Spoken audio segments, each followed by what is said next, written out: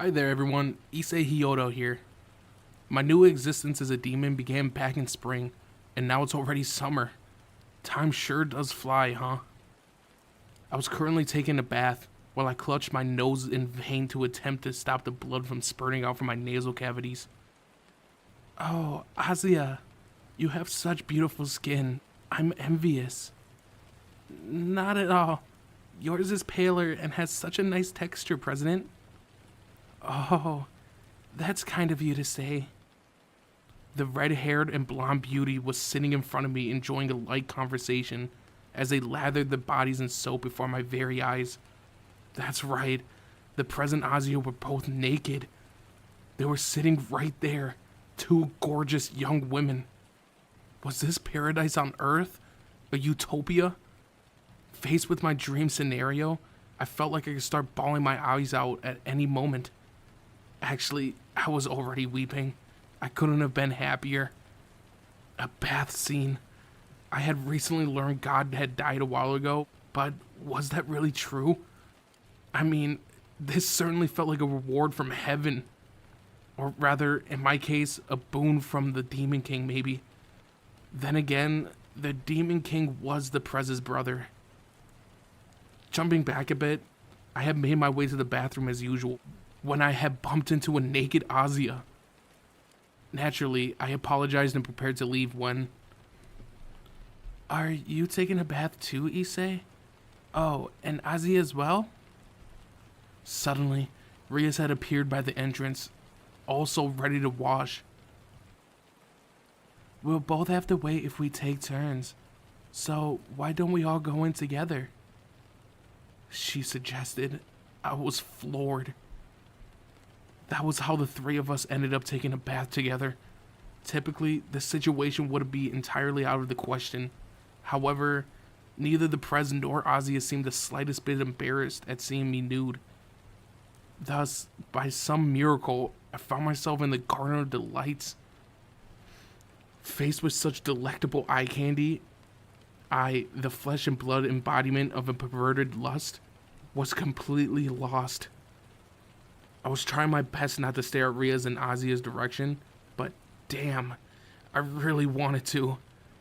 Seriously, I wanted to devour that sight, burn it into my retinas, and store it to use as fuel for my wild fantasies in the middle of the night. Unfortunately, if I did, I would certainly break out into a massive nosebleed, and the bathwater would end up dyed crimson. I didn't want the situation to end so awkwardly. Still, I had to breathe in this sight for as long as possible.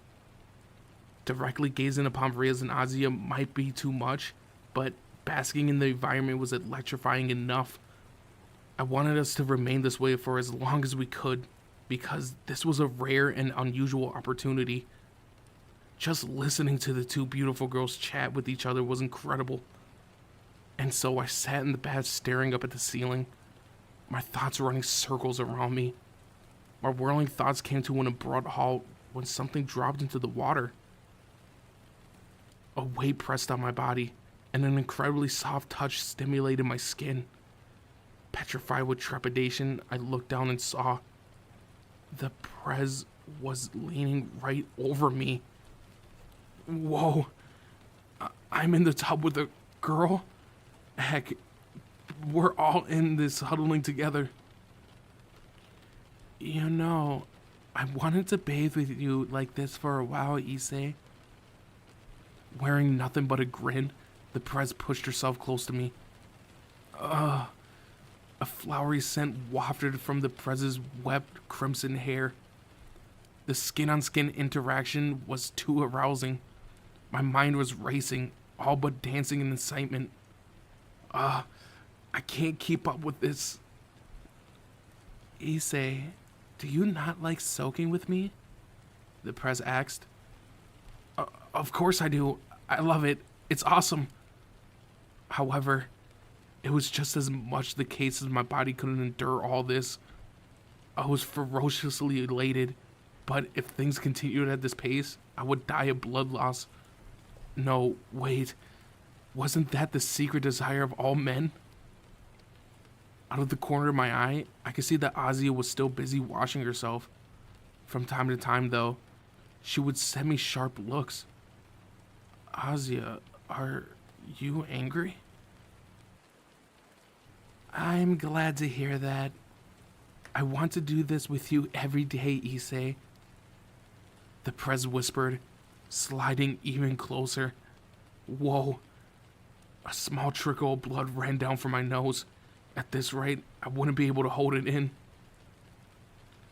Sadly, it looks like your body might have trouble keeping up, so indulging in this regularly might be out of the question. How about once every 3 days? Or every 5 days, maybe? Once a week wouldn't be enough for me. The Prez is trying to rewrite my schedule. How wonderfully selfish of her. Thank you. Sadly, I couldn't afford to get too bold with Ozzy in the same room. Given my perverted nature, if I was able to work up the courage, I might end up... Do you want to throw yourself on me? Inquired the Prez, as if reading my mind. She'd always been good at telling what I was thinking. If Azia hadn't interrupted, I suppose you might have already thrown yourself on me while we were alone. She cooed. A splash sound came as something leaped into the bathtub with tremendous force. What? Something grabbed onto me. I knew the soft feeling. I glanced to the side and saw Azia clinging to my body. I don't like being left out. I want to take a bath with you. Azia? What an audacious thing to say. Two young women were both embracing me in the bathtub. The Prez's face turned stern, clouding over as she lifted an eyebrow in displeasure. Now hold on there, Azia. Given the situation, I'm going to say this clearly. Issei is mine. He's a member of my Familia. He's my servant. Do you understand? Right, I thought. I was the Prez's servant. Little different from a pet. She was undeniably acting rather forward with someone she regarded as a plaything. But perhaps all demon women were so daring. More than anything, Riaz hated when other people touched her belongings. The Prez had told me that while she may pretend to remain unfazed if other demons touched me, she still couldn't stand it. That was especially true when the instigator was a female demon. I was probably one of Riaz's most prized possessions, the star of her collection. Maybe because of my rare abilities, she wanted to treat me with care. Yet, I wasn't some object to the Prez, and her affection for me clearly went beyond what you'd have for a cat or a dog. Maybe that was my imagination talking, though. My head was filled with perverse thoughts, so I probably wasn't seeing things straight. That may be true, but he's my Issei too. Azia liked to dote on me as well. For example, there have been a few times where I laid down for a nap and woke up to find her resting next to me. When I roused her and told her to sleep in her own room, she asked me, in a sleepy, fawning voice, to carry her there. I thought I was gonna die of sweetness. Obviously, I did exactly as she asked. It wasn't all tender moments, though. All I had to do was talk to any other woman, and she'd puff out her cheeks with displeasure. I guess Ozzy was afraid of someone taking her brother figure away. She was acting like a younger sister often did in anime or manga. Unfortunately, this left it difficult for me to get into a romantic relationship with her. I'd make it my mission to protect, so I shouldn't have been hoping for that sort of development anyway. Just having Azia fawn over me was enough. Being spoiled by a beautiful blonde was exquisite. The President narrowed her eyes at Azia's declaration. Riaz, you're scaring me. You two are getting along so well just a second ago, and now you both are ready to go to war? My home small bathtub was quickly becoming a battlefield. Azia, you always want to be with Issei. So, why can't you leave him with me now? I am only able to relax when I'm with him. He helps me unwind after my daily toil. The press gently tried to pull Ozzy away from me, but Ozzy refused to cede any ground. Whoa, her breasts are so soft. Ozzy, No. The truth is, I'm holding myself back. I want to be with Issei more too. Ozzy shook her head back and forth, squeezing me even tighter with her embrace. Make up your minds. I'm gonna bleed out. Ozzy stared my way, her eyes glistening as if to entreat me. Don't look at me like that. It's only gonna make me want to protect you even more. The prez remained silent, but her eyes betrayed irritation. Then, all of a sudden, she took my hand and she placed it on her breasts. My fingers wrapped around that incredible softness. Entirely on its own accord, my hand was caressing Rias's flesh. But she didn't complain. Have you ever done this with Issei, Azia? He and I are already at the level where we can both enjoy each other's company. Naked. The press was starting to scare me. I could feel the thorns in her outwardly unamusing tone of voice that hardly distracted from the fact that I was holding her breast, her flesh and blood breast. Azia watched on, her body trembling. Her cheeks swelled as she puffed them out in an ultimate show of disapproval. Then she took my other hand and she placed it on her chest too. Azia, what a wonderful sensation. No, I can't think like that. She was becoming such an erotic young lady. It must have all been because of the Prez's and Akino's negative influence. She'd been such an innocent child. Her breast wasn't as full as the Prez's, but it had a perfectly marshmallow-like softness to it. I was impressed, truly. Issei, do you prefer mine or the president's? I admit, mine aren't as big, but I won't lose out in any other quality. Oh, Issei loves them big. He often tells me how much he loves my chest. Don't you, Issei? They were sparring with each other as I held both of their breasts. I couldn't do this anymore. It felt like something had ruptured inside my nose. That was it. Blood started spilling from my nostrils, dyeing the bathwater crimson. With so much of it seeping out of me, I could feel my consciousness waning. Hey, Issei! Issei, hold on. I was wholly satisfied. Unfortunately, my body couldn't stand it any longer. If I couldn't learn how to manage these two, I was bound to die. Was there no one who could help me?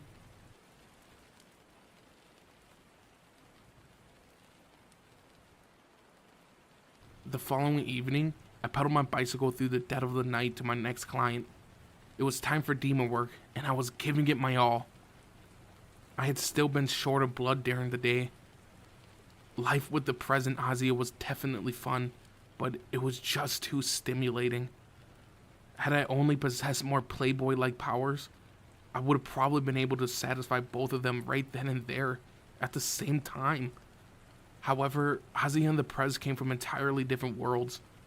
Maybe what happened in the bathroom was the way of acclimating to each other as a family?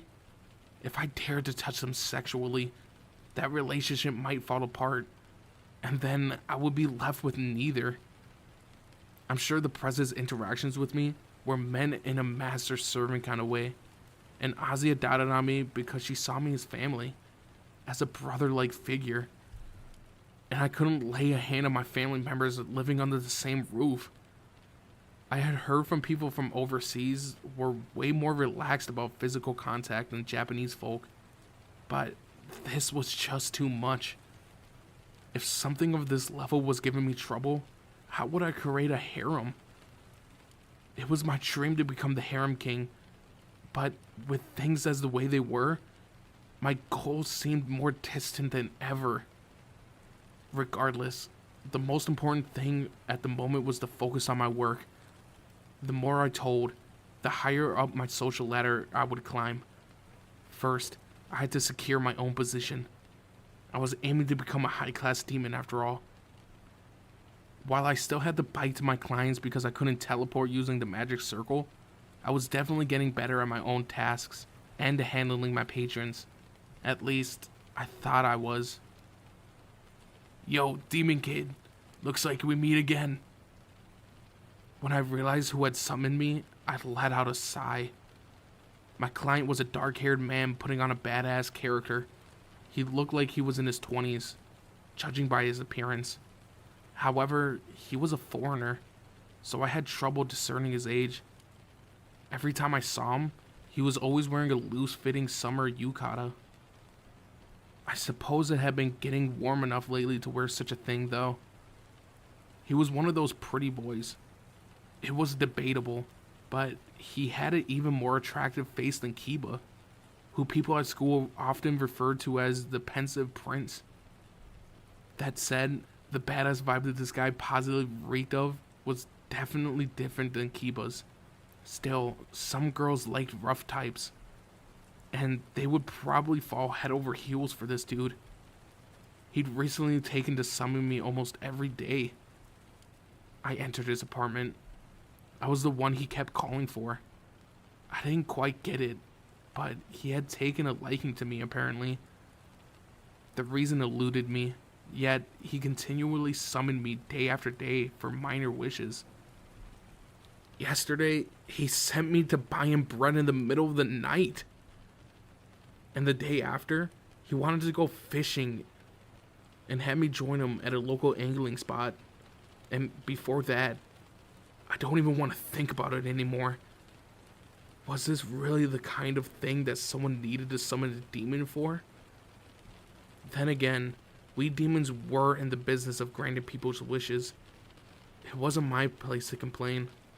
I would upset my master, Riaz. And if I was ever going to lift myself out of this and achieve my goal of becoming the Harem King, then I had to give it my absolute best. Hey, Demon Kid, you want to play a game?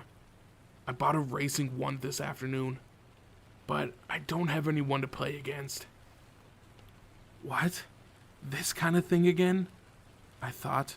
I quickly stopped myself though. I couldn't gripe. Yeah, gladly. The guy was actually a pretty good client as far as packs went. He would even overpay occasionally. He started giving out expensive looking paintings, then jewels, then solid gold nuggets. Even the press had been surprised. Thanks to him, my reputation was on the way up. That much was certainly something to be grateful for. All I had to do was a little light work, and I would be one step closer to a boudoir of beautiful babes. My client set up the game. Now that I had thought of it, he hadn't given me his name yet. He was basically a regular at this point, so it only seemed right to know what to call him. Alright, we're ready. Japan's a pretty cool country, huh? Lots of things here to pass the time. Here, take your controller. Ah, thanks. Just so you know, I'm pretty good at this kind of game. Oh, let's see what you got then. I'm a beginner, so take it easy on me. Yeah, I was an ace at racing games. I was known as the top speed legend Issei, a prodigy who had smashed all the records in my town. I was excited to show my client the skills I had honed, and so we took off from the starting line. After a few matches, however, things started to go awry. At first, I had an overwhelming advantage, but after a few rounds, I think I got the hang of it. I'm gonna overtake you. I thought he was talking smack, but then... Whoa, seriously? His car sped past mine with ease. How? I couldn't believe it. I had just lost to a newbie. He flew past the goal. The guy had mastered the game in record time. Look like I won, Demon Kid. It's not over. Oh, You're getting into it, huh? Want to have another race then, Demon Kid? Or should I say, Red Dragon Emperor? Huh? What did he just call me? Those words, the moment I heard them, a wave of cold fear coursed through my body. Who is this guy? How does he know that? He's just a human, right? I swallowed hard and nervously asked, "Who are you?" The corners of the man's mouth curled up in amusement as he stared at the screen. Azazel. I'm the head of the fallen angels. Nice to meet you, Mr. Red Dragon Emperor Issei. The man's car shot past mine, which had come to a stop at a good distance from the goal before speeding to victory. At that moment, 12 jet black wings burst out of his back.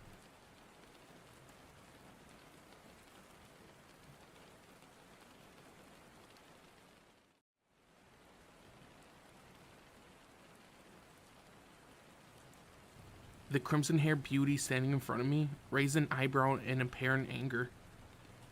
His Grimmy was my master and a voluptuous high-class demon. Here at school, she was also the president of the Occult Research Club. She could be extremely strict, but she was incredibly kind. I adored her. And that beautiful young woman of my dreams was currently letting me rest my head on her lap. Her thighs were delectably soft as ever. Identically, we were both wearing our short-sleeved summer uniforms. It was a wonderful time of the year, the season for wearing light, loose, revealing clothing. The leaders of the summit between demons, angels, and fallen angels may well be scheduled to take place in this town. But to think that the fallen angels' governor would dare to invade my territory and interfere with our business operations. The Prez's body was shaking, jiggling even, with anger. Whoa, talk about scary. That scuffle between us, the forces of God and the fallen angels from a few days ago, had soured relations between the three factions. As such, the leaders of each group had decided to hold a meeting to discuss the future. The Occult Research Club was directly involved with what happened. Not only that, but we were also supposed to attend the conference in person to give a report. Most shocking of all, however, was that Azazel was the foreigner who had been summoning me. Yup, he was my regular client. The most shocking of all, however, he had been concealing his true identity from me up until recently. There was no denying that he was interfering with our demon business. And that wasn't all. Given that he was the governor of the fallen angels, one of the leaders supposed to be attending the upcoming conference, his actions had escalated the situation to a whole nother level. This wasn't a game anymore. All that aside, none of us in the Prez's Familia were particularly in trouble. And to think that he was trying to lay a hand on my cute little Issei. He deserves to die 1,000 times over. Supposedly, he's taking interest in sacred gears. He must have summoned you because of your boosted gear. But don't worry, Issei. I'll protect you. I promise.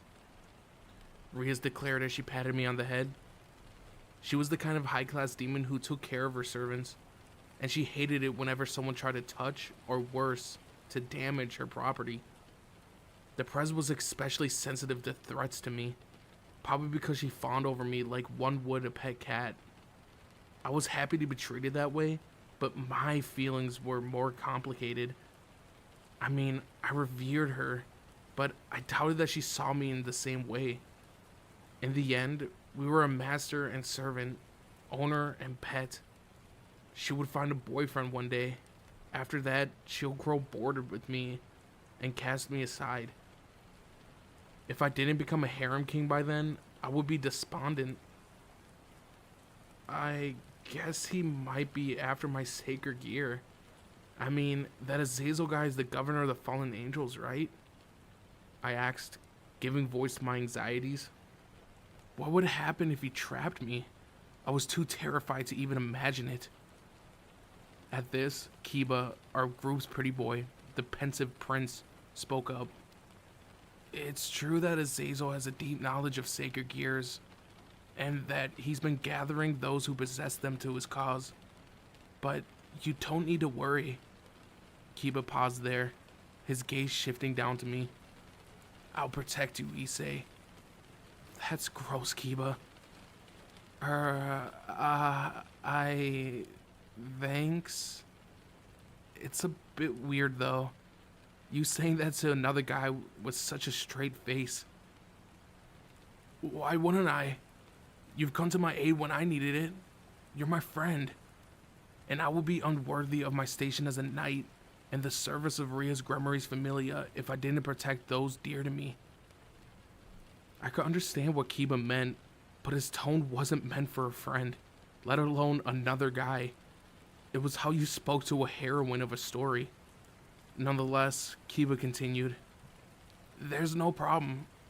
Now that I unlock my balance breaker, if we charge my sacred gear and your boosted gear, we'll be able to overcome any crisis.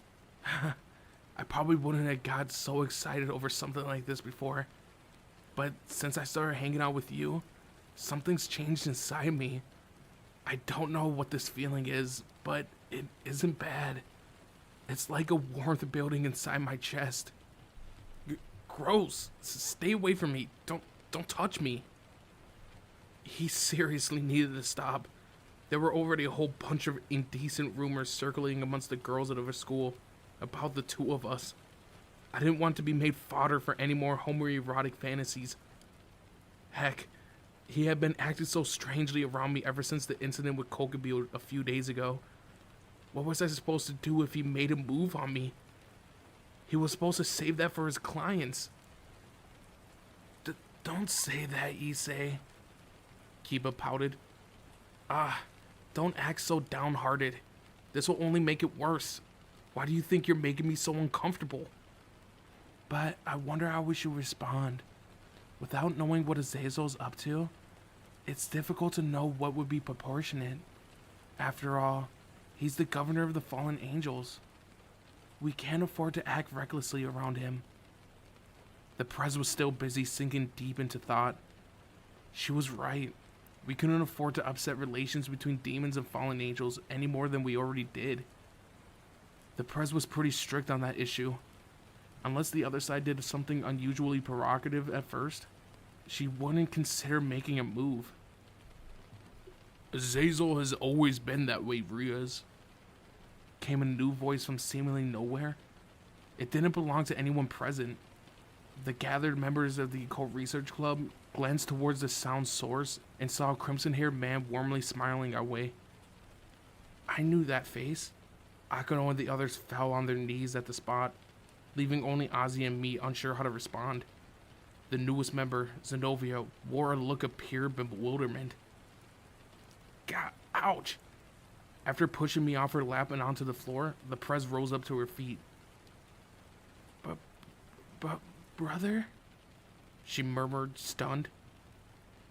Yeah, our visitor was none other than the Prez's elder sibling, the present king of the demon realm, Sir Zex Lucifer himself. I would have never expected to see him here of all places. He won't do anything rash like Kokubio did the other day. Not Azazel. He's partial to pranks, though, as you already learned. What's more, he's here sooner than expected. The revered Demon King said. Behind Sir Zex stood the silver-haired maid, Graphia. As the Demon King's queen, that was natural. Like Akano and the others, I hurriedly fell to my knees, as did Azia, mirroring my movements. Please relax. I'm here for a private matter today. Sir Zex urged us all, beckoning for us to stand. We couldn't refuse, so we rose to our feet. Dear sister, it looks like a murder scene in here. How is it possible for a group of young ladies your age to put up with these magic circles? Sir Zex inquired with a joking grin as he surveyed the room. He wasn't wrong about the decor. I had gotten used to it, but I had to admit, it was a pretty strange layout. Brother, why are you here? The Prez asked distrustfully. It was obvious why she was on guard. It was unheard of for the Demon King, who carried all demon society on his shoulders, to personally visit a dingy school building out in the human world. In response, Serzex handed her a piece of paper. What are you saying? It's almost time for open house, no? I've been thinking about observing your class. I would love to see how close and diligent my dear sister is at her studies. Ah, right. Open house was an opportunity for parents and guardians to look at the children's classes at Kuo Academy, and it was fast approaching. My dad was so excited about it, he had already taken off time at work. That said, I think he was more interested in seeing Ozzy was doing more than me. Now that my parents had 2 girls living with them, they all broke out into celebration at the smallest events. Grafia, did you tell him? The Prez asked, her expression clouded. Grafia nodded. I did. As I oversee the schedule of the House of Grammary, all notices from the Academy reach me. Naturally, as Master Serzex's queen, I also report them to him. The Prez let out a sigh. Huh? Doesn't she want her family visiting? Maybe the idea of them snooping around makes her uneasy? When I heard, I decided that it would be nice to take some time off and pay a visit to my sister's classroom. Rest assured, Father will be coming too. Oh, Risa's father. I had only seen him once while I had interrupted her engagement party a while back. He had looked like a little dandyish kind of man. You can't. You're the Demon King. You can't abandon your duties just to come here. You can't single out one demon for special attention. Ria's had a point. Even if they were blood relatives, the president liked the Demon King giving her special treatment. Serzex, however, shook his head. No. This is part of my duties too, Riaz. I've actually been thinking about holding the Leaders' Summit between the heads, here at your school. I've come to inspect a potential meeting place. What? Seriously? I can barely contain my shock. And it wasn't just me. Everyone else was just as surprised as I was. They were going to hold it here? My school was going to host the conference between the leaders of the 3 factions? Here? Really? The Prez's eyes widened in disbelief.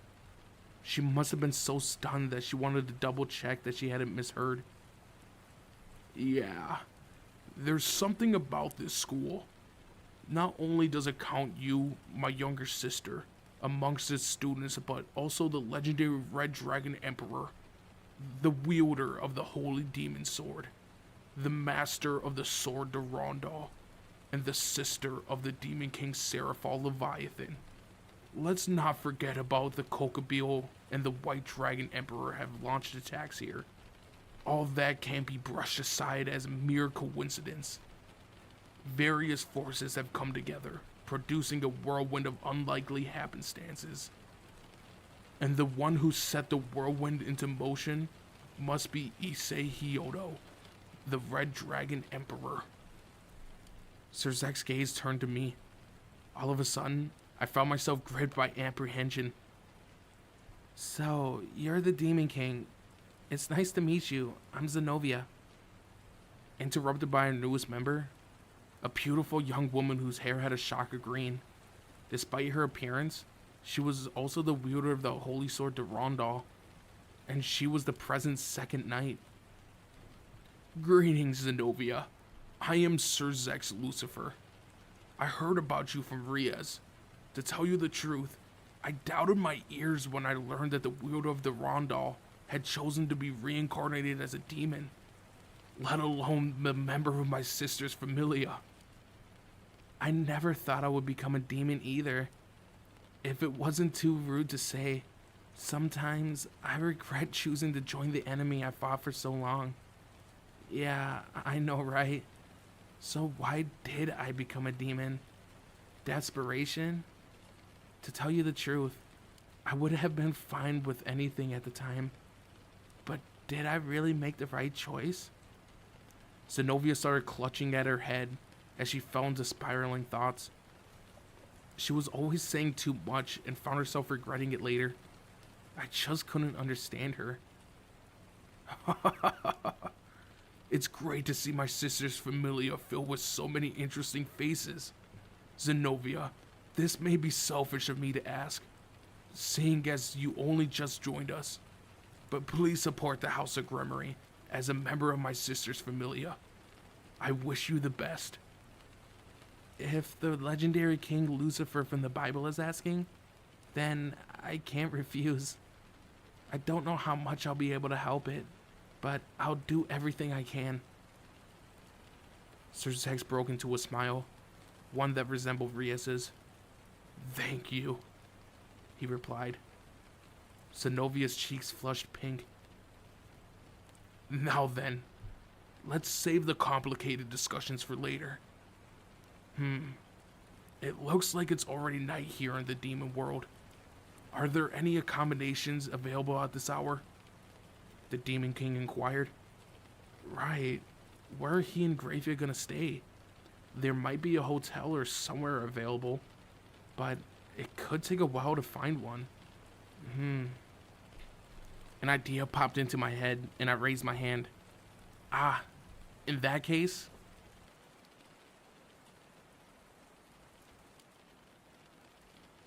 I see. I'm glad to hear my sister hasn't been too much trouble for you. Oh, Sir Zex, Rias is truly a wonderful girl. Yeah, she's practically wasted on our Issei.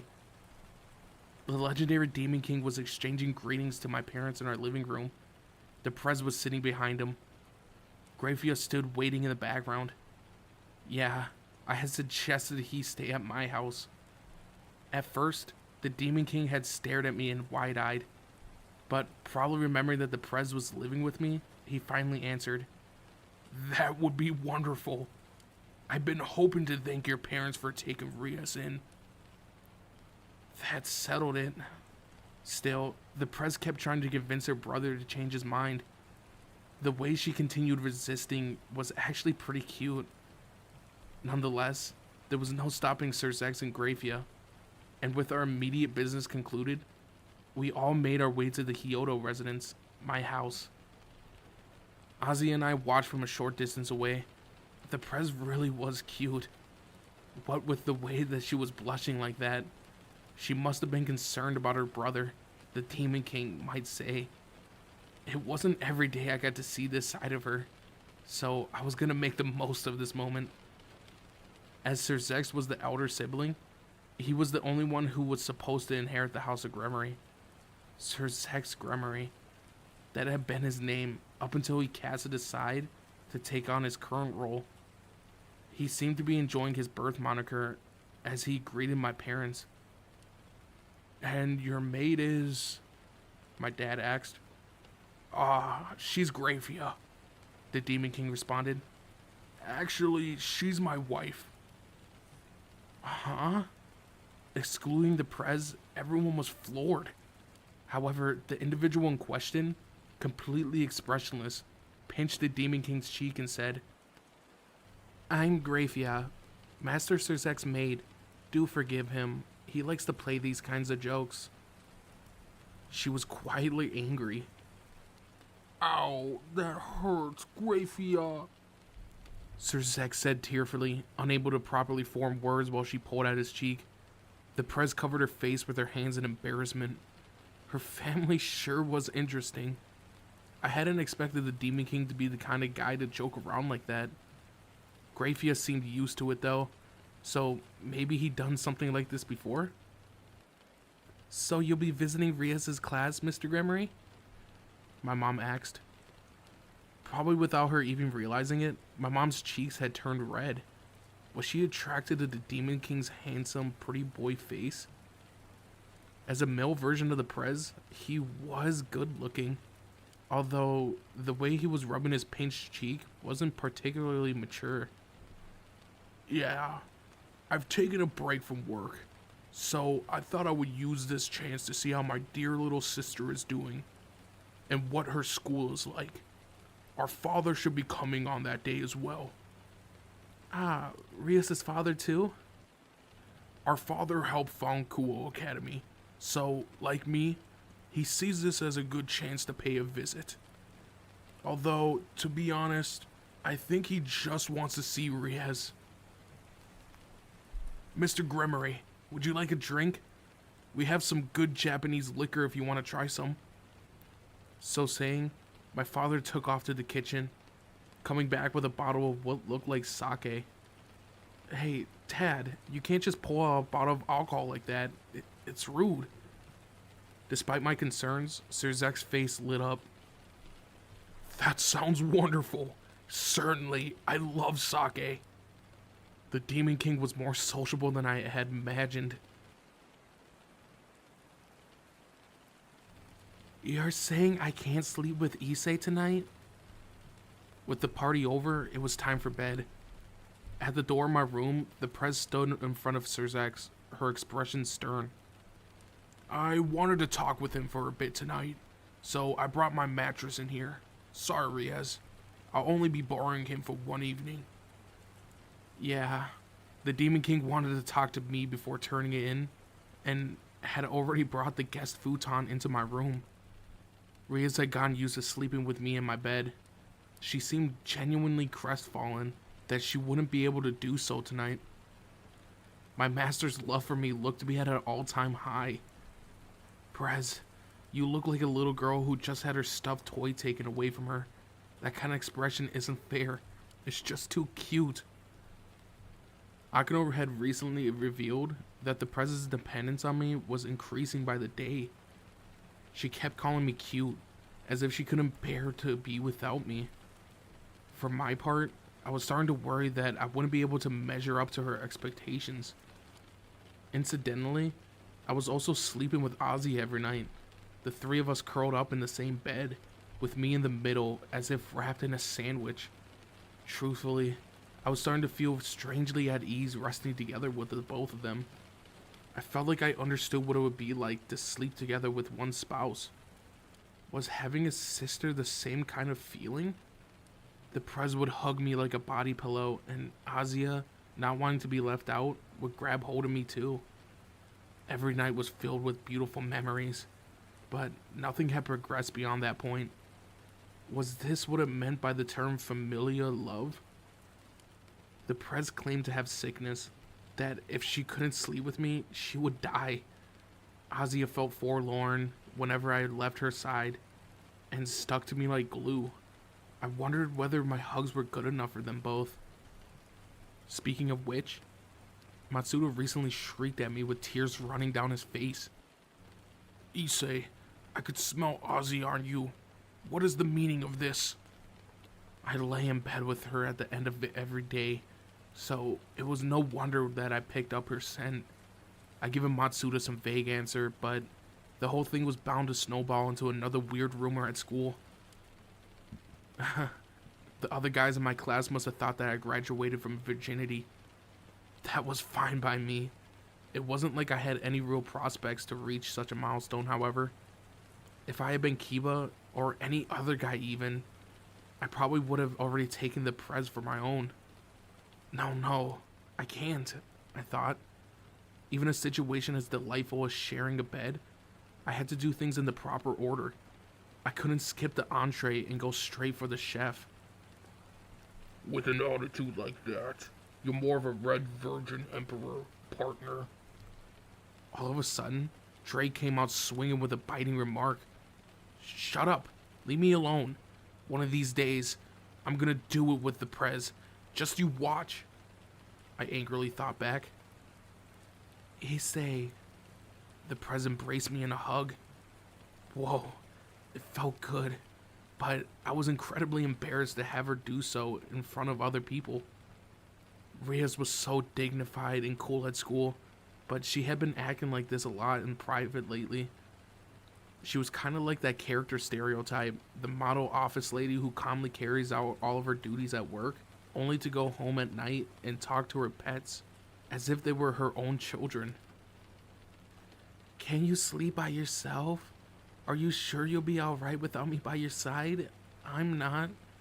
Without you, Come along now, Lady Riaz, Grafia interrupted. Let's go back to your room. You'll have to keep me company tonight. Good night, Master Zizek. The Prez pulled away from me as Grafia took her arm. I know, it's just... Her regretful expression, as if she left something resembled nothing so much as a parent being forced to apart from their children. Good night, Issei. I'm sorry, but it looks like I have to sleep in my own room tonight too. Azia said, bowing her head. Then she scurried away. That left only the Demon King and me. Well then, should we go inside? Sir Zax asked. Yeah. It was my room, but I was still incredibly nervous. Sir Zax's movements were nothing but elegant. He had a gentle aura emanating from his body, but even someone as inexperienced as me could sense that he possessed an enormous concentration of demonic power. Undoubtedly, he could reduce me to dust if he so chose, yet I found myself feeling overcome with pride. Thanks to him, this man who stood at the top of the demon hierarchy, we lesser demons could go about our daily lives in peace and harmony. We owed Sir Zax a lot. Just breathing the same air was enough to prove that Sir Zax and I were completely different class. We both got ready for bed without saying anything particularly notable. I was about to turn off the lights and go to sleep when he finally spoke to me. I heard that you met Azazel. Yeah, I admitted. I'm told that he didn't do anything to you, but did he say anything? Only that he would see me again soon. I see. Azazel has a keen interest in sacred gears. Your boosted gear is no exception. In fact, he has already possessed another Longinus like yours.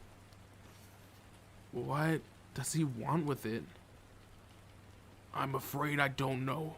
However, he is the governor of an organization strong enough to influence heaven, the underworld, and the human realm. If he was to decide to use that Longinus, there are countless paths he might take. Thankfully, unlike Kokabeel, he doesn't relish conflict. It was for that reason the fallen angels were first to withdraw from the last great war. Well, if I had any choice in the matter, I didn't want anyone other than Riaz as my master. I mean, there's no way I would join Azazel. But what would I do if he tried to brainwash me and drag me into his side by force? Perhaps realizing what was worrying me, Sir Zax continued, his tone admirable. Be at ease. I will guarantee your safety. At long last, a legendary dragon has joined forces with demons. So, rest assured that we will treat you favorably. And besides, my dear sister thinks very highly of you. I've never seen her so happy.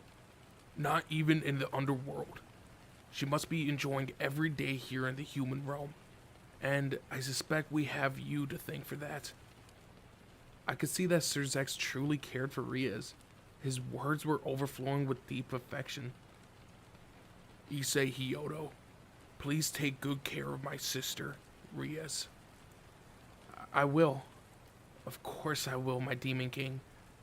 I'll protect her for as long as I can. Forever.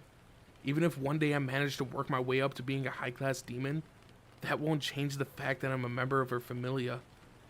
Even if I were to become the Harem King, I would rush to Prez's aid whenever needed. I'm Riaz's Grummary's pawn, right? Thank you. That's right. Do you mind if I call you Issei? Like my sister does? Of course not. I would be honored. Excellent. In that case, Issei, won't you call me by my name too? Or you could address me as your brother-in-law if you prefer. My brother-in-law? What's he getting at? I had no idea what he meant, but I was beyond honored. I'd feel a little out of place calling you that, so would Lord Sir Sex be okay? Let's go with that then, shall we? It's a shame, though. I would have liked for the legendary dragon to address me as his brother-in-law. Well, perhaps you will in the near future. So, let's leave it at that for now. Okay. It looked like Sir Zex was thinking out loud. I had no way of even guessing what went on in that mind.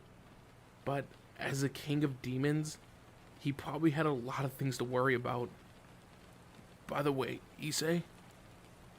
Yeah. You can use your boosted gear to transfer your power to other people and objects, if I'm not mistaken, right? Yeah. This may be a little off topic, but I hear you like women's breasts. Is that true? Yeah, I love them. I didn't mean to blurt that out so loud to the Demon King. How rude of me. I was deathly embarrassed. Still, it was the honest truth. Even speaking as her brother, I believe that Rias's breasts are quite spectacular. Yeah, hers are the absolute best. Sir Zex, the Prez's chest is the cream of the crop. Thank you so much for bringing her up. I'm just thinking out loud here. But if you were to use your boosted gear to transfer energy to her breasts, I wonder what might happen. It's just an idle thought. Don't let it trouble you. I went rigid. Use my boosted gear gift ability on the Prez's chest? That's crazy, isn't it? But if it is possible, I had never imagined what might happen. Transferring the Red Dragon Emperor's power into her breasts? Just what would happen? I couldn't even picture it. I had no idea what to expect. This was crazy. Not even I, who people call the manifestation of raw sexual desire, could guess at the outcome. Damn if the Demon King's imagination wasn't far behind mine. What an incredible suggestion. Would they simply increase in size? But if those beautiful twin peaks got any rounder, they'd be national treasures. Maybe they'd swell, or maybe they'd glisten with luster. I had no clue. My imagination was running circles around my brain. My head was spinning more than it ever was before. My fingers undulated, grasping at imaginary breasts. I was wide awake. This was no good. At this rate, it would be impossible for me to get any rest. If I did it, if I transferred my power to those breasts, what would lie in store for me? Good night, Issei, Sir Zex said from his mattress beside me. I spent the whole night possessed by wild fantasies, unable to find the answer.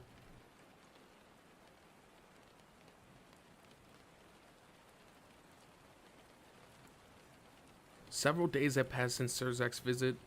Both he and Grafia left my home the day after their arrival. It sounded like they were supposed to be inspecting the town, but having accompanied the Demon King for the past few days, all they were doing was sightseeing as far as I could see. No, given his status, he must have been taking everything in from a perspective that was above my own ability to recognize. We played games against each other at the arcade. Apparently, he wanted to set one up in the underworld. Conquered all the fast food chains. He said something about inviting a particularly famous chain to set up shop in the demon realm, and went to Shinto's shrine to pay our respects. He used his powers to dispel the shrine's sacred energy. The Demon King could do just about anything. These might have all seemed like casual outings at a first glance, but Sir Zex devoted himself to each and every one of them entirely. When I thought about his dedication, it made me realize just how undisciplined I was. Maybe that's why I was no closer to realizing my dream of becoming the harem king. Incidentally, I still don't have the answer as to what would happen if I transfer my power to Ria's breast. Maybe I should just ask her, I thought, but there was no way I could say that to her. Prez, what if I use my boosted gear on your breasts? As if, what a stupid line. Even so, it still bothered me. I had to know. I turned the question over in my mind as Riaz, Ozzy, and I left the school that morning. We're off, the three of us announced as we departed. It was technically a holiday, but we had something special planned. I had been waiting for this day. I was so excited. My heart was racing, and drool leaked from the side of my mouth.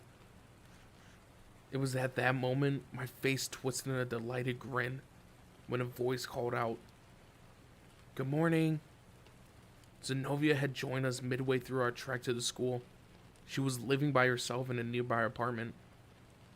She had chosen to be reborn as a demon out of desperation and would never again be able to set foot in the Vatican. With nowhere else to go, she moved into my neighborhood. Zenobia hadn't liked the idea of living in the old school building, so she found an apartment. Her complex still had a demonic atmosphere to it. That was because her master, Riaz, along with Ozzy and I, lived so close to it. Zenobia lived nearby so that she could come to us for help if she ever had any difficulties with her new existence. It was only natural that Zenobia wouldn't understand a lot of things after plunging into a new way of living.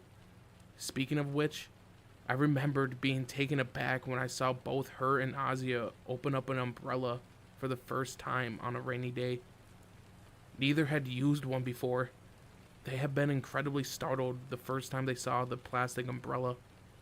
Zenobia and Ozzy had truly come from very different cultures.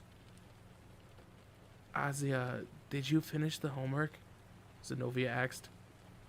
"Yeah," she replied. "Did you?"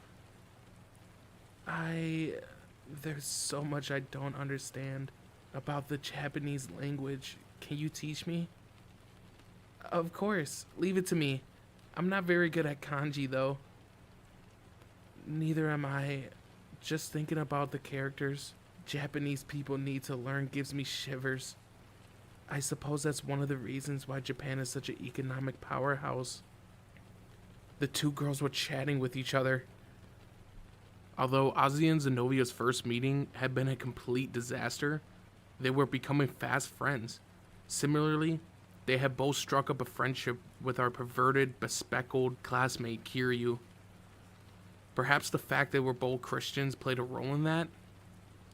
The boys at school had given the two foreign beauties unusual nicknames, Ozzy the Still and Zenobia the Frenetic. "I see. This too must be the work of the Lord. Yes, His will is everywhere. Amen." The two of them always tried to engage in prayer, only to find themselves getting hurt over it. "What are you two doing?" I asked chidingly. Seriously, they did this way too often. The pair should have learned by now. The Prez enjoyed a small giggle. "Now then, everyone, we have the pool to ourselves today." "Yeah, today's our long-awaited swim day. We, the Occult Research Club, have been entrusted in cleaning the pool by the student council. Summer had arrived, and it was time to get it ready for use. The Prez had readily accepted the task, so long as that we were given special permission to be the first to use it. We went all in, cleaning away the gunk once the water had been drained. On top of that, the Prez had gone shopping for a swimsuit the other day. She had shown me a glimpse of it back home. Even if she hadn't been wearing it, the sight alone had been enough to give me an unstoppable nosebleed. I mean, it was amazing. It was so incredibly sexy. "You'll see it again once we're at the pool," she said. And that was why I've been looking forward to this day. Everything in my life had been leading up to this moment. Well, that might have been an exaggeration, but I was going to enjoy summer this year. This was the season where boys became men, when people like me graduated from my virginity. Maybe during this vacation, I too would be able to do that. Unlike last year, this summer I would be surrounded by beautiful girls. Wouldn't it be wonderful if my first experience ended up being with the Prez? Hakuno would be good too. I couldn't bear it anymore. Just thinking about it set my blood on fire. Kiba had said that he wouldn't be able to make it today. He had something else that he needed to do. I just had to enjoy this twice as much in his stead. Issei, you're thinking about something dirty, aren't you? Azio pulled my cheeks, tears in her eyes, but even she couldn't wipe away the smirk from my face.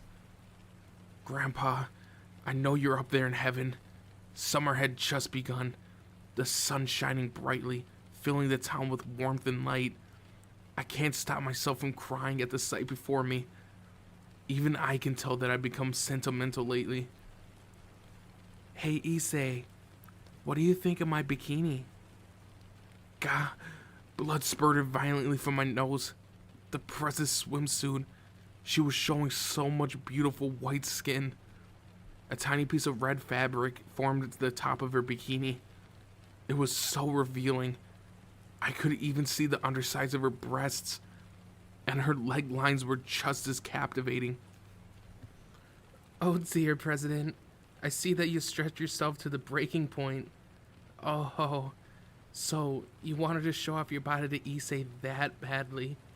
By the way, Issei, what do you think of mine? Akuno made her entrance, an all-white bikini, the polar opposite of the Prez's. It was just as revealing, though. If she regularly wrapped her sexy body in that kind of outfit, she would have young guys everywhere leaning forward, trying to catch a glimpse of her. Issei, I've gotten changed too. I've turned around to find Azia standing there, fidgeting. She was wearing a school swimsuit. What incredible power. A blonde-haired beauty wearing a Japanese-style swimsuit. Her name, Azia, was written on the front in eye-catching letters.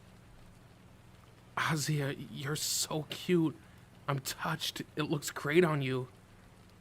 She flashed me a bright smile at my reaction. The girl looked genuinely happy. I'm glad you like it. Konako's wearing one too. Whoa, Konako was wearing a school swimsuit as well? Just like Azia, Konako had her name written wonderfully on the front of it. That adorable, quiet charm was precisely why she was known as the school's mascot. You aren't looking at me obscenely for once. I don't know what to think. Konako murmured under her breath. Was she disappointed? Huh? The Prez rested a hand on Konako's shoulder. With a grin, she said, I'm sorry about this, Issei, but you see... Huh? Alright, 1, 2, 1, 2. I held Konako's hands as she kicked her legs in the water. No sooner had we gotten the pool ready than the Prez gave me another job. Konako can't swim, Issei. I want you to teach her, she said. The individual in question was taking intermittent, ragged breaths as she gasped for air, kicking her feet as hard as she could. She was so cute, trying her best to learn the ropes. Hang in there, Konako, Azia encouraged from beside her. By the way, Azia couldn't swim either. I was tasked with instructing both of them. Truthfully, I wasn't all that great in the water either. All I wanted to do was stare at the Prez's sexy bikini and worship her graceful form as she cut through the water. If only I could dive down and watch her from the bottom of the pool. It would be wonderful to watch her breasts bounce back and forth with every stroke she takes. Sorry you have to do this for me, Konako said apologetically. No, it's fine. It's fun helping a girl learn how to swim. It doesn't bother me at all, I replied sincerely. Had I been teaching a guy, I don't think I would have liked it. But for a girl, I was all in. Since it was Azia and Konako that we were talking about, I would stick by their sides all day as long as I could. And we're at the end of the pool. After kicking with all her strength for 25 meters, Konako had built up considerable momentum and crashed straight into me. It was nothing more than an accident, but to any onlookers, it must have looked like she was hugging me. Uh-oh. At this rate, she was bound to hit me with one of her superhuman punches. Spare me. I was on guard against any sudden swings, but Konako's actual reaction caught me by surprise. You're surprisingly kind, Issei, for a sick freak. I couldn't tell whether she was complimenting me or not. Perhaps it was only my imagination, but Konako's cheeks seemed a little bit flushed. Well, I do like helping my juniors out, you know. I'm always causing you trouble, so if I could be useful for once, then I'm glad. I answered, patting her on the head the way the prez did with me. I knew from experience that having a member of the opposite sex pat you on the head was nice. Then again, I had no idea whether Konako would appreciate it. All of a sudden, someone leaped into the pool. The prez was swimming gracefully down one of the other lanes. Whoa, this is my chance. I dove underwater as fast as I could and activated my sacred gear. Then I placed a gauntleted hand against my forehead and focused my increased power. Transfer! The energy passed through my eyes as my visual acuity skyrocketed. My field of vision expanded up, adding incredible detail to my surroundings. I spotted the prez over on the far side. This was what my sacred gear was made for. Water resistance caused Rias's breast to bounce marvelously. This was it. Perfection. It was unique, awe-inspiring sight watching them move. Those voluptuous miracles swayed brilliantly. Long have I dreamed for this. That incredible buzz shot back and forth in every possible direction. What fantastic movements. Damn it. Prez. Thank you. They're irresistible today. When I got home, I would be able to do it 5 times straight. I will burn this image into my memory for all eternity. Something crashed mercilessly against my head. Gah! I gagged, setting bubbles up to the surface. When I shot up to the surface, I found Konako, her arm outstretched as if having dealt a karate chop. You're going to help Azia now, right? She stated grimly. Azia looked ready to cry. She was clearly upset. I cleared my throat and turned my attention back to my job. Alright, Azia, are you ready? Yes, thank you. From there, we moved to Azia's swimming lesson.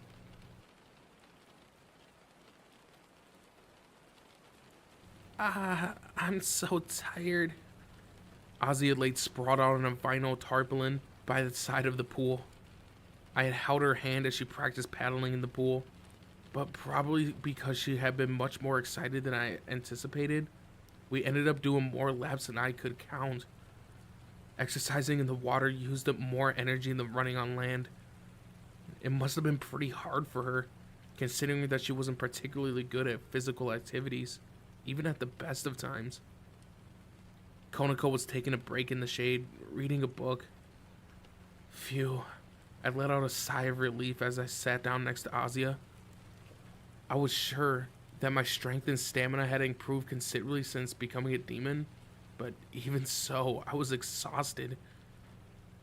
I guess exercising by yourself and helping someone else train were different tasks, especially when the person you were helping was a girl.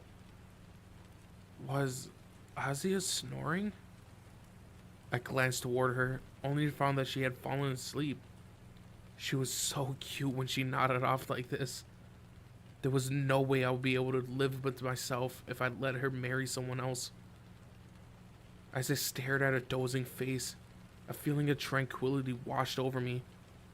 A redback came soaring my way. It was one of Prez's familiars. All of a sudden, I felt someone's gaze land on me. I turned back around to find the Prez staring at me from the other side of the pool. She was holding something in her hand. A small bottle? Oil? Lotion?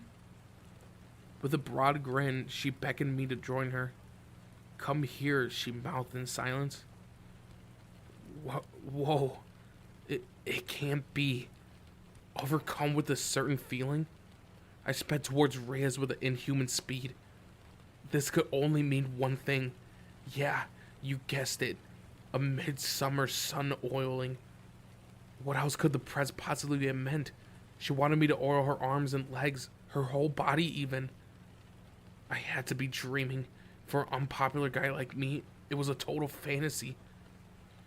I couldn't believe it. The press was about to let me enjoy her soft body with my own 2 hands. Whoa, just thinking about it was enough to give me a nosebleed. Issei, reporting for duty. The press wore a surprised expression for a moment as she beheld her overly excited servant before breaking into an amused chuckle. Wow, look at you. And all I did was beckon for you to join me. Uh-huh. She had seen clear through me. I felt my cheeks turn red. Ugh, this is so embarrassing. I had totally assumed that she wanted me to lather her in oil. I was disappointed. No, that wouldn't do. If Reyes called me over, then she must have wanted me to do something. I was her pawn after all, but I would have liked to rub her down. Don't look so sad, Issei. You guessed right. Huh? I exhaled in suspense. Did I hear that right? I thought, unbelieving. Demons don't get sunburned, but the sun's light is still the enemy to us. The press paused there, handing me a small bottle that she had been holding. This is a special beauty oil. Can you rub it on my back?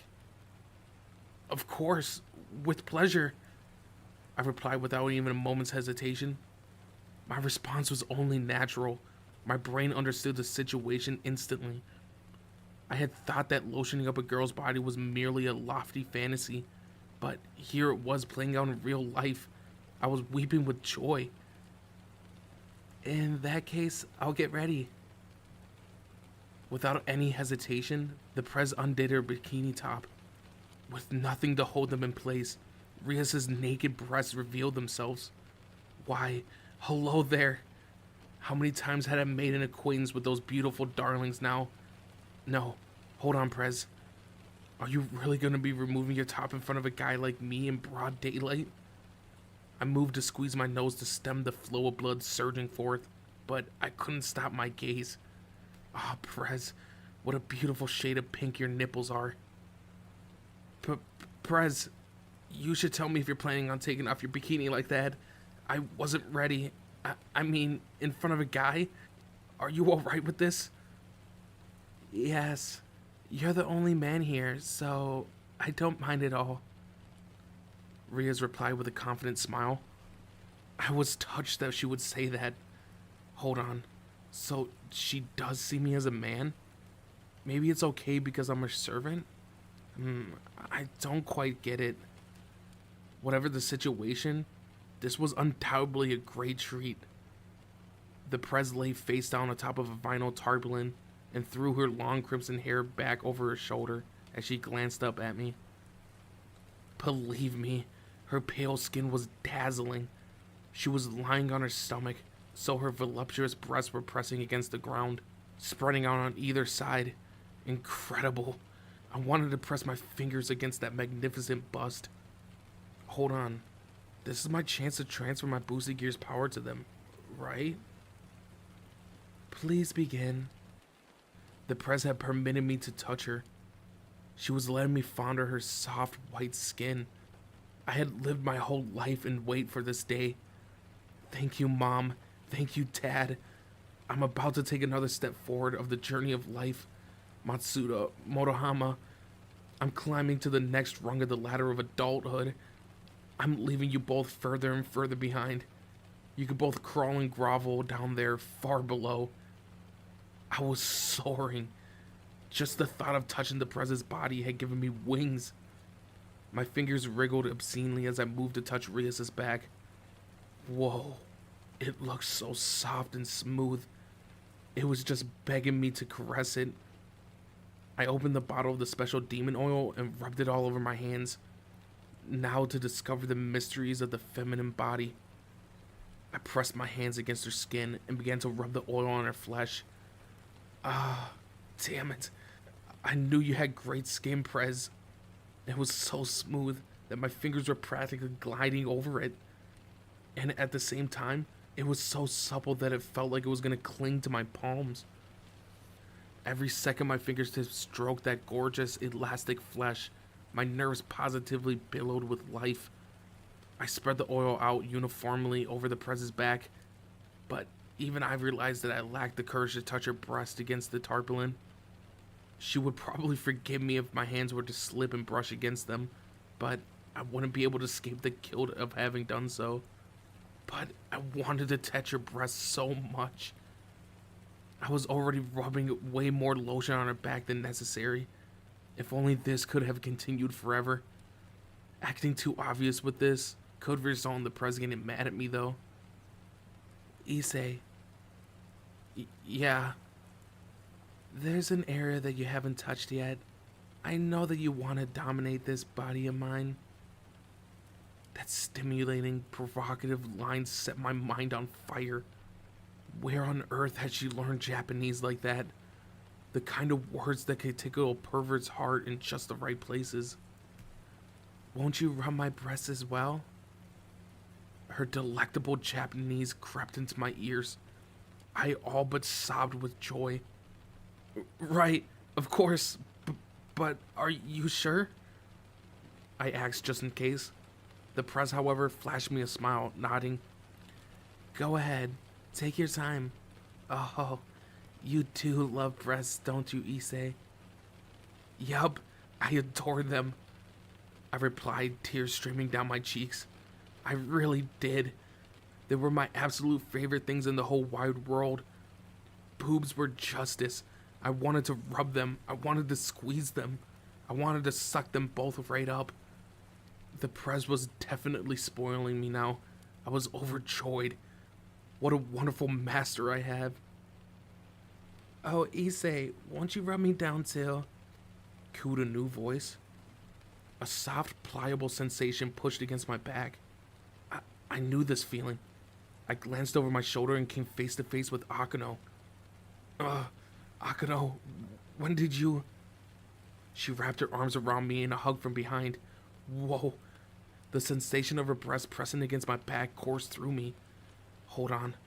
I couldn't feel any cloth or fabric. It couldn't be. Are they pressing against me directly?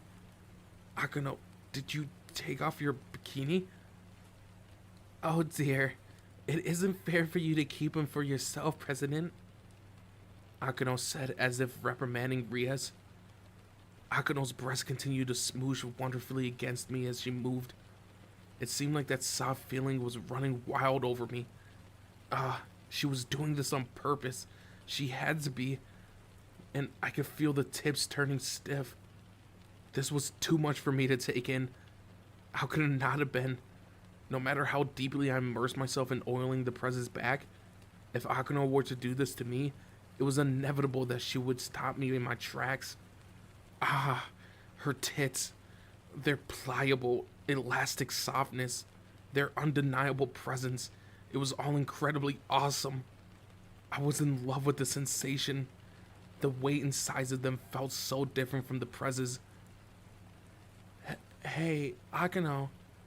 Perhaps you haven't noticed, but Issei hadn't finished oiling me. And I warned you to not try to seducing him, didn't I? The Prez lifted herself up, her eyes twitching. She was clearly ticked off. Hold on, Prez. If you sit up like that without your bikini top on, they were in my full view. I could see her chest in all its naked glory. Rias' boobs were swaying gracefully before my very eyes. Wow, I could see them trembling up and down, side to side with her every movement. Akano rested her head against my shoulder. Just like that, our cheeks were pressing up against each other. She rubbed her face against mine. Some unknown heat began to rage through my body. an untamed beast suddenly let loose. Issei, the president is terrifying at times, you know? I'm normally so busy running around doing errands every day, so I wanted to let off some steam with my cute little junior. She's biting my earlobe. This was just too erotic. I stood frozen in place, unable to move a muscle. Seriously, Akano had me, the living embodiment of erotic desire, entirely under her spell. It was all I could do to keep my nose from becoming blood fountain. Not good. I could feel the blood dripping down my face every few seconds. Really, Issei, you are just too adorable. President, won't you let me have him? I simply must take him with me when I set out on my own one day. No, he's mine. I'll never give him up. There's no one else as wonderful as Issei here. Surely, you won't mind if I coddle him every now and then? Perhaps play some intimate games with him? Out of the question. I don't want Issei to know any woman but me. Well, I suppose I might not have any choice when it comes to Azia. But he'll turn into a beast if I let you have him.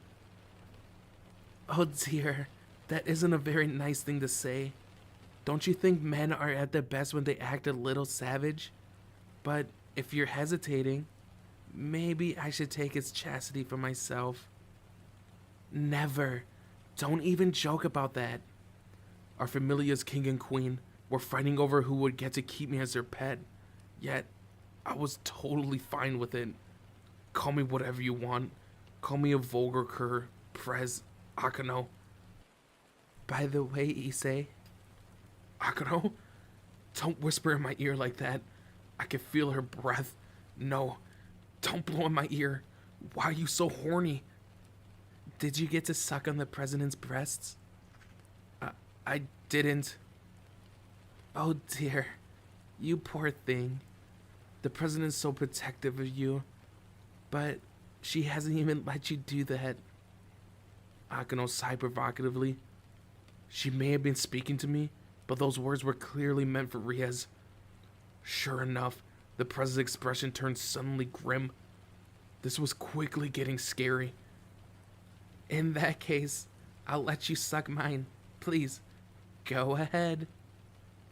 For a brief second, my mind went blank, and I was left wondering what Akano had said to me. However, before I could fully process the words, our erotic queen struck another seductive blow. You can feel them rolling across your back, can't you, Issei? I'm saying that you could hold them in your mouth. Do you understand? Akano's nipples were dancing across my skin. What I understood was that my whole body was aroused. She might have been my senior and I was her junior, but if she kept this up... I'll let your tongue crawl all over them. I'll let you twirl it around their tips. I'll let you suck on them like a baby. I'll let you go as wild as your animal instincts take over. It would be my first time letting a man have his way with them. I wonder what it would feel like. Akano's rough moans assailed my eardrums. Her words were launching a full-scale assault on me. Had her sexual sadism come out to play? It was just too stimulating. My brain was going all fuzzy. An object sped past me, followed by a sound of something shattering into pieces. I fearfully turned around, only to find one of the pool diving boards had disappeared. Turning to the Prez, I saw that a powerful aura had enveloped her hand. Had she just tried to blast me? Akano, don't you think you're taking this a little too far? You serve me as a member of my Familia too. Or have you forgotten? Rias's voice was dark and low. There was apparent malevolence in her glaze. Let me tell you, I was terrified. Oh dear, if you put it like that, then I might find myself in a spot of bother. I won't back down, Riaz. Akano, still smiling, closed her eyes for a second, but when she opened them again, they were burning with anger. A golden aura enveloped her body, crackling with electricity. The Prez rose to her feet. and Akano stood back from me, readying herself. These two gorgeous beauties, their naked breasts bare for all to see, faced off against each other. The both of them were readying their powers. Was this going to end up turning into a war between two women? You can't have him, you debauched vestal of thunder. Where's the problem? I'm only playing with him, you crimson-haired virgin of annihilation. You're a virgin too. Oh, if you're going to be like that, then maybe I'll take Issei's virginity here and now. Don't you dare. Issei said that he was going to take my virginity. There was a thundering rush of air as Rias and Akano launched into the air. They came at each other with blows that went beyond normal disagreements. Two young women shouldn't have been insulting each other with the words like virgin. I thought you hated men, Akano. Why are you suddenly so interested with Issei? You're the one to talk, Rias. I remember you saying they all look the same to you. Issei is special. He's cute. He's adorable to me too. I finally met a boy who I wanted to get to know. So why won't you let me explore him? I had no idea it had come to this. But they were duking it out for real. They were letting out one explosive bombardment of a demonic power after another, seeming wholly oblivious to the fact that I was still standing right here. Whoa, that last attack was too close for comfort. The side of the pool had been blown into pieces. If I had remained where I was, one of their stray shots was bound to hit me. There was no doubt I'd be struck dead on the spot. I wanted to find some way to stop them, but I couldn't. If I got mixed up with a battle like this, I would be completely obliterated. I'm sorry, Prez. Akano. Desperate, all I could think to do was apologize from the bottom of my heart before hastily fleeing to the pool equipment room.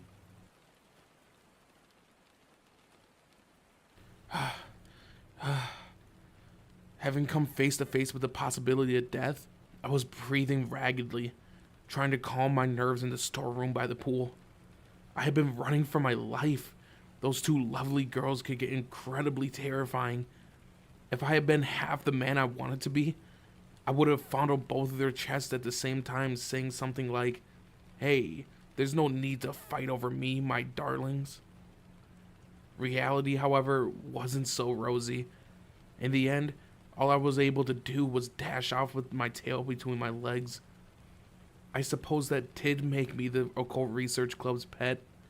Since I was the only one like that in the club, perhaps that explained why Rias and Akano would wind up competing over me.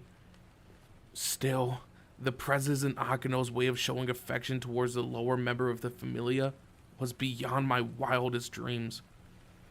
Indeed, the path to becoming a harem king was a steep one. Though, maybe it was just merely the girls that I knew were unusually scary. I let out a deep sigh, then I suddenly sensed the presence of another person nearby. At that moment, Zenobia stepped out from the shadows. Issei Hyoto, what's up? It sounds like something is going on outside. You're better off staying in here for now. And what are you doing here anyway? This was my first time wearing a bikini, so it took me a while to put it on. What do you think? Why had she gone out of her way to change in the storage room when there was a perfectly good girls' locker room? It might not have been as erotic as the Prez's and Akano's bikinis, but Zenobia was wearing a lovely two-piece that emphasized her curves. As I surmised, she has a great body too. I observed silently. It was well-toned but full and ripe in all the right places. Her breasts were on the large side as well, and she showed a decent amount of cleavage. Yep, it suits you. So, is this your first time wearing a bathing suit? I knew the church was strict, but that is banned too? Something like that. I suppose I just never been interested in this kind of thing before. The nuns I worked with were other female fighters, often complained about not being able to try new things like this. Zenobia was undoubtedly the type to say something akin to fighting is more my kind of thing.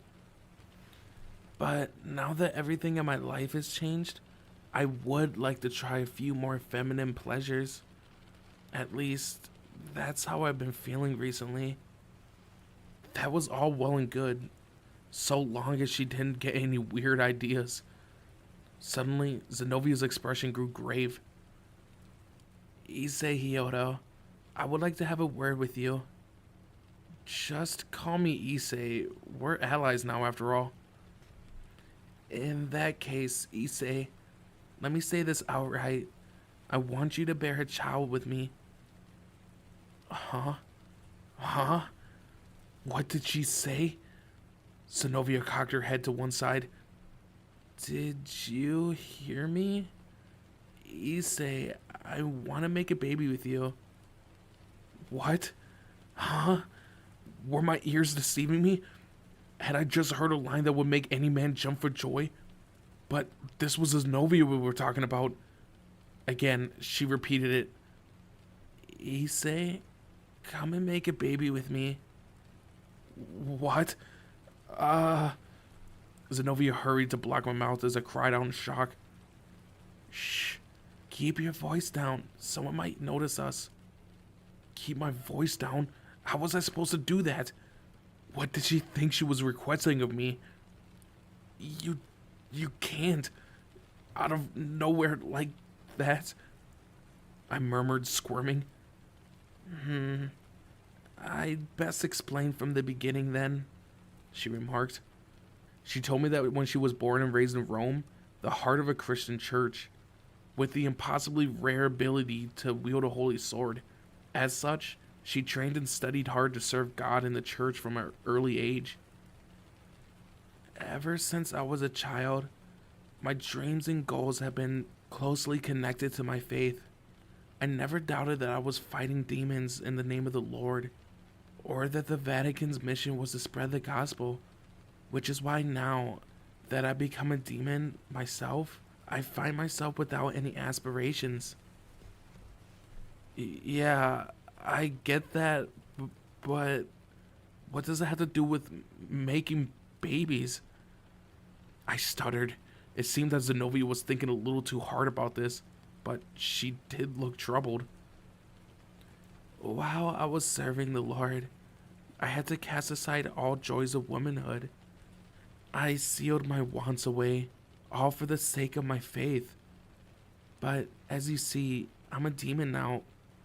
At first, I didn't know what to do, so I asked Riaz as my new master, and she said, demons live to desire, to fulfill their desires, to grant desires, and yearn for desires. Try existing for yourself. And that's why I thought I should unleash everything that I've been bottling up inside me. She's talking about partaking in feminine pleasures, right? My new goal, my new dream, is to bear children. You want to be a woman, right? To do things that only women can do? Because you were supposed to be chaste while you were in the church or something? Zenovia nodded. Yeah, I want to know what it's like to have offspring. To do that, I also need to know what it's like to have a man inside me. It seems like the perfect opportunity. 2 birds, 1 stone. No, hold on. I get all that, but why me? Do you object? I'm confident in my body. My breasts might not be as large as the president's, but they're certainly bigger than Asia's, don't you think? They're worth a look, wouldn't you agree? Zenovia stroked her chest with her fingers. I couldn't refute that Zenovia's breasts were on the large side, and I did want to grope them. I so badly wished to squeeze them between my fingers. Look, I really want to do that with a girl. To be honest, I'd jump at even the slightest chance. But are you sure? I mean, with me? I'm not your boyfriend or anything, and I never thought about having kids. Huh. Bearing children of my own, huh? Not too long ago, I had never had any luck with the opposite sex. I had all but given up. But then I had been brought back to life as a demon, and my dreams and aspirations had been reborn too. That significant change had left me thinking about the future as well. Zenobia nodded in response to my question. You're fine, Issei. I don't think you realize this, but you have the aura of a dragon. Undoubtedly, that's because you have the Red Dragon Emperor inside you, and you have a little more energy than when we first met. Really? I wondered. I hadn't noticed. If I'm going to make a child, I want them to be strong. I want their father's genes to be powerful. In other words, I desire strength. That's why you're the most qualified, Issei. You possess the power of the legendary Red Dragon Emperor. Even if you can't pass on your sacred gear, there's a chance that your children might inherit the aura of yours, no? This is an excellent opportunity. I'm sure the Lord will... I began to pray for a moment, but I guess that's just how it is for me now. There's no one here but us. Let's try it. The sooner, the better. Without any hesitation at all, Zenobia undid her bikini top, letting her breasts bounce free right in front of me. They were springing up and down so delightfully. Her nipples, they were a beautiful shade of pink. Until recently, Zenobia had been a devotee of God. That meant nobody else ever touched them, right? So she was offering them to me now instead of God? My mind began to race in all matters of wild fantasies, just as my nose started bleeding all over again. How many liters of blood have I lost today? Zenobia paid no mind, however. Instead, she continued to explain how she arrived at her decision. I know a little about demons in childbirth. It isn't easy for demons to bear children. I heard that conception is difficult for pure-blooded demons. Fortunately, though, we both became demons via reincarnation. We're both former humans, and you have a robust sexual appetite.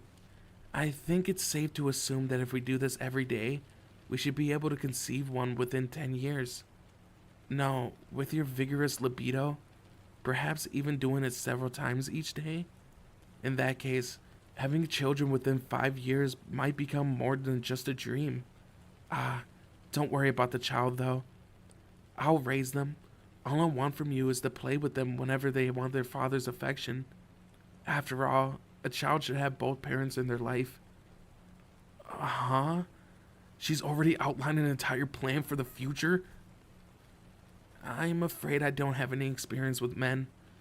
I intend to learn more down the road, but for now, given your wealth of sexual knowledge, I'll let you take the lead. So she was a virgin.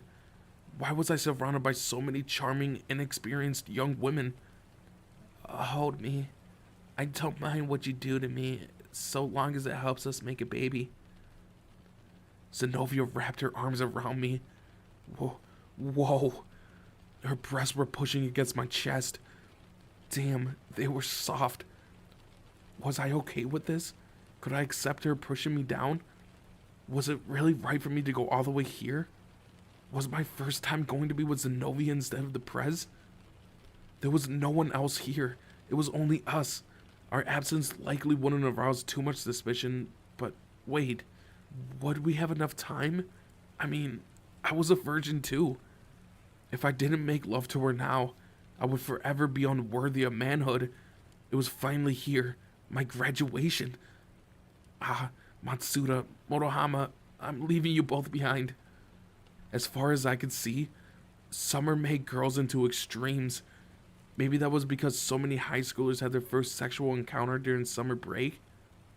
Alright then, let's do this, Zenobia. I was prepared and ready. I thought an apology to the Prez and pushed Zenobia to the ground. No sooner had I done so than, all of a sudden, the door of the room swung open. Issei, what exactly is going on here? The Prez stood in the entrance, her face twitching in a forced grin. Her body was glowing with a thin layer of crimson power. Oh dear, not fair, Zenobia. Surely, you know that Issei's chastity belongs to me. Akuno was smiling, but she wore a formidable aura around her. Issei, how awful. If you just asked me, I would have. Even Azia looked like she wanted to say something as she fidgeted by the door. She was clearly incensed. You can't let your guard down around him, Konako said piercingly. What's wrong? Come on, Issei, let's make a baby. Zenobia stared at me, her expression oblivious. Hey, Zenobia, read the room. Everyone standing by the doorway underwent a sudden change when they heard those words. The present Akano grabbed me by the arms and began to drag me outside to the pool. They were putting incredible strength into their grips as they hauled me out. Prez, I can explain this. I know. This is my fault. Given your hypersexuality, I shouldn't have taken my eyes off you even for a second. But, Issei, tell me, what exactly did Zenobia mean by let's make a baby? Rias asked. I shuddered in fear at the sight of that soft smile. The Prez was absolutely terrifying. Indeed. I would like to hear a little bit more about your feelings on that as well. Just how could your conversation have turned into a subject of children, I wonder? Akano was wearing a similar expression to Ria's, but it hardly matched the intensity that raged beneath it. Gah! All of a sudden, I felt weightless, only to find Konako with her superhuman strength raising me up in the air by my legs. We'll take you where you need to go. Konako? What are you planning to do to me?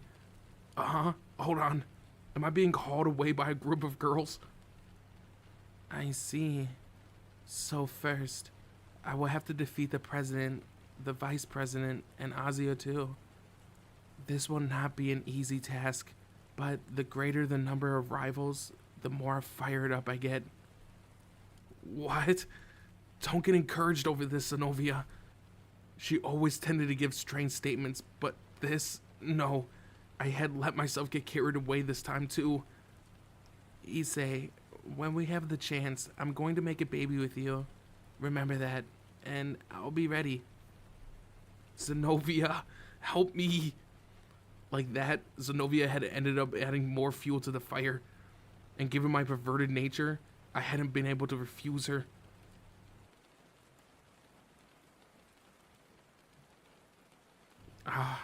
Talk about a stimulating day.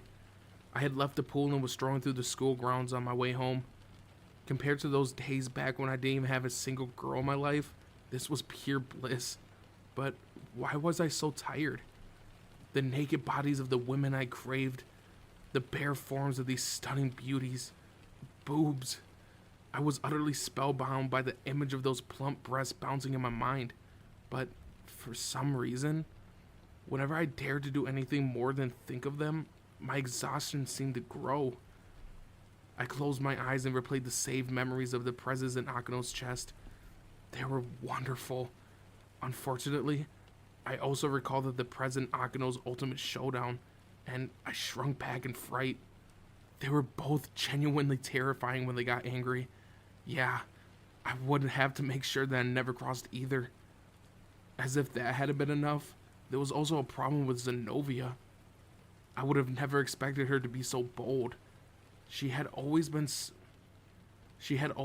somewhat aloof, but she had become more impulsive ever since joining the Familia. She sure was cute, though. As I made my way off campus, a silver glint near the gate caught my attention. For a moment, I almost mistook it for a scene from a painting. An incredibly handsome young guy was staring up at the school building. His hair was glistening, argent shade. Graphia's hair was silver too, but this man's was deeper, or rather, had a stronger and darker hint to it. He was a foreigner, so I had a hard time working out how old he was just from his appearance. But if I had to guess, I would have said around my age, or perhaps a little younger. All he was doing was looking up at the school building, but that simple act seemed curiously dreamy and fantastical. Suddenly, his gaze shifted to me. His eyes were clear blue and practically drew me right in.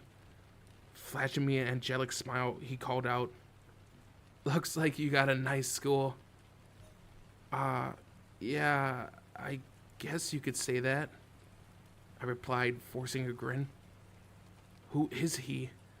There are plenty exchange students at Kuo Academy, so maybe he's transferring in? I better give him a good impression then, I reasoned. As I stood there wondering how to answer, if he were to ask me about the school, he whispered something so far beyond my expectations that I was dumbfounded. I'm Volley, the White Dragon Emperor, the Vanishing Dragon. Huh? What did he just... I guess this is our second time meeting. Welsh Dragon, Red Dragon Emperor, Issei Hyodo. He's kidding, right? Sadly, it sure didn't look like he was. My left hand felt like it was burning. That had to be Drake responding to the presence of a fellow dragon. Hey, come on, Drake, is this guy for real? Was this the moment of a fated showdown between two eternal rivals? I wasn't ready for this at all. And if we fought, it could end up getting Prez and the others in danger. I didn't feel any particular sense of dread. Then again, maybe that's what certainty of your own death felt like. My whole body was telling me if we came to blows, there was no way it would end up well. Was this feeling coming from Drake, or my sacred gear's countless past hosts? Was this guy really supposed to be my destiny? What a cruel joke. I hadn't even been able to do anything genuinely perverted with the Prez yet. If I was going to die young, I at least wanted it to happen after I slept with Riaz. What am I supposed to do? The Vanishing Dragon flashed me an indomitable grin as I braced myself. That's right. If, for example, I was to use my powers against you right here, Issei Hyodo. At that moment, just as the Vanishing Dragon's hand approached the tip of my face, two swords were suddenly thrust towards the Vanishing Dragon's neck, holding him in place. It was Kiba and Zenobia. Kiba was wielding his holy demon sword, and Zenobia was armed with her holy sword Durandal. I hadn't sensed either of them approaching. Had they used their incredible speed that knights possess to rush to my aid? Both Kiba and Zenobia's weapons were emitting intense auras.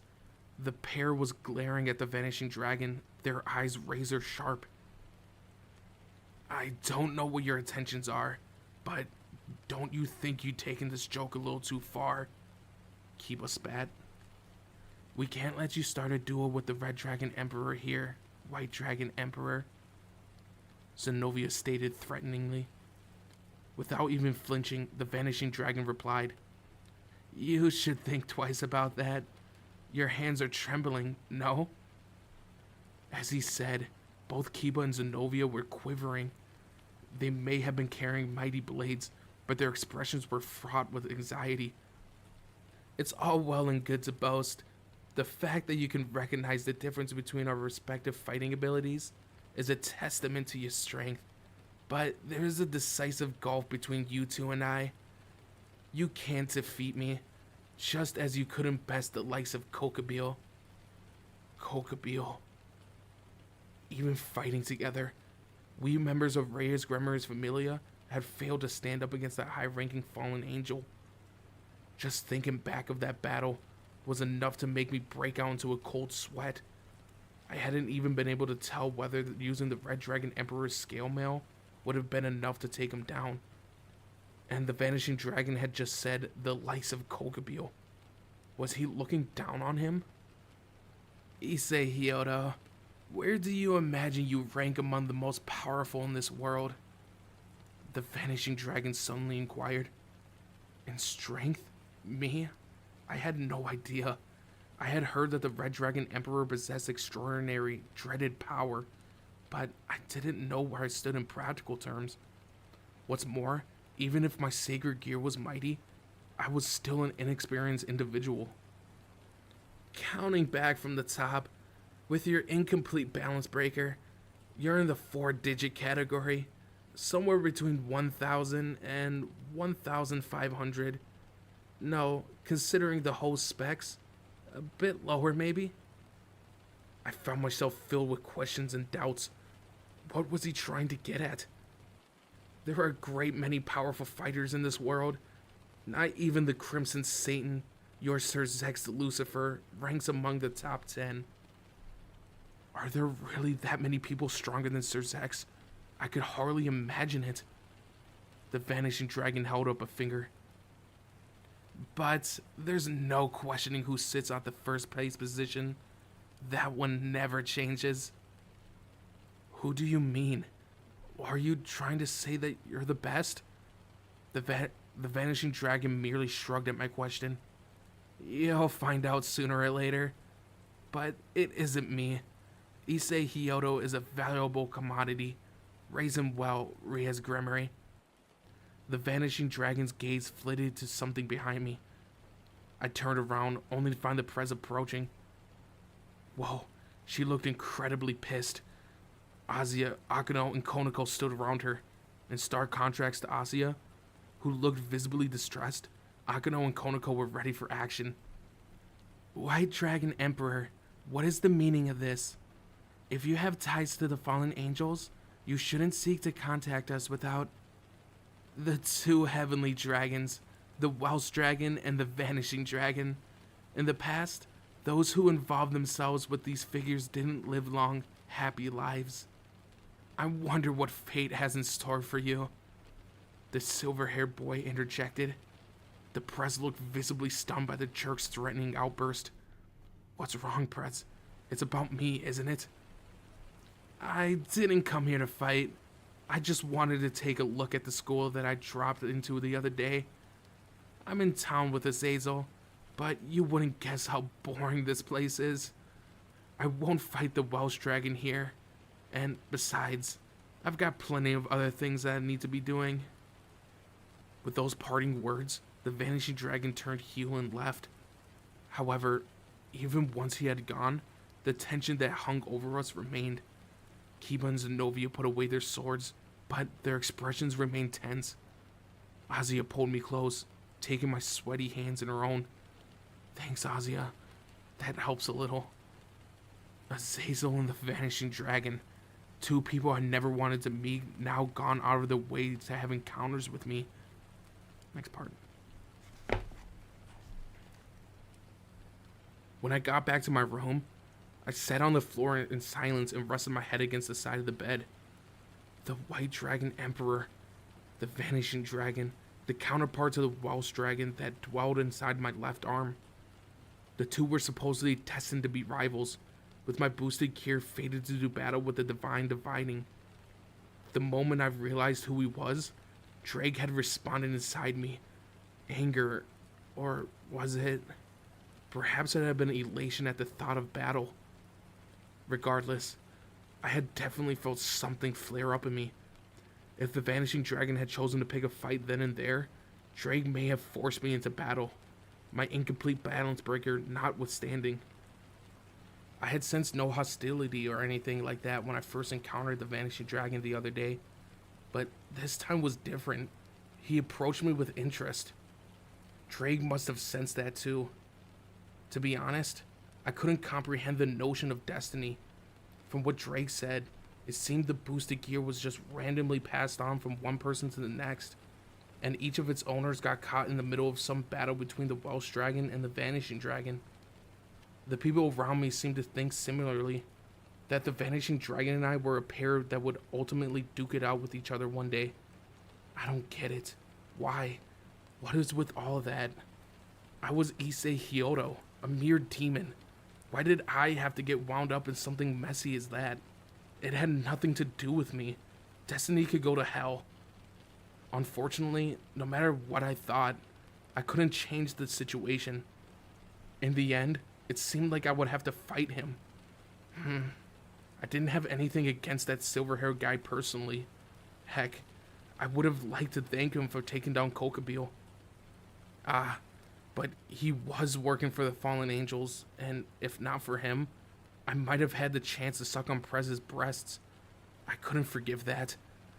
It looked like there were many obstacles down the path of becoming a high-class demon.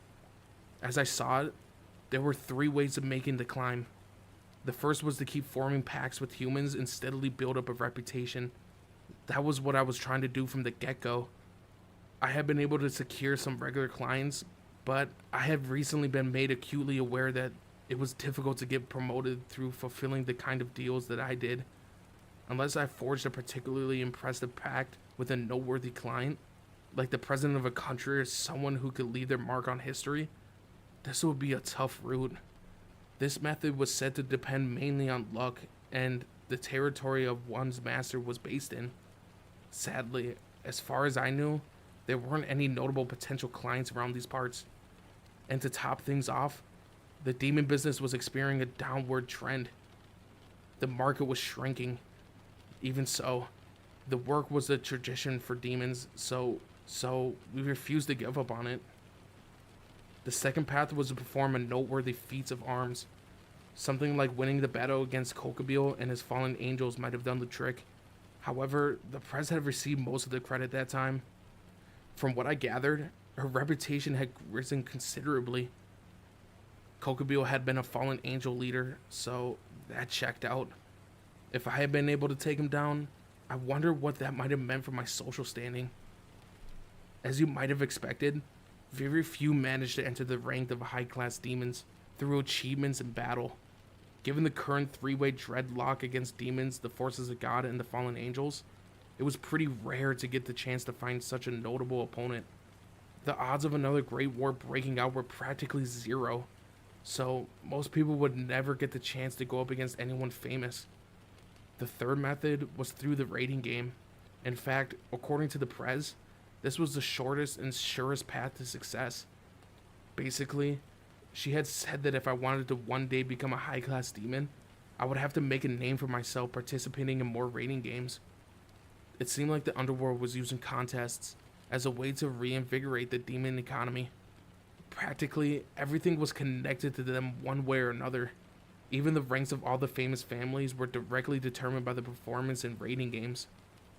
Yeah, even the house of that roast chicken bastard Riser Phoenix owed much of its success to raiding games. Many reincarnated demons just like me had been able to build a reputation for themselves through the raiding games, win their independence, and enter the upper echelons of demon society. When that happened, the demon kings would grant them a set of evil pieces, allowing them to recruit their own servants to serve as their familia, which they would lead as its king.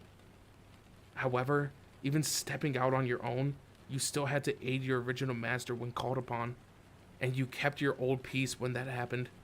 So, as far as the master was concerned, servant demons were recruited for life. Even if I managed to become a king of my own familia, I would still be Rias's pawn whenever she played a raiding game. The members of the Prez's Familia were making our official debut soon. If I remember correctly, Rias would have to start preparing for raiding games in earnest as soon as she graduated from high school, which was less than a year away. It was practically around the corner. Basically, if you were able to rise to the rank of a high-class demon the first way, through making pacts with clients, it wouldn't matter unless you were a capable fighter in the raiding game. The contest was an essential aspect of social cultivation and etiquette. Not only that, but even if I managed to become a harem king, people around me would still laugh if I couldn't hold my own in a fight, and I would end up causing more trouble for the Prez. I had to find some way to get stronger. Being reborn as a demon had only given me more to worry about, but that would make my happiness all the sweeter once I did build up my harem. The most important thing was the opinions of the bigwigs of the demon society, the 4 great demon kings, the dukes, and all the others like them. So putting everything together, my goal was to become a high-class demon. To that end, I needed to go all out and do everything I could to build my raiding game reputation starting next year. It was a lot of work. I couldn't afford to have this rivalry with the White Dragon Emperor blow up out of control in the middle of it all. But if I were able to defeat the White Dragon Emperor, surely that would increase my standing too, right? But I guess that's already expected of the Red Dragon Emperor. That vanishing dragon sure is a real pain. Still thinking things over? All of a sudden, the Prez's face appeared in front of me, upside down. Rias was laying on top of my bed. She was reading a magazine, but had stopped to peer down at me. Whenever she had a spare moment, she liked to spend it in my room. Not exactly. I mean, I scratched my cheeks in embarrassment. At this, the press stepped down from the bed and sat by my side. I trust you, Issei. No matter what. Besides, I'm confident you could defeat the White Dragon Emperor. She added with a warm smile. Prez, I was so grateful to hear those words, to see that look of hers. Those kind gestures cleared away all the troubles that clouded my heart. Prez, my eyes were getting wet. I was about to start crying all over again. Riaz tapped her thigh with her hand. I knew the signal. Come along now. Prez, a lap pillow, my healing space. Tears of gratitude coursing down my cheeks. I placed my head on her sweet thighs and let her pamper me. She gently stroked my head. I'm sorry the day ended up the way it did. I wanted to cheer you up, but all I did was scare you. Prez, are you worried about what happened earlier? Not at all. I'm the one that wasn't able to live up to your expectations, or Akano's. But I was able to oil your skin, so I'm more than satisfied. That was the truth. I mean, Riaz had fulfilled so many of my lifetime goals. Honestly, I was happy. I'll need you to oil me again, Issei. It's going to be a long summer. Of course. Leave it to me. All right. The press was going to let me oil her down again. Does a greater joy even exist? I had been so stressed since my encounter with the White Dragon Emperor, but all it took to clear my head was surrendering my thoughts to a bit of eroticism. Perhaps because of that sudden relief, I started nodding off. The press's lap pillow really is nice. And like that, I drifted off to the realm of sleep.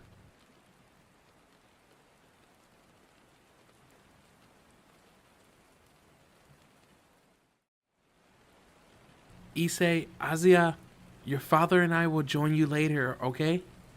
Mom had been pretty amped up since the start of the day. There'd been no need for her to come to the door to say something like that, but she seemed to be more interested in seeing Azia at school than she was me. My dad had even taken a paid leave from work for the event. Well, seeing how they both adored Azia as if she were their own daughter, I suppose that it made sense they wanted to see her. Azia replied with a broad grin and a joyful okay. She was thrilled to have her family visit her at school and had eagerly been looking forward to the event. And so the day of the open house arrived. Despite the name, it was a workshop class for potential students. Parents were allowed to come too, but the main target were the middle school students. It was a chance for them to see how the high school classes at Kuo Academy were conducted.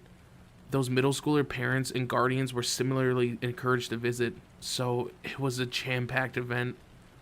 What's more, kids from Kuo Academy's middle school campus were coming to watch us, so we high schoolers were super nervous. We didn't want to come out with any wrong answers in front of our juniors, that was for sure. I'm just not interested in any of this, the press admitted with a sigh. It looked like nothing would warm her up for the event. Her father and Sir Zex were both coming to visit, but she mustn't have wanted them watching over her while she was in class. Undoubtedly, the presence of two crimson-haired men would end up being a hot topic of discussion in the halls.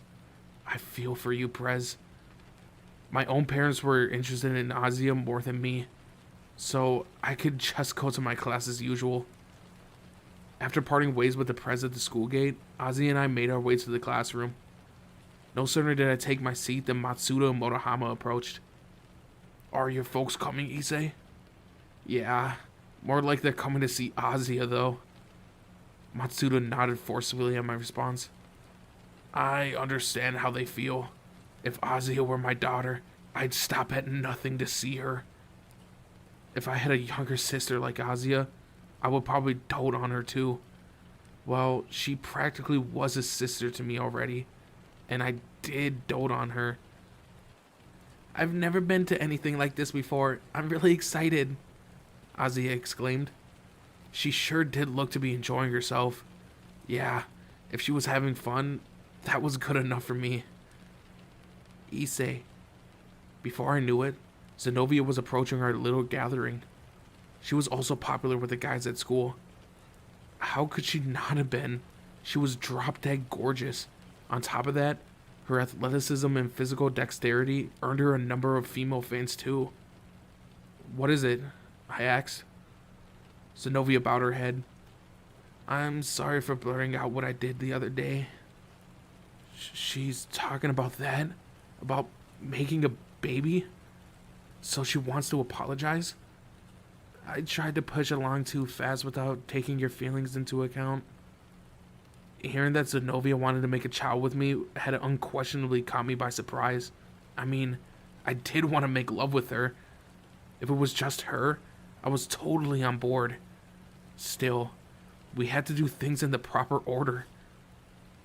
I realized that it must have been difficult jumping in straight into the deep end. Yeah, my thoughts exactly. For now, we should work on building up our relationship before moving on to the sexual stuff. Which is why... Zenobia paused there, taking something out of her pocket.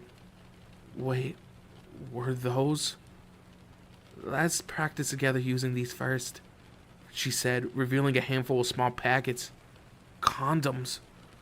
Everyone's attention turned suddenly to those things that she was holding up into the air. Idiot!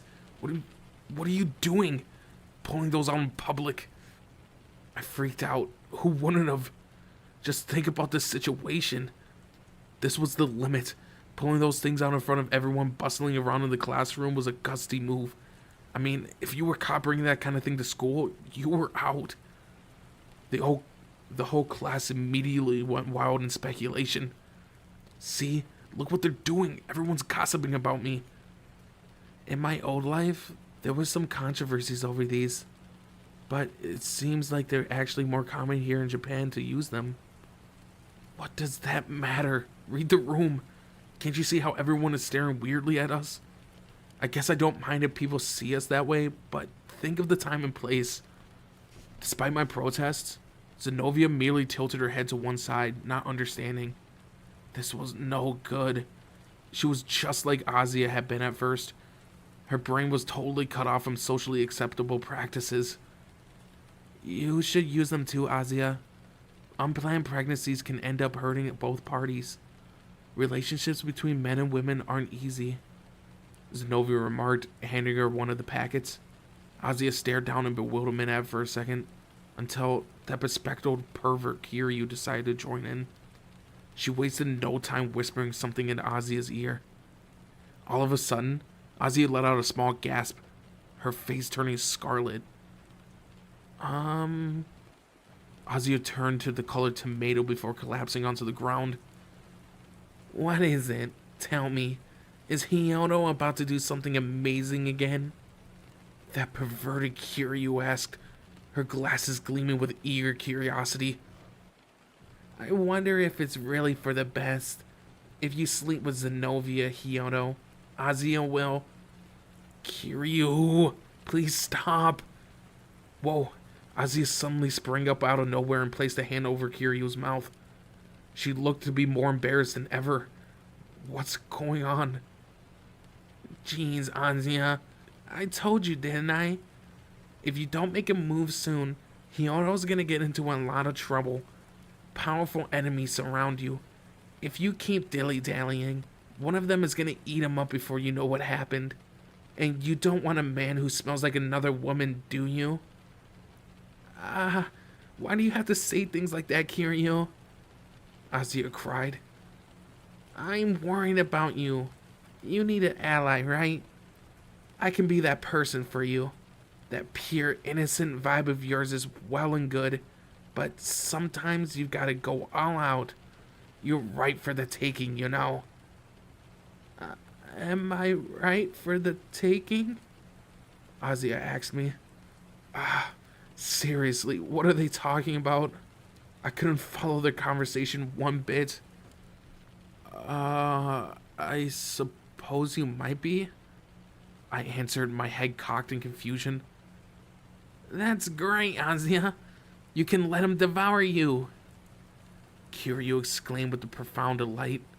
Huh? What? Hey, don't leave me out of the conversation. Damn it. He's going to devour Azia now. We reached that point already. We'll have to convene an emergency session in the committee to save Azia. Matsuda and Motohama were acting strangely. They both looked violently upset. There's something wrong with the world if Issei, of all people, is this popular, Matsuda declared. Seriously, I was completely lost here. Let me see your hand, Kiryu demanded, her glasses flashing. Good, you trimmed your nails closely. Really? I stammered unevenly. What did that have to do with anything? Men who trim their nails closely are supposedly intense womanizers. Yes, long fingernails can be quite the burden when you want to grope a woman's body. Don't throw accusations like that. I stopped there, remembering. Right. The Prez was the one who had trimmed my nails last. She said that she was practicing, and yet... Perhaps it was groundless suspicion, but I was suddenly acutely aware that that might have been a deeper meaning behind it. Issei, you filthy bastard! 1,000 plagues to you! How dreadful. He really is a lustful sex fiend. Just please refrain from spreading that disease of yours to Azia. That would really taint her. Matsuda, Motohama, and Kiryu were all ganging up on me. This was bullying. I didn't even have a single girlfriend, so what exactly was the meaning behind all of this? Popular? Me? Give me a break. I was still a virgin here, and there was nothing to suggest that I had any chance of changing that in the near future. Just what kind of magical disease did they all think I had? Hold on, have I become more popular recently? I didn't know how to tell. All the guys around me, Matsuda and Motohama included, stared with raw jealousy. And I didn't even have a girlfriend. Sure, the present Akino liked doting on me, but that was just because I was their junior servant in the Familia. I was pretty sure they saw me more as a pet than anything else. I was like a toy, and they were fighting over who got to play with it. As for Zenobia, that was a unique situation, so it didn't exactly count.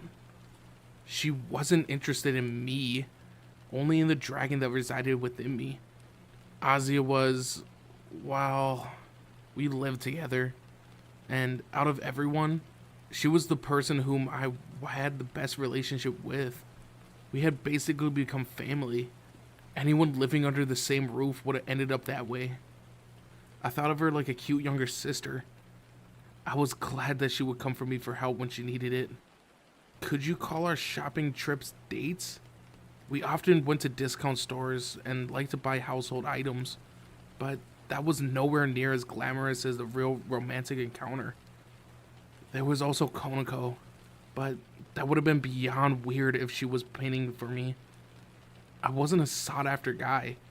There was simply more girls in my social circle than there had been before. This was entirely different from the kind of harem lifestyle that I always dreamed about, right? A harem was supposed to be something like everyone was just talking about, where I could love as many girls as I liked and could devour whoever I wanted. If that was my reality, I should have been enjoying a different beauty every night. And believe me, I wasn't. Still, it was undeniable that my days were entirely different from how they'd been before becoming a demon. Back then, I hadn't had the slightest whiff of feminine company. Now, I was having fun just talking to girls, and things felt a lot more whole. No, I scolded myself. With that mindset, I would never accomplish my dream of building a harem. I had to get stronger so I could lead a woman around by the nose. Let's not forget that I already had been in one relationship marked with genuine affection, the trauma from which still made it difficult for me to reach out to any other girls. Rainier, my first girlfriend, had been a fallen angel. She'd been playing with me the whole time, eventually murdering me. Maybe that was why even a guy as lecherous and perverted as me had ended up like this. It wasn't like I was afraid of women or anything, but maybe somewhere in the back of my mind was a fear that they would reject me at the last minute. Consciously, I understood that Riaz, Azia, and the other girls in the occult research club would never do such a thing. However, the more I started to like them, the more I worried. The Prez and the others won't end up hating me one day, will they? Sometimes, I end up asking myself that question, even though I had gotten to know them all so well. Even though we were such good friends, I didn't want them to despise me, which was why I didn't want anything weird to happen at the last moment. Going through something like what happened with Rainier again would be too much. Everyone, Issei isn't a bad person. Please don't be mean to him, Azia declared, standing up against Matsuda Monohama's shenanigans. Azia, you're my only ally. I trust you, Issei, and I will forever. What a kind-hearted person she was. She believed in me. Azia would stand by my side. I was seriously overjoyed. Azia, confessing amid all this confusion, not bad. Kiryu murmured something under her breath. She was probably bad-mouthing me again. That's right. No matter how indecent he might be, Issei is an honest and upfront man, and his sexual appetites are honest and upfront too, Zenobia added. Oh, hold on. That kind of felt like she was mocking, but she probably thought that was a magnanimous follow-up. And now, let's plan when we have intercourse. It looked like she hadn't understood anything that was going on. I told you, don't say that stuff in front of everyone. I clutched my head in my hands and slammed my skull down flat on my desk. Eventually, lessons begun, and the parents and middle school students who had come to observe entered the room through the back door. First was English class. The teacher was more enthusiastic than usual and handed out a bunch of rectangular objects wrapped in packaging. Huh? What are these things? What do they have to do with English? English was the best possible subject for demons to take center stage, given that we could comprehend and be understood in any language. I chuckled to myself.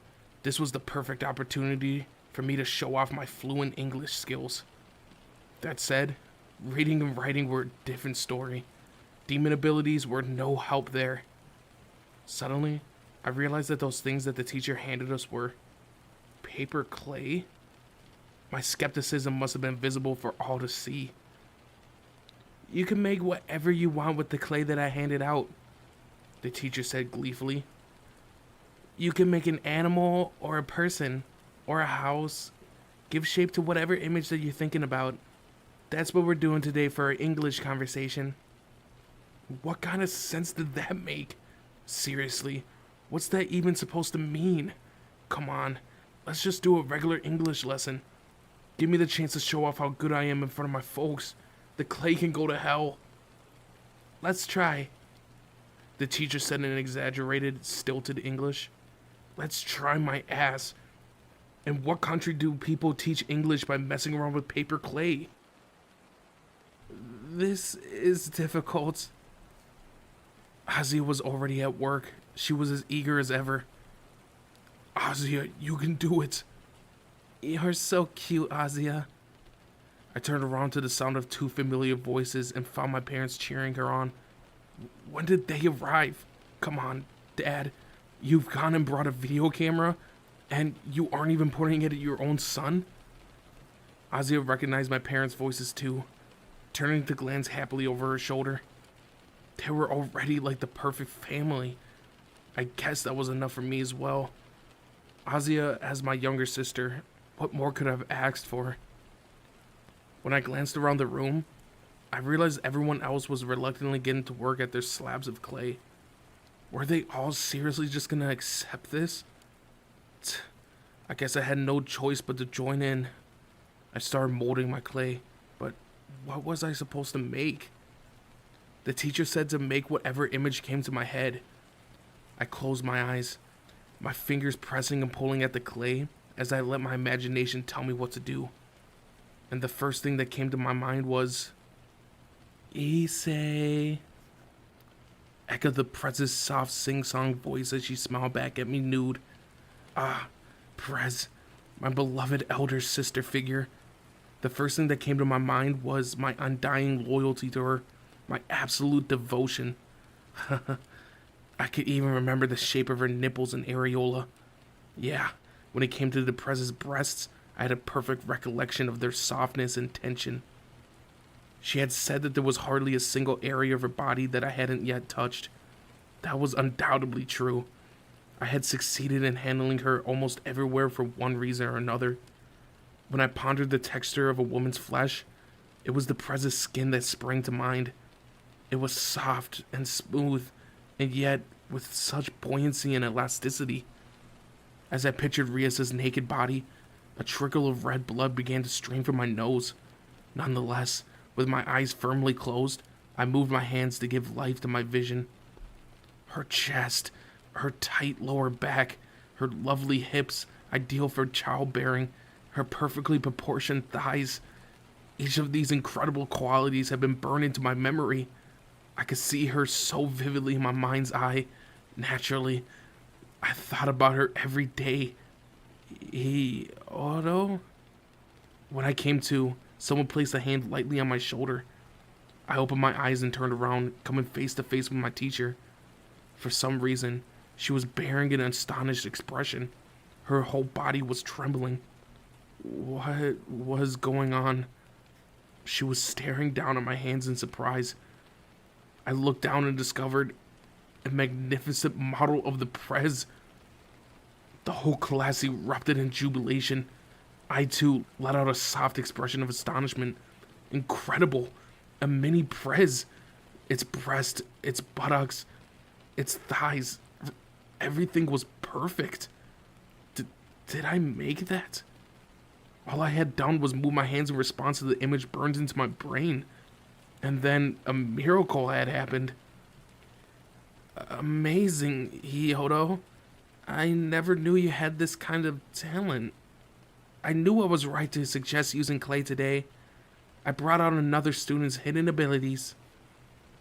My teacher's eyes were wet with tears as she spoke. Indeed, I never realized that I had this kind of latent talent. It seemed like the skills related to my perversions came easy for me. That's Rias. Damn. Issei, that sex fiend. Has he with... Impossible. That animal has with Rias? The room descended into screams of outrage until all of a sudden someone yelled out, 5,000 yen. No, 6,000, cried another voice. I'll give you 7,000. I'm going to enjoy Gremory's body. Shut up. I'm buying it for tonight. 8,000. Like that, my paper clay English class had somehow turned into an auction hall filled with haggling over the model of the Prez.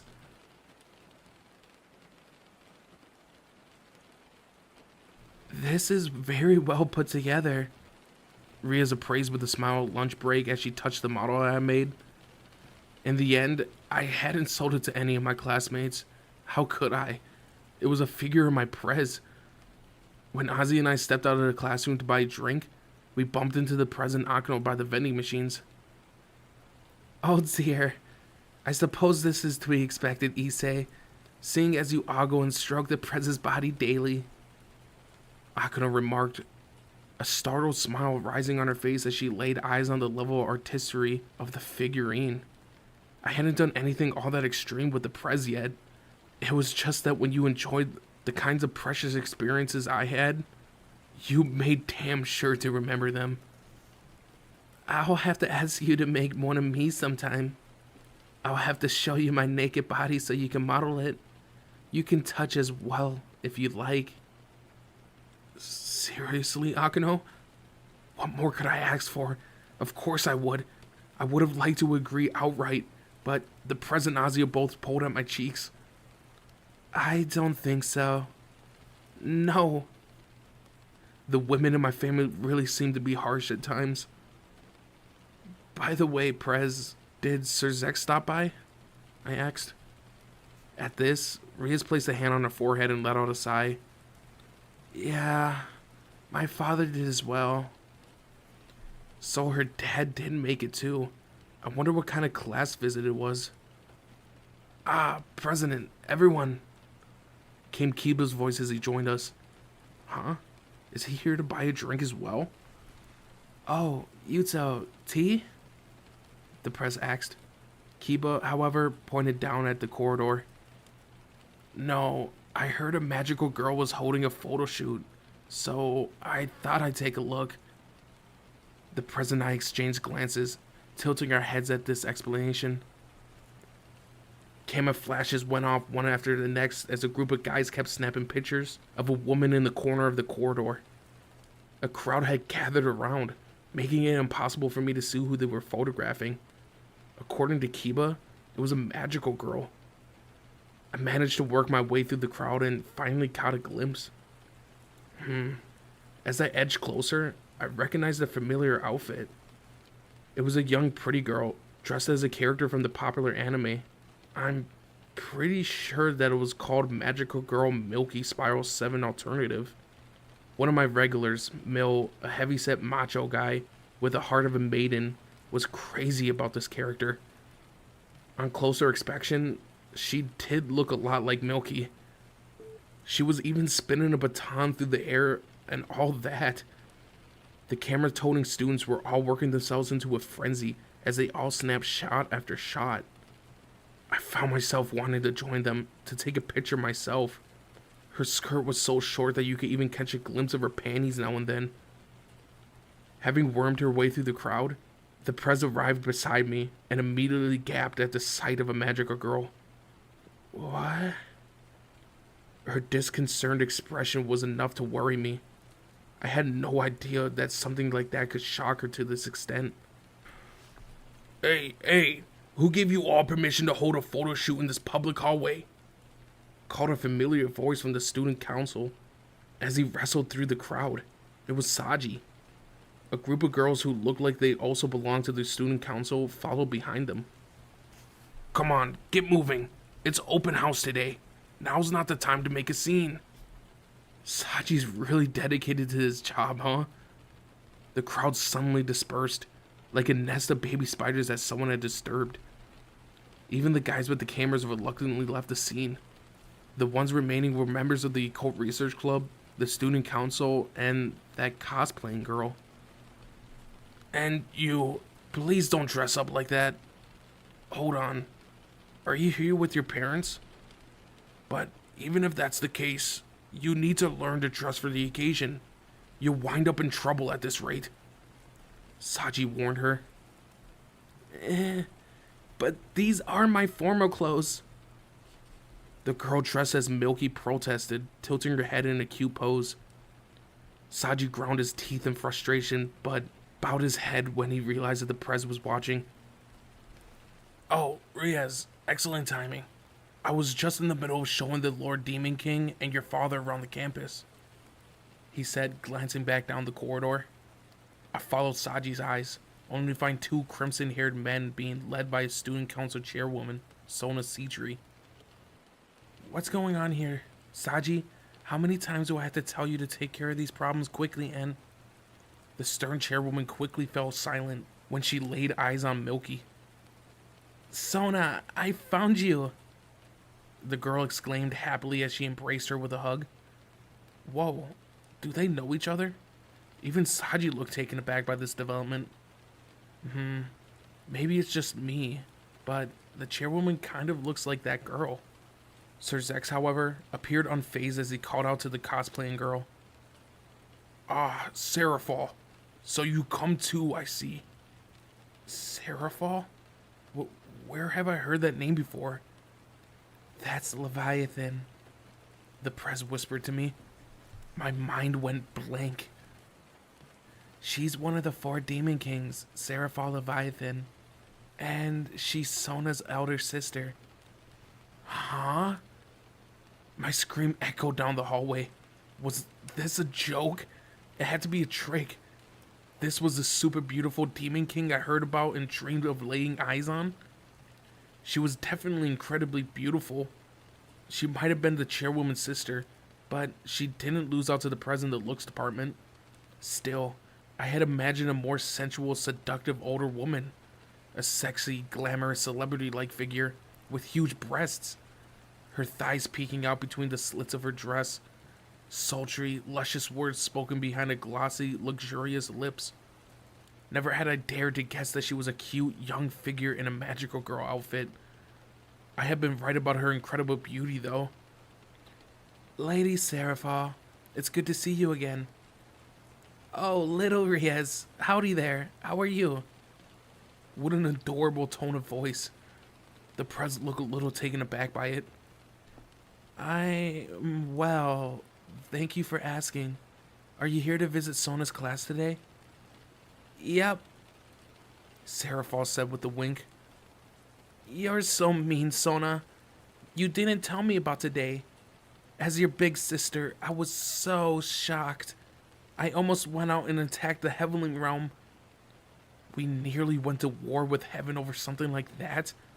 I couldn't even tell whether she was kidding. Issei, offer your greetings. The president instructed. I bowed my head. It's a pleasure to meet you. I'm Issei Hyodo, a pawn serving Ria's Grimory. Nice to meet you. I'm the Demon King Serapha Leviathan. You could call me Levia for short.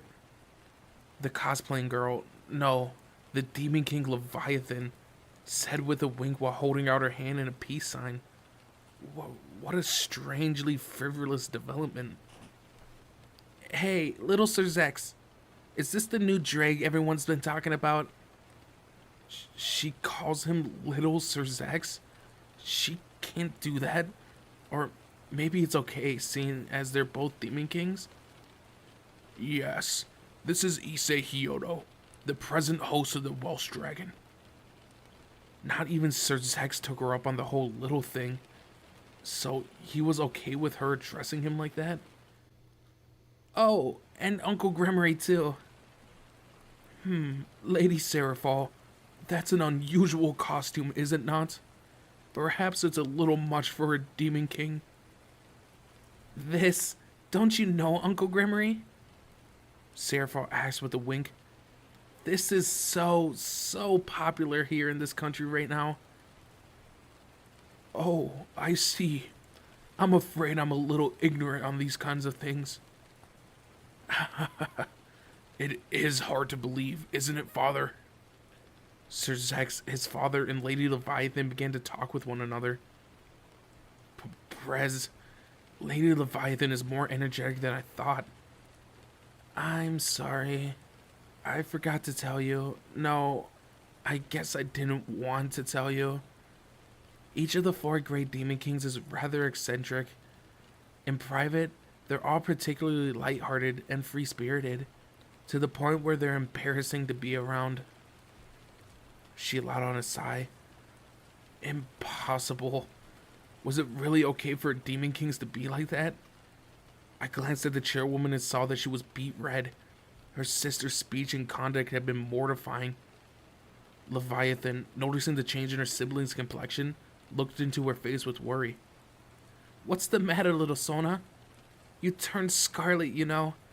Shouldn't you be happy to see me again after all this time? You should have welcomed me with a joyful sis, and then I would embrace you and say, Sona. And then we would embrace each other in a sort of eerie kind of way. What an incredible creature. So, this is Leviathan? The chairwoman's eyes narrowed. Her expression was one of shame. Sister, this is my school, where I have been appointed student council president. Even if your family, your behavior, dressing like that isn't appropriate. Don't say that, little Sona. You'll make me cry. You know your elder sister loves magical girls, waving around a glittering baton, wiping away all those angels and fallen angels off the map in one blow. Serapha winked again. Sister, please restrain yourself. If you do that, you could reduce this small island nation to rubble. She wasn't a magical girl. She was a demon king girl. The dreadful, fearful Seraphal Leviathan. Hey, Saji, when that fallen angel attacked the other day, the chairwoman didn't ask her sister for help. Am I right to thinking they don't get along? You've got it backward. According to rumor, Seraphal Leviathan loves her sister so much that we might have been in trouble if we had called her. Who knows what she might have done if she thought a fallen angel was about to lay a hand on her sibling. It would be an instant declaration of war.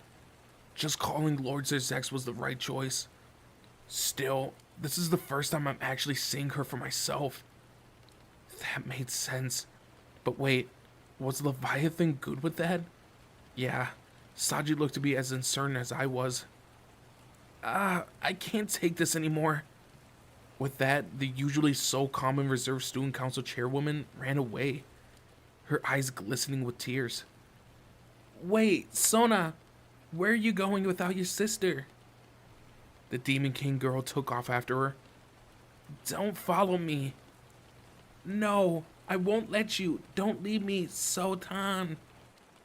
I told you to stop calling me that. Please, I prayed. Don't do anything to make this school disappear. What a peaceful family. The House of Citri. Don't you think so, Ria? Brother, don't call me that, please. This time, it was the Gremory's turn to enter into an embarrassing conversation. Oh, was that the Prez's nickname at home? Don't say that, Ria. You used to follow me around everywhere when you were a kid. Maybe this is your rebellious phase? Zerzex muttered, taking her reaction hard. He was probably just teasing her a little. That does it. Brother, why do you have to bring up my childhood in front of... The Prez's father snapped a photograph of his infuriated daughter. She did look very expressive just now. You have a nice face, Riaz. I'm so pleased to have raised such a splendid girl. Your mother couldn't make it here today, so perhaps I should make the most out of this moment for her sake too. Father, that's enough. I couldn't help but wonder whether families of all Demon Kings were like this. They weren't all that different from human parents and children. I don't think any regular families had arguments that could erase an entire country, though. Each of the Demon King's families shares some commonalities. Akano said with an amused smile. Like what? I asked. The Demon Kings all have interesting personalities, and without exception, their siblings are all overly serious. That seriousness is probably a reaction to the free-spiritedness of the Demon Kings themselves. That sounded rough for Riaz and Sona. Not only that, but... Oh, Issei! Ah, Dad? My parents must have been touring the campus as they appeared at the end of the hall, waving once they spotted me. Issei Hyodo, are these your parents? The Prez's father asked me. Yeah, they are, I replied formally. I see. The Prez's father turned towards my parents and... Greetings, I am Riaz's father. He introduced, reaching out to shake my father's hand. Realizing who the red gentleman was, my parents' expression suddenly changed from joyful to tense. Yeah, that was to be expected. Nice to meet you. I'm Issei Hyodo's father. We're really grateful for Riaz and everything she's done for him. And, Dad, this is our home turf. I couldn't watch. What was he doing, letting himself get so flustered? Not at all. I should be thanking you for taking care of Riaz. I've meant to pay you a visit for a while now, but Zerzex and I have been so busy of late that we couldn't find the time.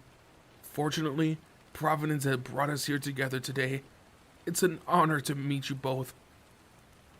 That's, I was just saying to my darling here, my husband, that it would be really nice to meet you too. Mom, why are you talking so weirdly? Is it because you aren't used to speaking formally? Ah, this is so embarrassing. The Prez's face had turned bright red, and mine was a similar color. I would like to speak somewhere more secluded. It's rather conspicuous here, and I do believe we're embarrassing our children. Whoa, the Prez's father could read the room just as well as his daughter could. Compared to him, my dad was miles behind.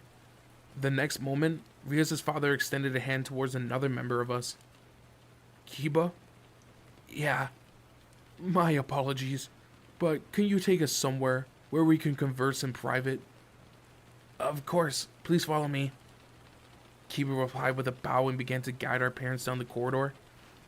In that case, Rias, Issei, Hyoto, I'll see you both later, after speaking with Issei's parents. Sir Zex, can I leave the rest to you? Of course, father. Sir Zex is staying behind. I guess all our parents had done was exchange pleasantries. Their real conversation would be held in private. Issei, your mother and I will be back soon. Don't say anything weird, Dad, okay? Leave it to me. I doubted whether my dad really understood the situation, but he allowed Kiba to lead him, my mom, and the Prez's father away. Rias, Sir Zex asked. What? Can I borrow you for a moment? Sorry, Issei. I'll bring her back soon. But I suppose Akano should join us, perhaps. Very well, Akano responded. What are they all going to talk about? Probably something important between high-class demons, I guessed. Whatever it wasn't for the ears of a low-class demon like me. Right, don't mind me then. Sir Zex led the present Akano away, leaving just Ozzy and me standing in the corridor. We exchanged glances. Maybe we should go back to class? Yeah. And so, Ozzy and I decided to make our way back.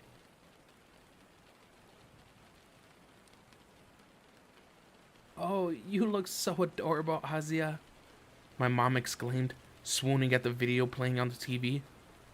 Haha, it's a parent's duty to watch over their daughters at her proudest moments. Rias' father laughed heartily, between sips of his liquor. He was a completely different person once he had a bit to drink, and he had been such a dandy just a short moment ago. After dinner back at my house, we were having a party to celebrate the end of the open house in the living room. My parents, the Prez's father, and Sir Zex were all in attendance. They were all taking turns sharing videos that they have recorded, drinking all the while. Riaz, Azia, and I, the children in question, were sitting at the edge of the room, blushing. Come on, get it over with. This is killing me.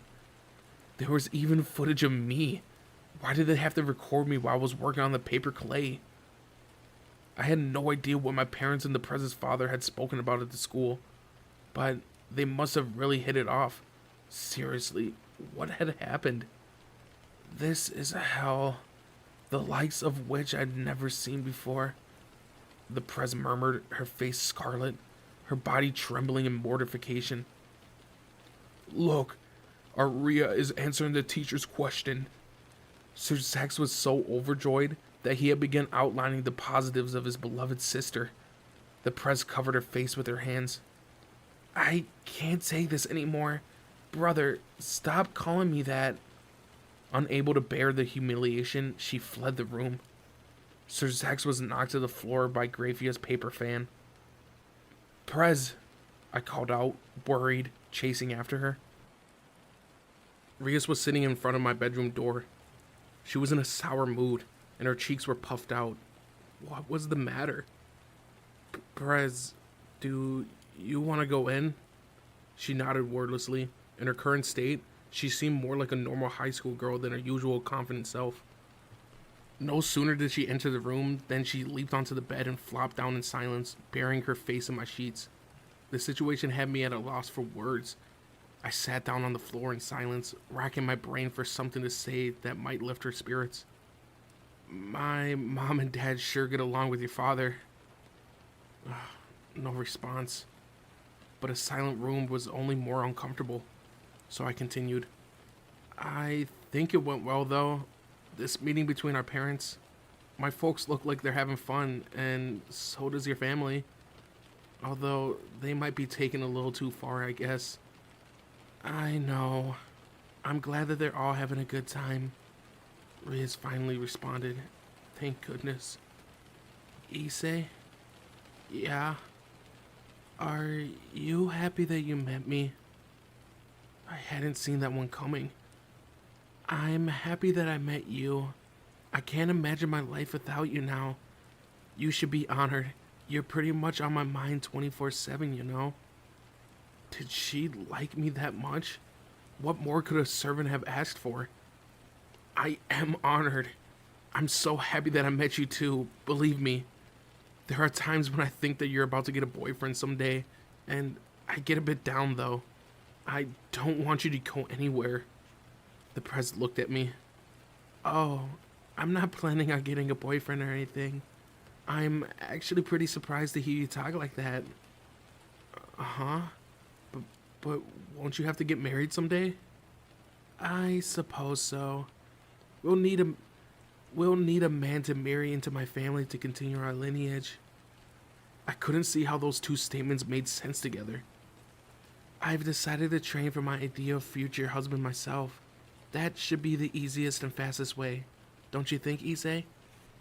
I see, I replied vacantly. Truthfully, I wasn't following at all. So she was gonna train her spouse? If possible, I would like to be involved somehow, but that might be easier said than done. The prez's husband. What would he be like when she finished coaching him? Damn, I really wanted to be a part of all that, yet that was probably asking for the impossible. Actually, I've already been thinking about the wedding. A Japanese style one would be nice, and we could hold the reception here in Japan, somewhere with a beautiful scenery. And so the press already has a clear plan for the future? I want to marry her. All of a sudden, something pressed against my mouth.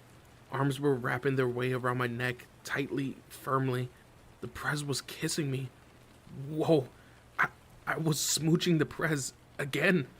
The sensation of her lips against mine, their sublime taste, their soft, sensual touch. My second kiss with the prez. I had done it. She had given me her lips for a second time. What have I done to deserve this exactly? No, I don't need to think about the details. I just want to enjoy this for as long as possible. And then, when I was filled with raw emotion, her tongue slid across my lips and then into my mouth. Just when our tongues had begun to intertwine passionately, something pulled hard on my collar, bringing a sudden end to my first deep kiss. A thread of saliva connected my mouth to Rias's. She wore an expression of regret. Whoa, to think that a string of spit had connected our mouths. I could die of happiness right now. No, wait, I couldn't do that. If I was going to perish, I wanted it to happen after I had a chance at more tongue action with her. I mean, I would never forget the feeling of that deep kiss. It was amazing. The one who pulled me away was Azia. She was ready to cry. Hey, Azia, I'm taking care of Issei right now, so don't interrupt. I was just about to give him a passionate kiss that he always dreamed of. Chances like this don't come up every day, you know. Prez, your way of showing your affection for your servants is getting more intense by the day. I'm so happy. Thank you. That said, every time you do this, it's so stimulating that my brain practically goes numb. No fair. Keeping him to yourself. Victory goes to the one who makes the first move. I realized that when I fought Akano earlier. What a lesson to learn, Prez. Whoa, she and Ozzy were glaring at each other with such raw intensity. It felt like another battle between two young women was about to go underway. In my bedroom this time. Why is this becoming so common? Thankfully, a silver-haired maid interrupted. You two. Fighting would do neither of you good. It's an especially bad idea to start arguing in front of Issei here, Grayfield remarked, pulling the two baleful rivals apart. That's right. You shouldn't scrap. added Sir Zex as he entered my room. Was their video viewing party over? We need to have another talk, Riaz. We didn't finish our conversation at lunchtime. Conversation? About what? When he had spoken to her and Akano? Then, as if in response to my unvoiced question, Sir Zex said something I couldn't possibly have expected. We need to discuss your other bishop. By that, Sir Zex meant Riaz's mystery first bishop, from before Ozzy and I had become demons.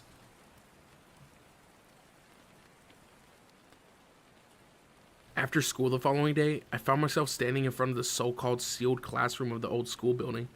All the members of the Occult Research Club were with me. This room was strictly off limits from the outside, so none of us could see within. As far as I knew, there had never been an explanation of what this place was even for. However, based on recent events, it seemed related to the Prez's first bishop, Riaz's other bishop, a club member whose identity had been shrouded in secrecy ever since Ozzy and I had joined. Apart from Zenobia, who was new to our ranks, the others seemed to know who this mysterious person was. Despite having a part in Riaz's Familia for a while, the bishop had some kind of unique circumstance that had prevented them from joining the raiding game against Riser Phoenix and our battle against the fallen angel Kokobio. From what I overheard, it sounded like their abilities were particularly hazardous, more than the Prez could handle by herself, and so she'd been ordered to seal him away. But who were they? Were they really that dangerous? Last night in my room, Sir Zex had explained that the Prez had received high praise from the 4 great demon kings. The princely house of Baal, the ducal house of Algaris, and several other big names for her performance in the recent battle successes. Thanks to that, it had been decided to lift the seal placed on our first bishop. And now, the door to the sealed classroom was about to be opened. A large keep out sign was taped over the door, along with several layers of magic seals engraved into the wood. That spooky aura of the place had kept me away until now. They're inside. They stay in this classroom all day long. They're allowed out at night, so long as they stay inside the old school building. But they refuse to even do that much. She reached out to the door, a magic circle expanding from her palm. Was she unlocking the seal? Being cooped up in a classroom all the time must have been stifling. I would probably go crazy after only a half of a day. Even if it was only at night, if I could have the old school building for myself, I would jump at the opportunity to savor some degree of freedom. Are they a shut-in? The Prez let out a sigh, nodding. Oh, yikes. They really are. Kiba pulled the tape while Akano assisted Riaz in lifting the seal. This child is the biggest earner among the members of our Familia, Akano said. Seriously, how much money do they make? And how? Perhaps noticing my doubtful expression, Akano continued, saying, Our friend conducts special pacts with clients online, the kind of customers who don't like to meet in person. We have a special way of negotiating with that sort of human. That's why we engage with them behind a screen of a computer. The child inside makes as much as high-ranking members of any Familia. Incredible. Negotiating with clients online? And making pacts with humans that way? Now then, let's open it. The magic engravings had been covered at the door were gone, leaving it looking like the entrance to any other classroom. The Prez turned the handle when a frenzied scream came from inside. What was in there? Without even the slightest hint of surprise, the Prez let out another sigh and stepped inside with Akano. It's nice to see you too. It's good to see you're so spirited today. Why? An intense exchange echoed from inside. It was hard to tell from their voice alone, but the bishop sounded like a girl. However, it could have been a young boy. I couldn't be certain. Regardless, the exchange was unnerving. Oh dear, we've lifted the seal, you know. You can come out now. Why don't we step outside together? Akano said gently. I could hear her sympathy and kindness in her voice. She was clearly trying to connect with the bishop. Unfortunately... No, I don't want to. I don't want to go outside. I don't want to meet people. Did this person have a severe case of social anxiety or something? Ozzy and I glanced at each other in bewilderment. Zenobia wore a similarly bemused expression. Kiba and Konako must have been the only ones who knew what was going on, as Kiba let out a soft chuckle, while Konako breathed a deep sigh. I tried to sneak a nervous peek inside the room. I stepped part way in and cast my gaze over its contents. The curtains were pulled tightly shut, leaving the room only dimly lit. The space was decorated surprisingly daintily, almost like a young girl's bedroom, filled with stuffed toys and the like. Hold on, is that a coffin? There was an actual casket in the corner of the room. It was the kind of thing that you would see in a Western funeral. The present Akano were deeper inside, and beyond them had to be that bishop. I stepped closer and spotted a diminutive form of a gorgeous young girl with a doll-like face, blonde hair, and glowing red eyes. She was sitting helplessly on the floor, looking for all the world like she wanted to run. Her trembling betrayed her immense fear. She was wearing a Kuo Academy girl's uniform. I gotta say, she was ultra cute. Whoa, a girl, and a foreign one at that? Awesome. Another beautiful blonde to follow after Azia.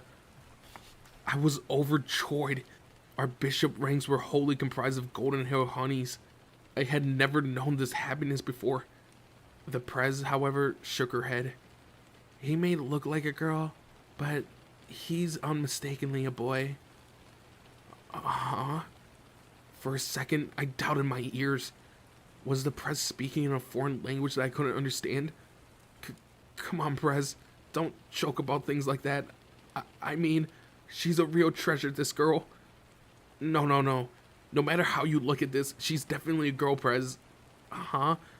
You're serious? He's got a taste for cross-dressing, Akano stated flatly from beside me. Cross-dressing?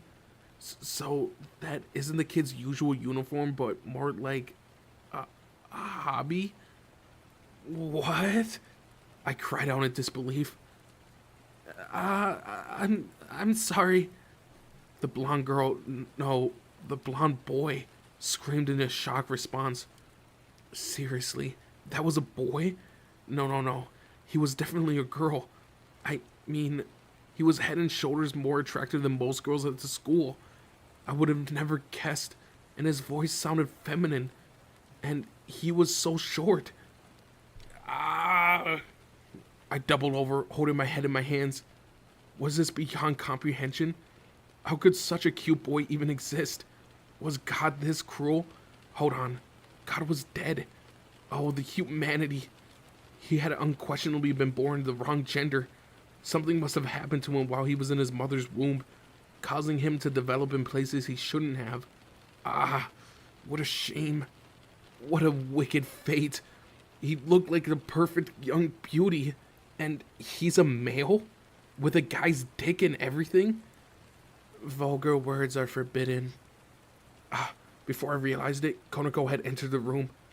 I'm sorry, Konako, but it's too brutal of a blow. It's even worse that he's cross-dressing. It suits him so much, but that's simply another twist of the knife. A shut-in who cross-dresses as a girl for fun?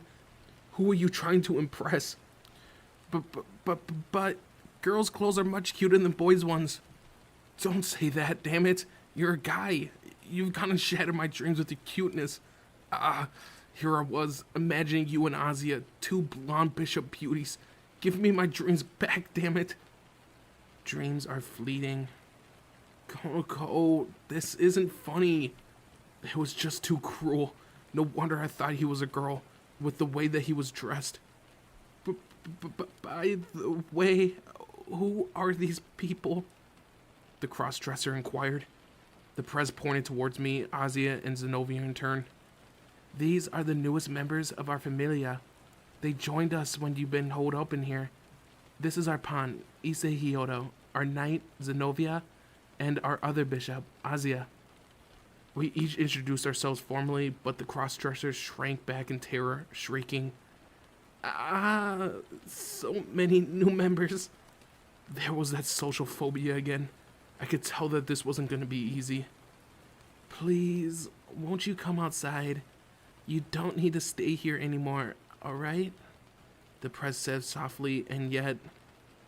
No, I can't cope out there. I'm scared. It's terrifying. Please, I'll just cause problems for you if you make me go outside. This kid was starting to get on my nerves. I couldn't forgive a guy for having a face like that. I walked right up to him and grabbed a hold of his arm. Look, the Prez told you to step outside. I tried to pull him towards the door when he screamed and my vision went white. Uh-huh. I had been holding his arm, so he should have been right there, but that cross-dressing kid was gone. When I glanced around, I found him quivering in the corner of the room. All I had done was tug on his arm, and yet... How strange. Did he just... Something definitely just happened. Ozzy and Zenobia were just as startled by the mysterious phenomenon as I was. However, the other members of the Familia merely breathed resigned sighs. Kiba and the others must have known about this kid's abilities. Don't get angry at me. Don't get angry at me. Please don't hit me. The cross-dressing kid screamed. What had he just done? Akano, sensing our confusion, decided to explain. This child has a special secret gear that allows him to suspend time for odd objects in his immediate vision when he gets excited. Suspend time? Seriously? That cute kid has a secret gear that powerful? I guess that explained the sense of unease that had washed over me for a brief moment. So he could freeze us and run away whenever he felt like it then? But even though he could probably flee whenever he wanted, he refused to leave his room? Talk about a real sociophobe. As he can't control his sacred gear, the Archduke and Lord Zex had ordered him to be sealed in here. Akano explained. The ability to pause time. That was a terrifying weapon. It all made sense now. If he couldn't control it, he could end up seriously harming his allies. The Prez hugged the boy in the girl's uniform behind and said to me, This is Gasper Vladi, my bishop. He's also a first-year student here at Kuo Academy. And before I turned him into a demon, he was half human, half vampire.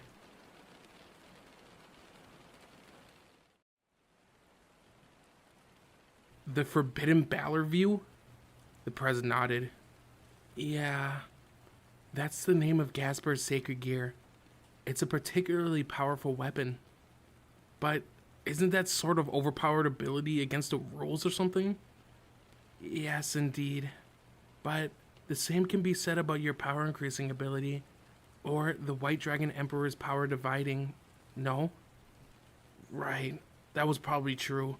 But still, suspending time sounded like a whole different level of rule breaking. The problem is that Gasper can't handle his ability. That's why I had to seal him away until now. He can only activate his sacred gear involuntarily. So it was as I had assumed. But how did you end up recruiting someone with something like that? And he only cost you one piece? At this question, the Prez summoned a book into the air above her before flipping through the pages and pointing into a particular paragraph. It was an explanation of rules underlying the evil pieces system. It's a mutation piece, she said. A mutation piece? Kiba was the one to answer my question. Unlike regular evil pieces, mutation pieces are capable of reincarnating someone who would normally require multiple pieces to recruit. The president is one such piece, Akano appended. Roughly 1 in 10 high-class demons possess a single mutation piece. They said to have started as a bug with the evil pieces system was first designed, but people decided to leave it in for a bit of fun. Gasper was recruited using one of them. So the Prez used that rare item on him? The problem with Gasper's abilities... What do you mean, Prez? He has exceptional talent, and it seems that he can increase the power of his sacred gear unconsciously. Because of that, it's increasing strength by the day. From our previous conversations, it sounds like there might be a possibility that it could develop into a level of a balance breaker given enough time. A balance breaker? That would make it even more dangerous, right? If someone who couldn't even control his own powers managed to unlock his balance breaker, using a time-stopping sacred gear no less than... Just as I was overwhelmed by that admission, the prez placed a hand on her forehead in consternation. Indeed, it's a critical situation, but now that I earned a reputation with the most important decision makers, they've decided I ought to be able to manage him. They must have concluded that I helped you and Yuto control your balance breakers. I didn't know Kiba's, but my balance breaker was incomplete, and using it came with some pretty severe drawbacks. But I heard I received substantial credit for bringing the bastard riser down. That had no doubt contributed to the Prez's higher standing too. Even if the Vanishing Dragon's intervention had resolved in our recent trouble, we'd still been able to defend our territory and prevent any large-scale destruction. So the bigwigs had decided that the President or Familia could do all that. Then there's no reason why we couldn't restrain Gasper either. I don't like when people talk about me when I'm not here. There was a large cardboard box by my side. That was where the voice had sounded from. There was a sudden scream. Unsurprisingly, it came from Gasper. He was so frightened of the outside world that he was hiding inside a cardboard box. Seriously, did he really hate being outside his room that much? In terms of ability, I think that he's only second to Akano. Not only that, but he comes from a venerable vampire family, and thanks to his human half, he possesses a mighty sacred gear. He has a natural ability of a vampire, and is skilled in the kind of magic that only humans can cast. He might not be particularly adept, but I doubt I would have been able to recruit him with just one bishop piece. Oh, so he's that impressive, is he? This cross-dressing socio-phobe vampire? Wait, but what about daylight? Prez, aren't vampires supposed to be weak to the sun? Will he be okay? Riaz nodded. That isn't a problem. He has the blood of a daywalker, a special kind of vampire that can move freely during the daylight. That said, he doesn't exactly like it. A daywalker. I guess there were all kinds of vampires. I hate the sun. I hate it. I wish it would disappear forever. Gasper had a point. Sunlight was the natural enemy to demons too. Still, we were still students of Kuo Academy, so we had to get used to moving around during the day to attend school. You haven't been going to class, have you? You need to figure out how to overcome your problems and attend lessons. You know that, right? My words only drove Gasper to start shrieking. No, I'm fine in this box. The air and light outside are bad for me. Just treat me like a sheltered kid. This was worse than I thought. What were we gonna do with him? One more thing. Doesn't he drink blood? I mean, he's a vampire, right? I questioned. He's only half, so he doesn't require it that often. As long as he has some every 10 days or so, he's fine. Although, he doesn't particularly like that either. I hate blood. It stinks. And I hate liver too. How could this kid survive as a vampire if he was so picky about blood? Worthless vampire. Konako spat out spitefully. Dang, she was ruthless. What? Konako, why are you so mean? They were both first years, so there was no need for her to treat him with respect. She showed the upperclassmen. However, I was older than Konako, and she told me off all the time. In any event, while I'm gone, I'll leave Gasper's education and training in your hands. Issei, Azia, Konako, and Zenobia. Akano and I will be going to the venue of the Leaders Summit. And Yuto, my brother wants to know more about your balance breaker, so please come with me. Yes, President. It looked like the press had a long day ahead of her, and the Demon King had called Kiba personally. He wanted to know more about his holy demon sword, I guess. Fusing holy and demonic powers were supposed to be impossible, so it probably was extremely irregular for a sacred gear to develop into that kind of balance breaker. It was only natural to want to investigate it. Sorry, Issei, but I'll leave Gasper to you.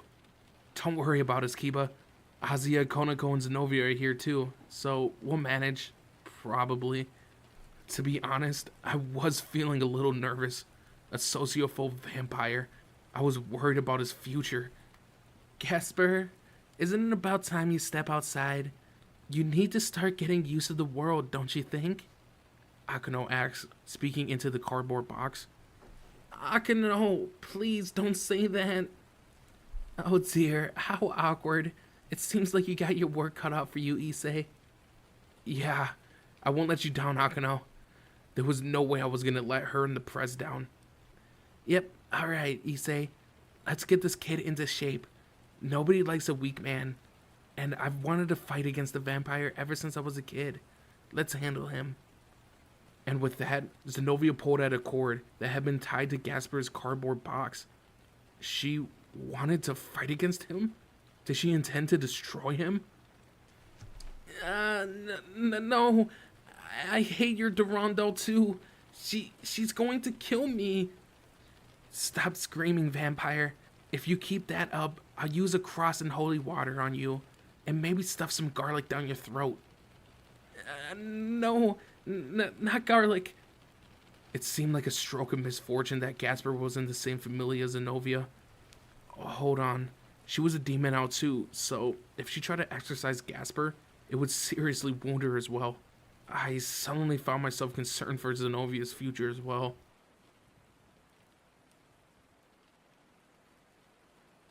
Alright, start running. You're a daywalker, so you shouldn't have any problem moving around in the sun. Don't chase me waving around that Durandal.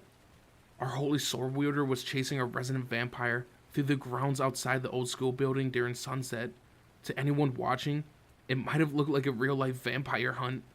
The Durandal was letting out a dangerous sound and a ferocious aura. Gasper was fleeing for his life, naturally. If Zenobia managed to land a blow with her Durandal, it would mean the end for him. According to Zenobia, a sound mind started with a well-trained body, so she took his physical training upon herself. Unsurprisingly, her methods were way over the top. However, she did look to be enjoying herself as she swung her legendary weapon back and forth. I recall that Zenobia had mentioned something about enjoying her responsibilities since becoming a demon. She was probably similar to Ozzy in that respect. They both lived simple lives in the service of the church, and so now that they come to Japan, a mostly secular country with no overbearing religious institutions, their new lives must have been a breath of fresh air. I was looking forward to meeting the other bishop like me, but he wouldn't even look me in the eye. Ozzy said with a regretful sniffle. She seemed likely to cry. At home, she had often mentioned how she wanted to meet the Prez's other bishop. She must have been eagerly anticipating meeting him. Her disappointment was understandable, but it couldn't be helped. Gasper's social anxiety was off the charts. Seriously, he hadn't been able to make eye contact with Ozzy. Damn him. Who did he think he was? Still, I was going to have to put up with his indiscretions. He might have been my senior as a demon, but he was still my junior at school. I had to look after him. Like Zenobia, Konako was chasing after Gasper with a handful of garlic. Gatsby, garlic will make you big and strong. Why are you bullying me, Konako? Was it me, or were the two first years getting along well? I heard that Konako had a bit of a mean streak, but was she teasing him? Hold up, did she just call him Gatsby? Oh, I see that they're really getting into it. At that moment, Saji, from the student council, appeared beside me. Oh, hey Saji. Yo, Hyoto, I heard that you let your Familia shut-in out, so I thought I'd take a look. Yeah, over there, the kid Zenovia's chasing around with her weapon. Wait, she's actually waving her legendary holy sword around? Are you sure about that? It's a girl, and blonde? Saji looked truly delighted. I knew how he felt. Sorry to break it to you, but he's a cross-dresser. Hearing that, Saji was immediately crestfallen, utterly devastated. That fraud! Don't people normally cross-dress because they want to show off? He's an indoor kid. Who's he got to impress? That doesn't make any sense. I don't get it. That makes two of us. I don't understand Gasper either. Feminine attire suits him so well that I don't even know what to say. Anyway, What's up? Saji was wearing a tracksuit and a pair of work gloves and was carrying a small gardening trowel. As you see, I'm tending to the flower beds. The chairwoman gave me this job a week ago. There's a lot of events taking place on campus lately, right? And the Demon Kings are holding a conference here too. So it's the job of the chairwoman's pawn, me, to make sure the grounds are in good shape. He paused there, puffing out his chest proudly. Doesn't that mean he's doing odd jobs? I didn't want to wound his pride, so I kept quiet. I sensed a presence approaching in our direction. I turned towards the source of the sound, and couldn't believe my eyes. So this is where the servants of the families of the Demon Kings come to play. He was a sinister-looking guy dressed in a summer's yukata. I knew that face well. Azazel. Yo, Mr. Red Dragon Emperor, we meet again. Everyone suddenly turned to look at the fallen angel. Immediately, the atmosphere was tense. Zenobia braced herself with her sword at the ready, readying the situation. Azia hid behind my back as I activated my boosted gear to protect her. What was the governor of the fallen angels doing here of all places?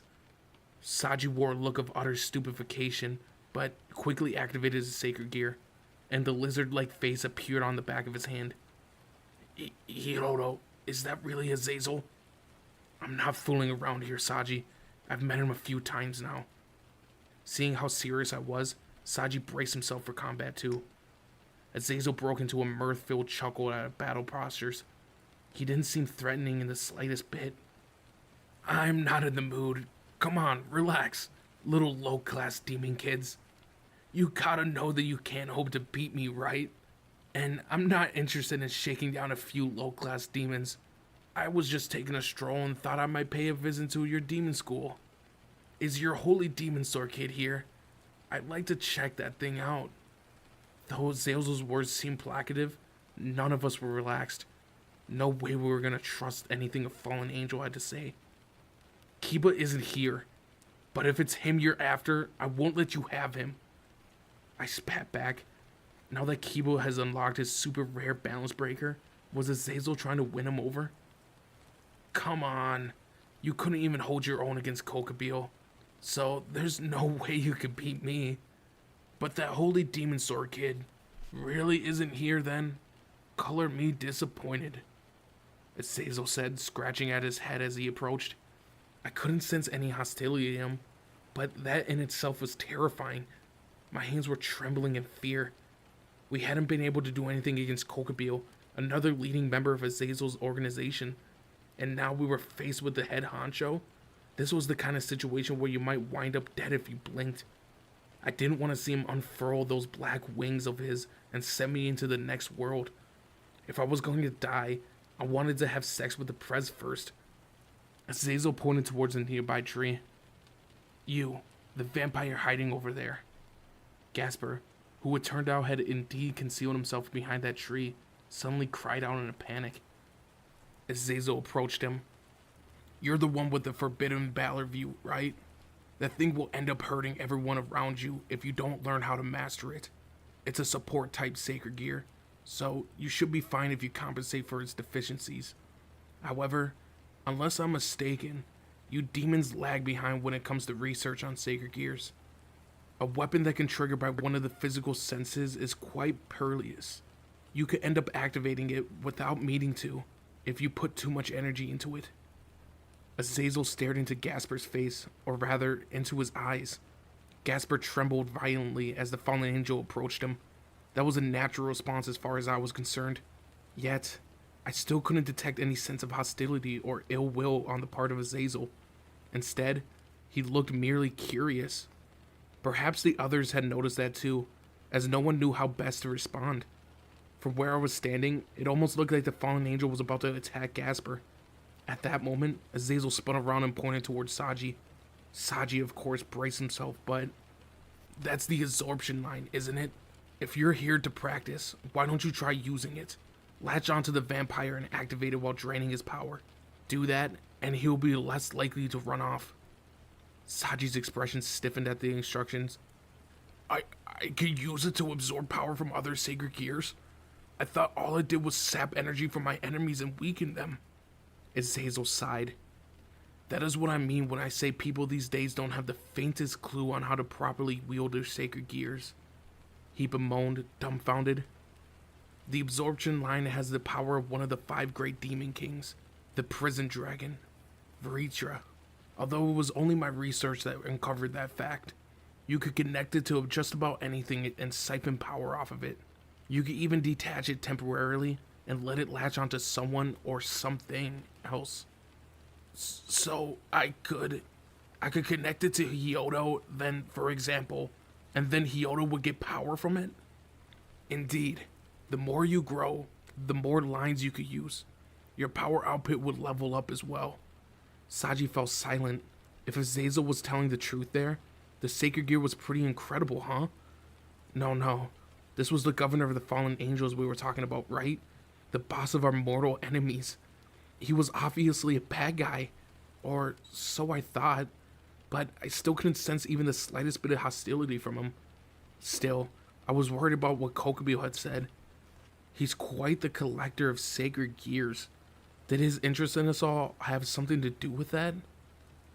The fastest way to level up your sacred gear would be to drink the blood of the vessel of the boosted gear. Give your vampire some blood to drink, and you'll increase his power. I'm sure you could figure out the rest on your own. With that, the fallen angel took one last look at us and turned to leave.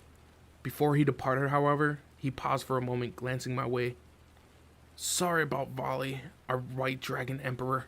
He wasn't supposed to reach out to you without permission. I bet you were pretty surprised, huh? He's a strange one. I don't think he's interested in settling the red and white rivalry just yet. What about you then? Are you going to apologize for summoning me without telling me who you were? He had seriously freaked me out. That wasn't even a good joke, telling the demon you summoned that you were the governor of the fallen angels. Azazel remained unfazed and simply flashed me a mischievous grin. That's my hobby. I've got nothing to atone for. And with that, he turned to leave for real this time.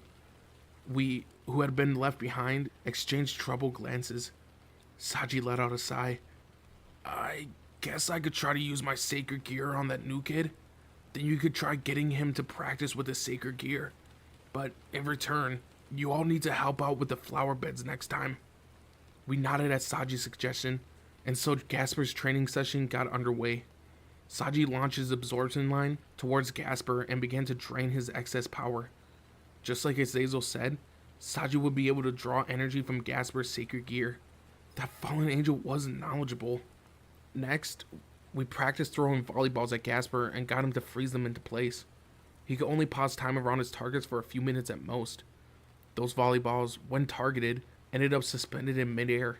When he used his ability on a living thing, they were also rendered entirely motionless.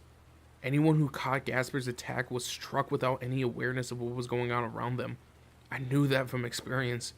It felt strange to have your world freeze without any clue what happened, or how much time had passed. However, Gasper's sacred gear could only affect things that he could see. Even with that limitation, it was still an unquestionably potent tool. The closer Gasper got to his target, the better he could see them, which made the time-stopping effect stronger. The trouble was that Gasper couldn't effectively use the sacred gear. He had difficulty stopping only one target, and often wound up suspending everything within range. He couldn't consciously activate it either, and there was a few times where he glanced toward one of us and froze an armored leg. Seriously, the way that he activated that thing without even meaning to was a real nuisance. Every time he did something like that by accident, he would cry "I'm sorry" and run off to hide somewhere. Catching him and bringing him back got old real fast. All I wanted him to do was freeze a volleyball without hitting anything else. But getting Gasper to that level was more difficult than I expected. Not only was I dealing with the quirks of a powerful sacred gear, but also those of a strange kid. Still, the president trusted me with this task, so I had no choice but to stick with him. I was determined to whip Gasper into shape. How's it going? Is he making any progress? The press asked, bringing us sandwiches. Since she decided to check in on us, she must have been concerned about Gasper. The boy in question was panting in nervous exhaustion, probably because we had repeatedly been draining his power. Rias' arrival seemed as good as any time for us to take a break. Whoa, the sandwiches are amazing. The spices are superb. The taste is eye-opening. Prez, these are delicious. Thank you. I didn't have many ingredients, so they're very simple, I'm afraid. Even if that was true, they were mouth-watering. Even Saji was muttering about how tasty they were. Akano and Kiba were still with Sir Zax and hadn't returned. The Prez was alarmed to hear about Azazel, but said, I heard that he's knowledgeable about sacred gears. As for his advice, I suppose he feels comfortable enough to share it with us. With that, she fell deep into thought. Now that you return, Riaz, I should go back to work with the flower beds, Saji stated, taking another 2 or 3 bites to finish his sandwich before rising to his feet. Saji, thank you for going out of your way to help my servant today. I appreciate it. Saji blushed at the Prez's appreciative remark. It's fine, really. You're the chairwoman's friend, and I learned about my sacred gear today. It's been a win-win situation for the both of us.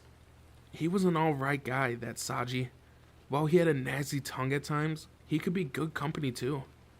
Okay then, it's up to you now, Hyodo. Yeah, thanks, I replied as he left. After seeing him off, the Prez turned to Gasper, who was resting beneath a tree nearby. Are you feeling up for a bit more practice, Gasper?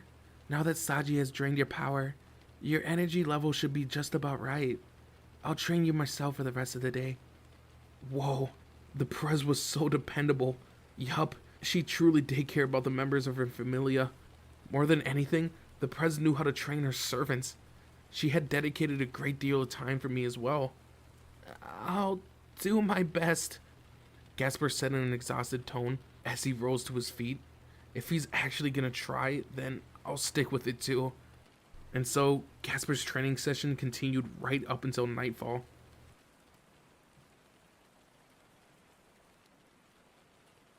The next evening, I was back to my usual demon work.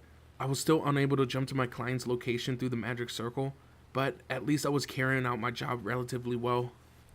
The Leaders' Summit was fast approaching, but even so, we servants of Ria's Grimory's Familia still needed to go about our everyday work. Not only that, but there were 2 Demon Kings in town, so we couldn't afford to do things half-heartedly. Oh, it's Issei today, huh?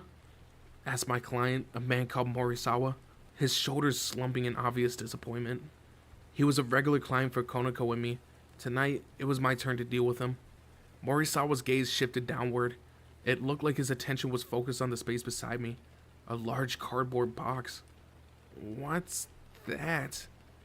A talking box, I answered. I lightly nudged the container with my foot. The gesture earned a shrill scream. Yeah, it was my closeted junior, Gasper. I had pedaled him all the way here on the back of my bicycle. The president asked me to take him out on a few of my jobs. I felt like weeping. To be honest, I didn't think Gasper would be much use, but so long as he didn't get in the way, I was willing to put up with him. So I just set the box down on the floor when... What is it? What's inside? Morisawa asked, edging closer. Before I knew it, he opened the lid and... Morisawa and Gasper's gaze met. Given Gasper's fear of social interaction, it wasn't surprising that this sudden encounter was enough to bring him to tears. Come on, Gasper. You've got to learn to cope with things like this. He may look like a cute little girl, but he's actually a boy. He seems big on cross-dressing, I explained. It seemed best to make the situation plain for Morisawa right from the start. Surprisingly, my client grabbed me by the shoulders and bellowed, "No real girl could ever be this cute. Femboys are awesome." What an emphatic cry. Wait, so he was okay with Gasper being a guy? Seriously? Morisawa's eyes was positively gleaming. "Come out now. I'm not going to bite. Let's have fun." Morisawa entreated while taking ragged breaths through his nose. He transformed into a total degenerate. No. Gasper was all but sobbing. He looked terrified. I could hardly blame him. Morisawa's creepy demeanor was enough to even freak me out. My client reached towards Gasper, his fingers wriggling lecherously. Gasper screamed. Everything stopped. When I came to, the cardboard box that had been resting beside me had disappeared. Morisawa clearly couldn't grasp what just happened. Gasper had suspended time around us. He must have panicked and unconsciously activated his sacred gear. Morisawa and I had been frozen in time, but I didn't know for how long. Quickly, I scanned the room, spotting Gasper's box in one corner. So that's where he had gone. I walked over. Sorry about that, Gasper. Morisawa was a little scary just now, wasn't he? He cried. There was no way he would be any use on this job. I did it again. Stupid, stupid, stupid. I'm so stupid. I didn't want to stop them. I didn't want to stop them. Gasper. The president left him in my care, so I had to do something. Unfortunately, now that he was all worked up, it would take him a while to recover. There was nothing I could do to fix the situation.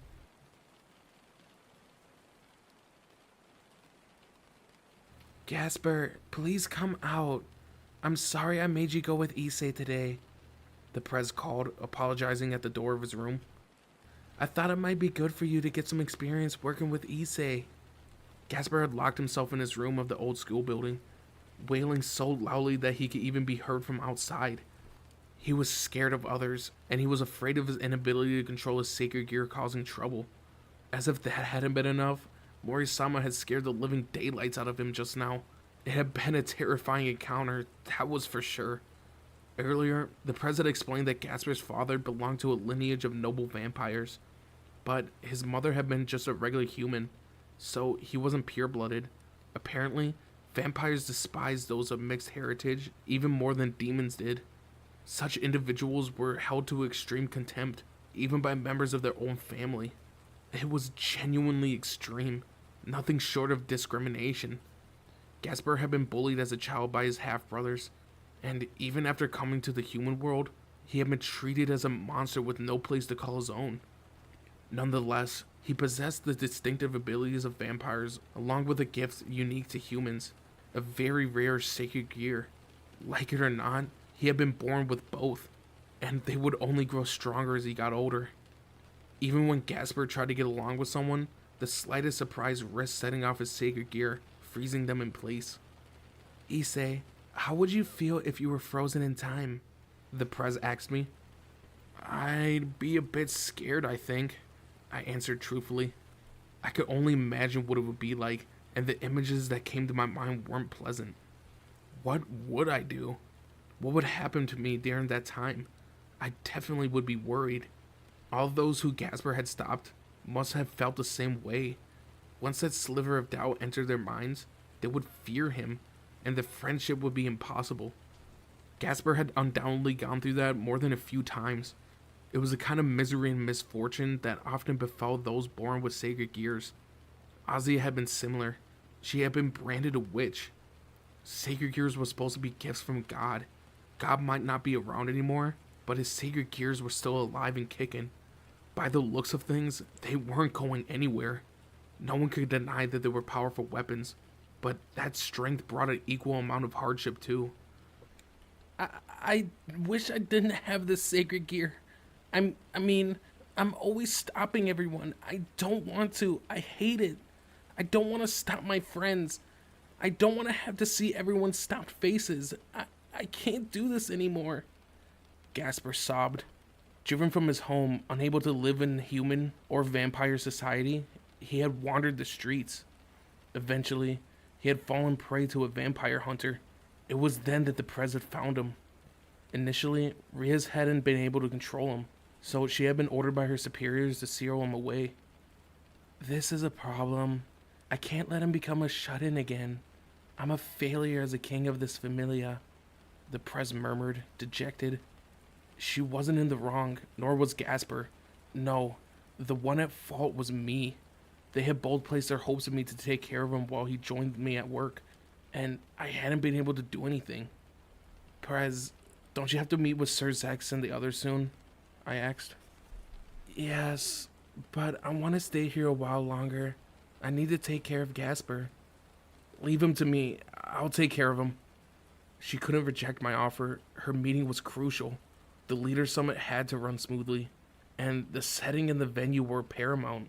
If anything went awry, it risked widening the divisions between the three factions. It's alright. I finally got a junior to mentor. I'll look after him, I declared proudly. Let me give it to you straight. I wasn't incredibly confident. Dealing with sensitive personalities wasn't my strong suit, but I had to act assured in front of the prez. Issei, alright, can I leave him with you? Of course, I responded, my voice filled with enthusiasm. Rias flashed me a smile, nodding. She glanced once more towards the door of Gasper's room, worry plain in her expression, before departing. After seeing her off, I let out a deep sigh and slumped down to the floor. I'm not going anywhere. I'll wait here until you're ready to come out, I called loud enough so that Gasper would hear. I racked my brain, but that was all I could come up with. Sit down and wait. Plain and simple. Wasn't there a famous shut-in a long time ago? And this is how people convinced him to come out. I wasn't sure, but I thought I was right. It was a battle endurance. I must have sat there for an hour or more, waiting impatiently, but there was no sign of change. Just sitting in silence wasn't getting me anywhere. Maybe I should try talking to him? Are you afraid of your sacred gear? Of us? I asked through the door. My sacred gear is overpowered too, you know. There's a super strong dragon inside of it, but my life wasn't as unusual as yours at Kiba's. I was just a normal high school student. I didn't know whether or not Gasper was listening, yet I had to do something. Voicing my thoughts was the best I could muster. To tell you the truth, I'm scared too. Every time I draw the dragon's power, I feel like a part of me is morphing into something else. I still don't know much about demons, and I don't have any idea what a dragon really is. Even so, I decided to keep moving forward. What other choice was there? Why do that if you could lose something so important? How are you able to keep going so easily? A response. Good. So he is listening. However, Gasper's question put me in a bit of a bind. I'm not that bright, so I really don't know much about tough questions like that, but I don't want to see the Prez cry ever again. We lost our first rating game. I was beaten to a pulp, to the point where I couldn't even remember what happened at the end. I was pathetic, but I do remember the Prez's tears. I clenched my fists. Even now, the memory was painful. It was hard. I can still see it all so clearly. And my allies kept getting eliminated one after the other until I was the only one left. Sometimes, I relive the battle in my dreams. When I do, it's always me running around the battlefield alone. When I finally find the Prez, she's sobbing, and there's nothing I could do. The door cracked open slightly. I wasn't there. Gasper peeked from the gap. It looked like his eyes were wet. Yeah, I know. I'm not blaming you or anything, but it'll be different from now on, right? I'll just cause trouble for you. I'm a shut-in. I'm afraid of everyone, and I can't even use my sacred gear properly. I placed my hand on Gasper's head, peering into his eyes. So that's where his sacred gear is, huh? The ability to stop time. I don't hate you. You're my junior, so I always look after you. Well, I guess you're my senior as a demon, but I'm older than you in real life, so I'll look after you. Gasper blinked in surprise. Fight with us. Let's support the Prez together. If anything scares you, tell me, and I'll send it flying. I got legendary dragon power, so it will be easy, I said with a grin. Gasper, however, looked troubled by my attempt to encourage him. Do you want to try drinking my blood? If that bastard Azazel is telling the truth, then it might help you control your sacred gear. If that was really all it took, then it was a small price to pay.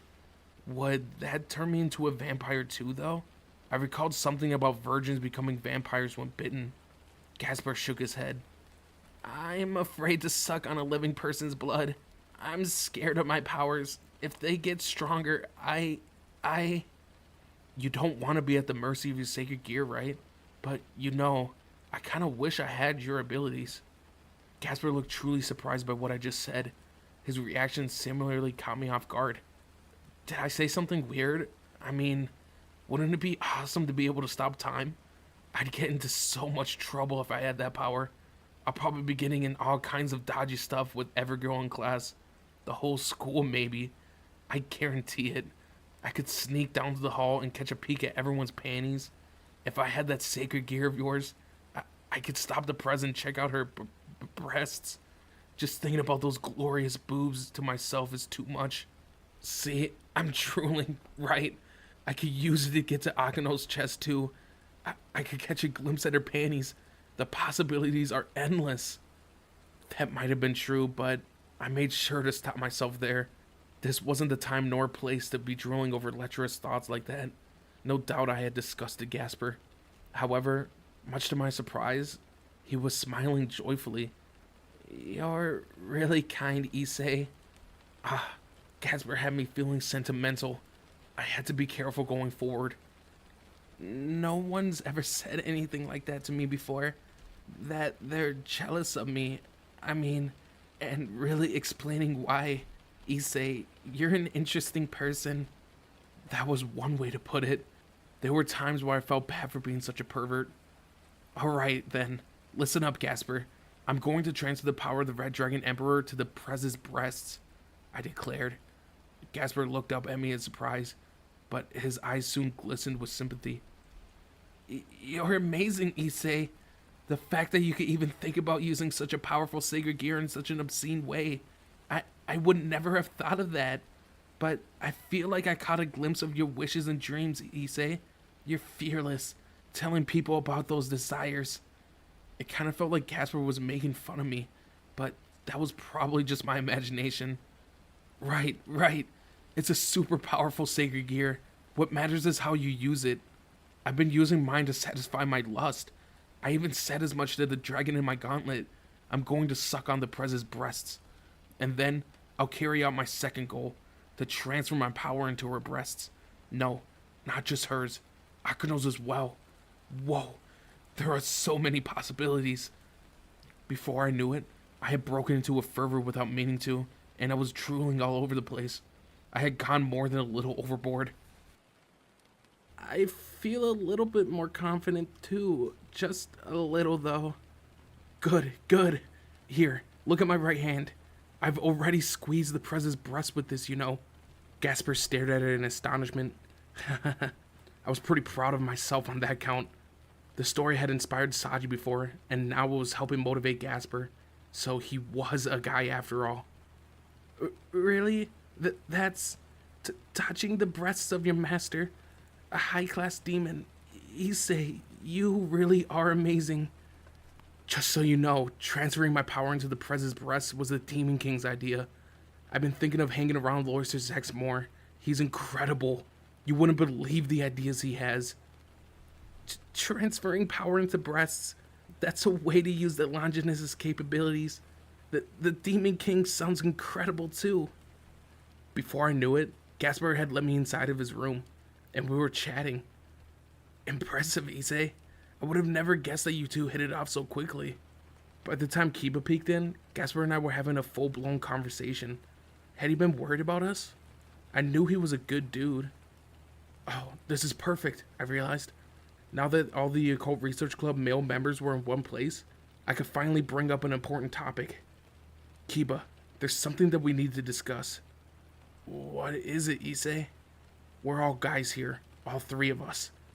Indeed, but that's an odd thing to confirm all of a sudden. I thought we men in Ria's Grandmother's Familia should team up to coordinate our efforts. That's an intriguing thought. What do you have in mind? Yes, Kiba's willing to hear me out. Alright, time to reveal my master plan.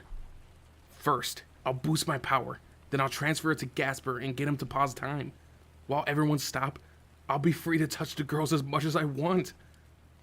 Entertaining dirty fantasies again, are you? Putting that aside, what do you need me for? Kiba was practically left speechless by my suggestion. Yeah, you're essential here. I need you to use your balance breaker to protect me. The enemy might attack while I'm playing around. We need to work as a team to do this. I boost my power, Gasper uses it, I fuel the girls up, and you protect me. It's a perfect formation. Issei, I'd do anything to help, but this... Let's have a serious discussion about the future for once. The way that you use your powers is too lecherous. You'll make Dre cry. Kiba understands. Came a sorrowful voice from my sacred gear.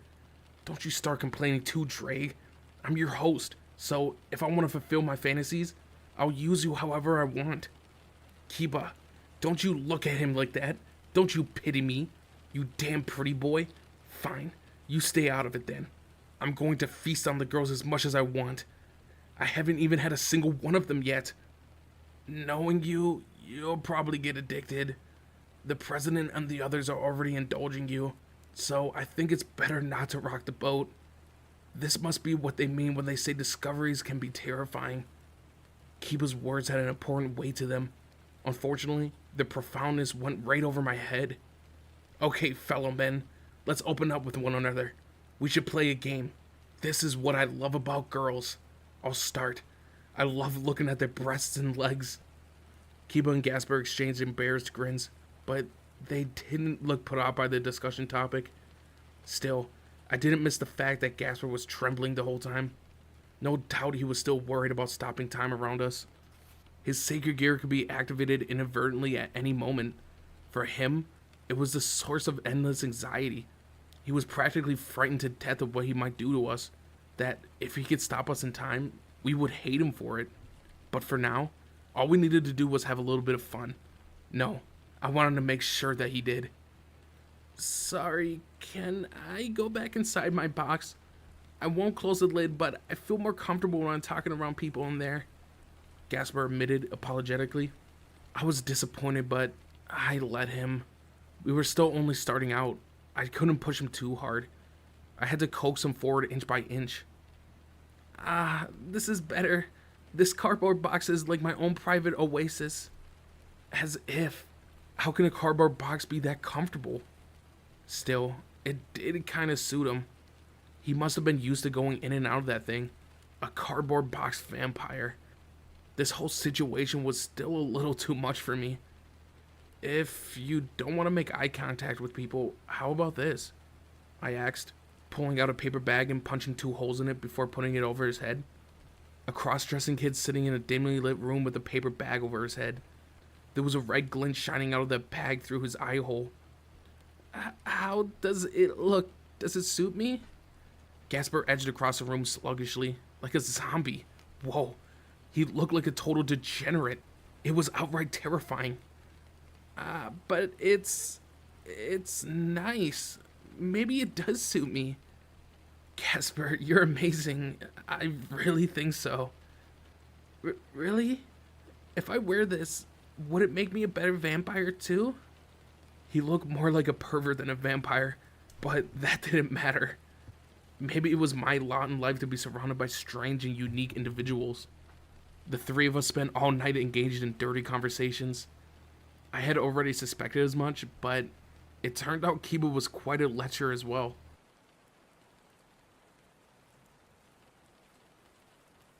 On the next day off, Akano called me to meet her. She said that the press would be joining us later when she finished something important. I wondered what Akano wants with me. My mind kept going to dirty places, but if Rias was going to join in, then there was little possibility of that. I was happy that the press and Akano were so fond of me, but it sure made for a complicated situation. One spark, and they break into a massive fight over who would get to keep me as their dog or cat or whatever. As a pet, I was pleased. As a man, I was in limbo. I made my way to the outskirts of town as Akano had asked. Hold on, isn't there only one place of note this way? Before long, the stone steps that I'd been expecting came into sight, and at the end of those stairs was a red torii gate. Yeah, I had arrived at a Shinto shrine. Uh-oh, shrines were no place for demons. I hadn't tried setting foot into one myself yet, but I heard that, like other sacred grounds, they weren't exactly easy for creatures like me to enter, and I was pretty sure the press warned us not to go near places like this. There was a figure waiting at the foot of the stone steps. Squinting, I recognized a familiar face. Welcome, Issei. Akano? She was standing there in a Shrine maiden outfit. I made my way up the steps. Sorry for calling you here so suddenly. Akano apologized, walking along beside me. No, it's fine. I was only killing time. What do you need? The press is coming later, though, right? Yeah. Ria's had to go to the final meeting with Lord Zex before the conference. Her shrine maiden outfit was really magnificent. It looked great on her. She truly was a classical Japanese beauty. Could this be where her nickname of the Vestal of Thunder came from? And was it really okay for a demon to stroll into a shrine? I had a lot of questions. The biggest mystery was why Akano had asked to meet me way out here in the first place. Doesn't the Prez normally ask you to join her for meetings? She might need her queen after all. Grafia would take care of her, so it should be fine. I have a more important task, to welcome the individual waiting for us here. She glanced up to the top of the stairs. Uh-huh. We're meeting someone? We approached the Torii Gate. Demons were supposed to receive considerable damage if we passed this point. We had always been warned not to enter sacred places. We'll be fine here. We've come to a special agreement that even demons can enter this area. Akano explained before passing under the gate as if it was nothing. Bracing myself for the unexpected, I nervously inched through. Nothing happened. In front of me stood the shrine's main hall. It felt like a rather old and ancient building, but I couldn't spot any signs of damage or wear. Akano, is this where you live? Yeah. It was left vacant when the last priest who operated it passed away, so Ria secured it for my use. Is that the Red Dragon Emperor? I spun around at the sound of a new voice. A pair of golden wings, brilliant to the point of being blinding. A young man with a handsome countenance was staring at me. He was dressed in luxurious white robes and had a golden ring hovering above his head. Hold on, a halo? He smiled my way gingerly and extended his hand. It's a pleasure to meet you, Red Dragon Emperor Issei Hyodo. He knows my name? Just who is this guy?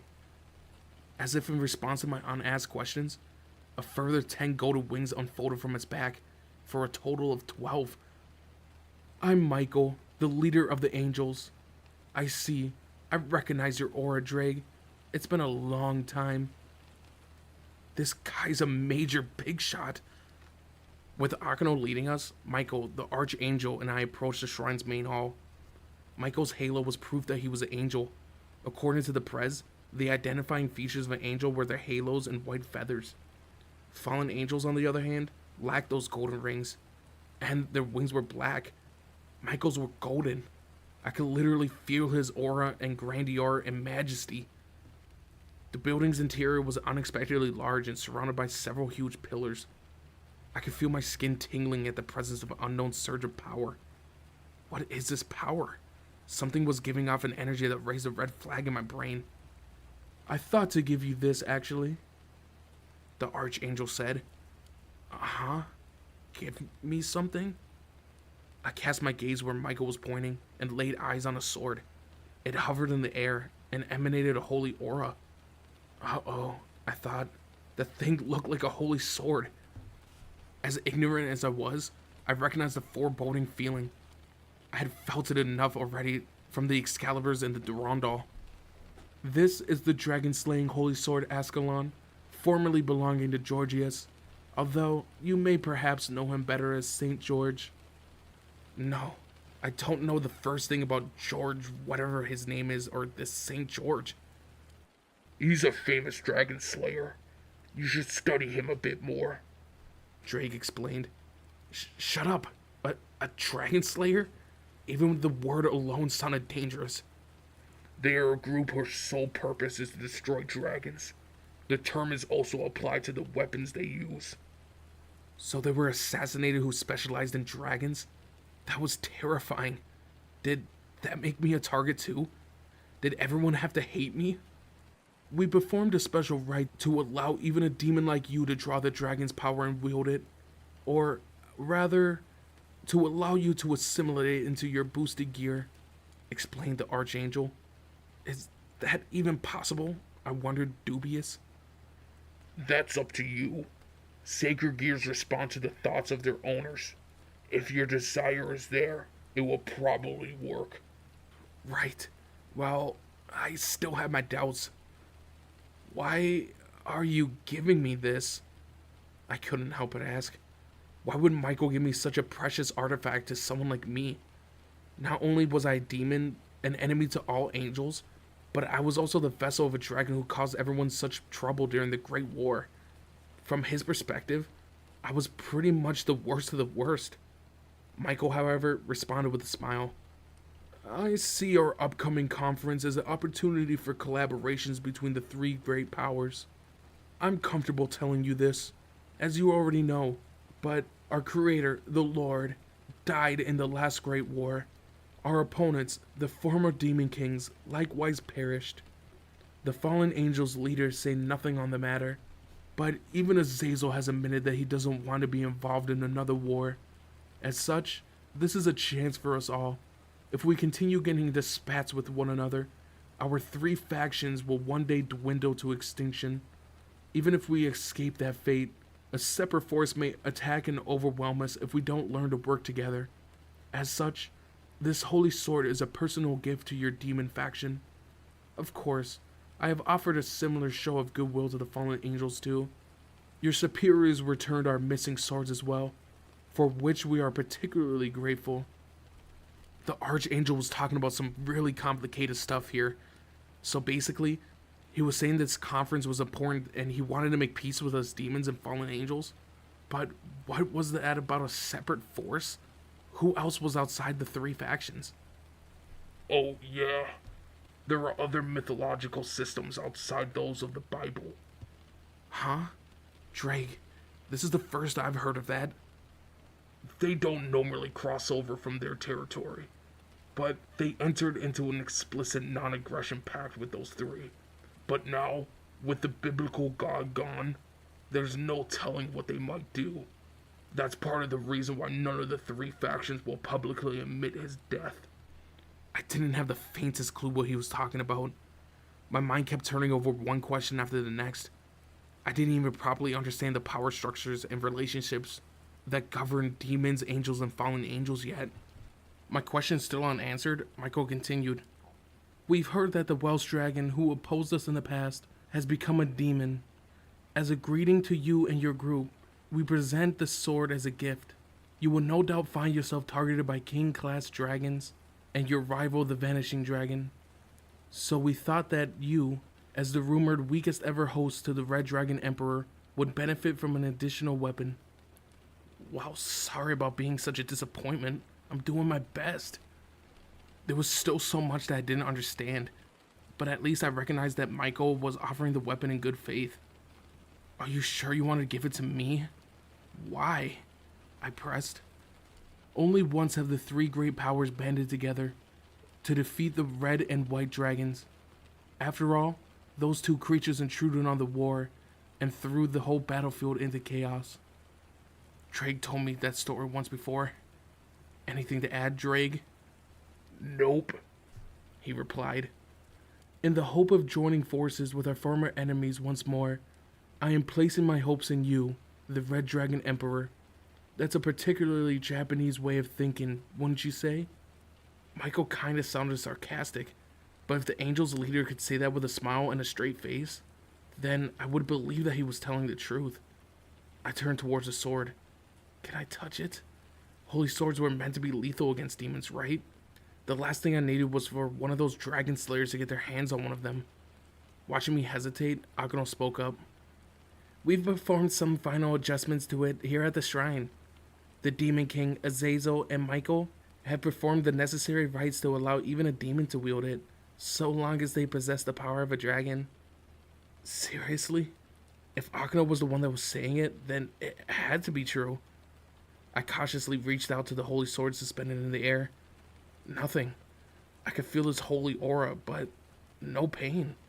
No damage assailed my body. Was I seriously gonna be okay then? Focus on your boosted gear, kid. I'll take care of the rest. Synchronize that blade with the energy of your sacred gear. That was easy enough to say, but actually doing it. For the time being, I focused on activating my sacred gear and manifesting my red gauntlet.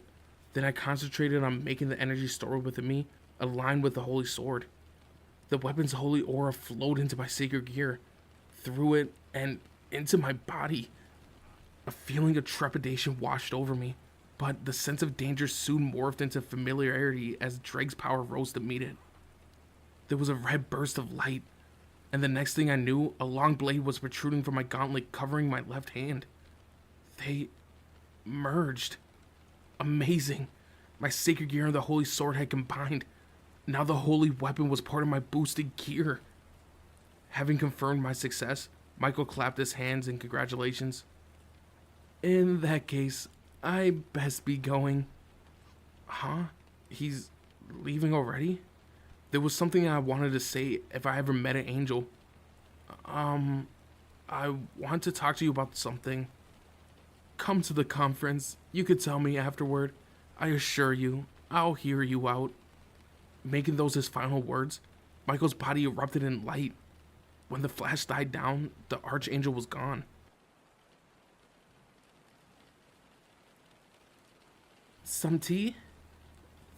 Thank you.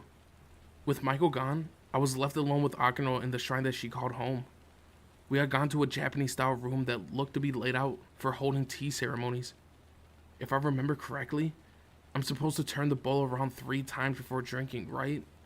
1, 2, 3. That's bitter. Akano watched my reaction with a light chuckle. Did you work with Michael, the archangel, on the sword here? I asked. Yeah. This is where we made modifications to the Ascalon. Arranging the conference between 3 great powers and organizing a ceremony to prepare a holy sword too. Akano and the Prez sure had a lot on their plate lately. Was this the kind of work that kings and queens were always called on to do? I would have to try to keep out of the way and to keep Gasper occupied at least for a while. However, for the moment, Akano and I were alone. I surmised it was a good time to inquire about something that had been bugging me. I braced myself to bring up the topic that had been troubling me ever since our battle with Kokubio. Do you mind if I ask you something? Please, go ahead. Akano, is your father... Her expression clouded over at the unfinished question. That's right. My father is Bakio, one of the leaders of the fallen angels, and my mother was a human. So it is true. Kokubio said that Akano possessed Bakio's abilities and powers. My mother was a daughter of a priest at a shrine here in Japan. Akano explained while meeting my gaze. I was told that one day she came to aid my father, who had been badly wounded. That was how they met, and I was the result of the union. Akano certainly had some complicated circumstances. She and Gasper were alike in that way, I guess. Suddenly, I was struck by the feeling that my own family was too ordinary. Despite being the one who broached the subject, I wasn't sure how to respond. I racked my brain trying to think of something to say, when Akano's wings shot out of her back. Unlike the usual pair of matching demon wings, only one of them was bat-like, while the other was one of a fallen angel. I possess demon and fallen angel wings alike. Akano all but spat out the words in loathing as she grabbed onto the black fallen angel wing with one of her hands. I hate these feathers, so when I met Riaz, I chose to become a demon, but the creature I had become was something in the middle. Perhaps this suits one like me, whose blood is tainted with corruption. Akano's every word dripped out with self-derision. It hurt to see her talk about herself in such a way. How do you feel now, Issei, to learn the truth? You hate fallen angels, don't you? They killed you once, and Azia too, and then they tried to destroy your hometown. How can you not despise them? Given the gravity of the situation, I certainly wasn't about to lie. Yeah, I hate them. At this, Akano's expression turned sorrowful. I like you though, Akano. She said nothing but looked a little surprised. I won't ask anything else about your birth. I only want to know whether it was true. Actually, even inquiring about that was pretty rude of me. and I kind of regret having done it in the first place. I'm sorry, really. I can be a bit insensitive sometimes. Not at all. Can you truly forgive me for having the blood of a fallen angel running through my veins? I may be reborn as a demon, but I'm still part fallen angel. Maybe I got close to you because I wanted you to hate me. I'm despicable. That's got nothing to do with it. How should I put this? You're kind, Akano. You're nice. I definitely don't like fallen angels, but you're different, okay? Even if your father is a fallen angel, you're Akano, the Occult Research Club's vice president. And I never once thought poorly of you. I'm not going to despise you just because you got a little bit of fallen angel blood in you. I still like you just as much as I did before. There's nothing to worry about, right? Huh? Yeesh. What am I saying? Sorry. This is all coming out really clumsily. As I trailed off, I realized Akano was crying. Uh-oh. Did I hurt her feelings? What am I supposed to do? I brought her to tears. As I floundered, Akano broke into a smile and wiped her eyes. That's not fair, Issei. If you keep talking like that, I really will fall in love with you. Huh? I didn't get that last part, but she said something wasn't fair, right? Did I upset her? As she stood up, brought her face near mine, and embraced me. Akano? I stammered, not knowing what to do. I've decided, she whispered into my ear. I've decided, Issei, do you like Rias? Huh? Yeah, of course I do. I thought so. She's serious too. So I guess becoming your lawful wife is out of the question. Azia still has a good shot at that though. So first and second places are already taken. First place? Second place? Just what was she ranking? My confusion must have been readily apparent. Akano edged closer still, her mouth approaching my ear. Hold on, Akano. I won't be able to take it if you do something so stimulating. You know, Issei. What? I don't mind being number 3. My number 3? What does she mean? Does that have to do with the first and second place that she mentioned? I don't get it. Yeah, you're number 3. That might actually be rather good a position.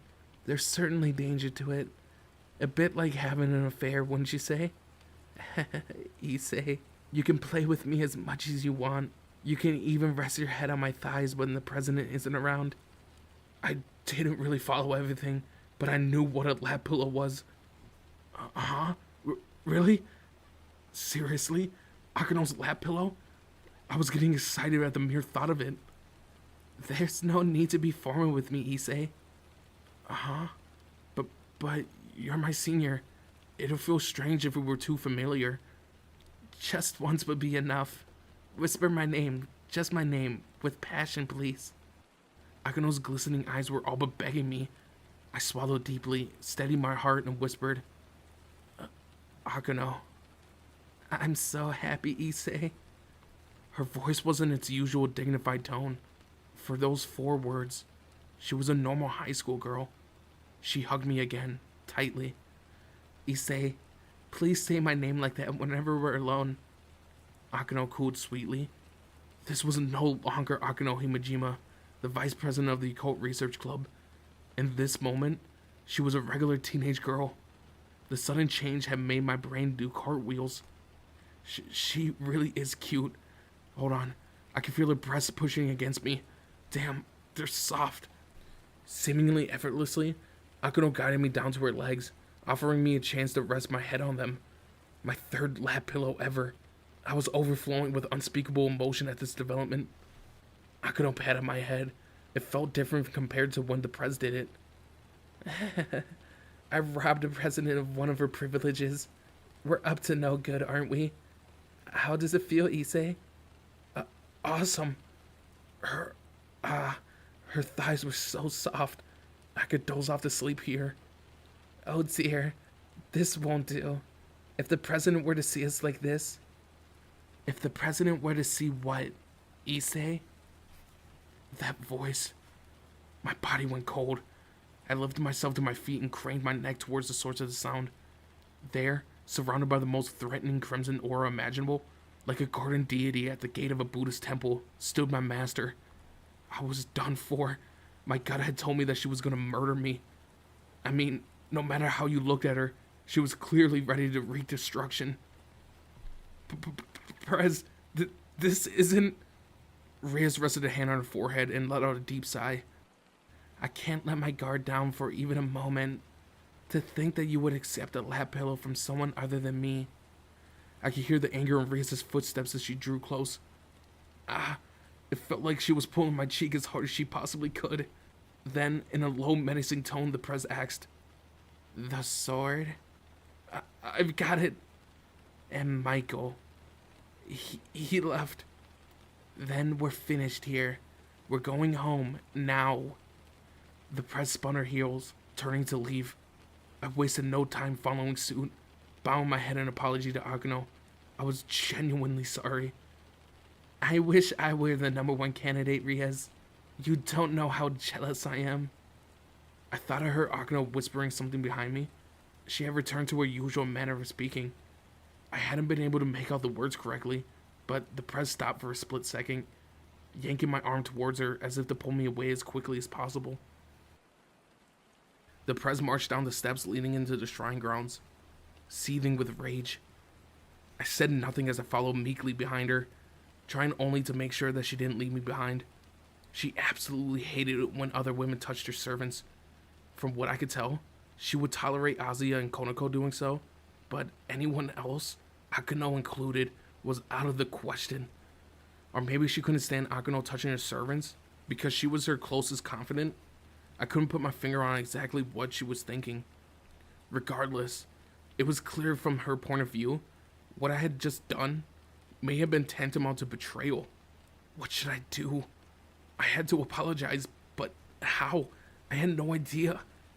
If the Prez ended up hating me, I would die of shame. I racked my brain, trying to come up with a solution, when she took a sudden stop. You know, Issei, the Prez began, without turning around. What was she about to ask? I was terrified. How should I respond? I couldn't think of a proper response. Yeah? I asked nervously, but I couldn't have expected what she was about to say next. Akano, well, Akano, you see, yeah? Akano is the club's vice president, but she's still Akano. And me. What does she mean? Of course I thought of Akano as Akano, but what did that have to do with anything? You're the Prez, right? Is it just my imagination, or did her shoulders slump when I said the word Prez? That's right. I'm the club president, but I'm also Reyes. What's going on? Her tone is incredibly bleak. Did I say something wrong? I clearly hadn't given the Prez the answer that she was hoping for. As such, in as normal of a voice I could muster, I stated, "Yeah, you're the Prez. My master, the high-class demon Reyes Gremory. And, Prez?" At this, she turned around to face me, her expression despondent.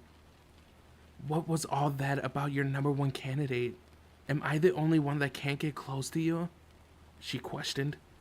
The Prez's voice wasn't filled with her usual elegant and graceful intonations, but sounded more like a regular girl, the kind that you might have found in any city or town.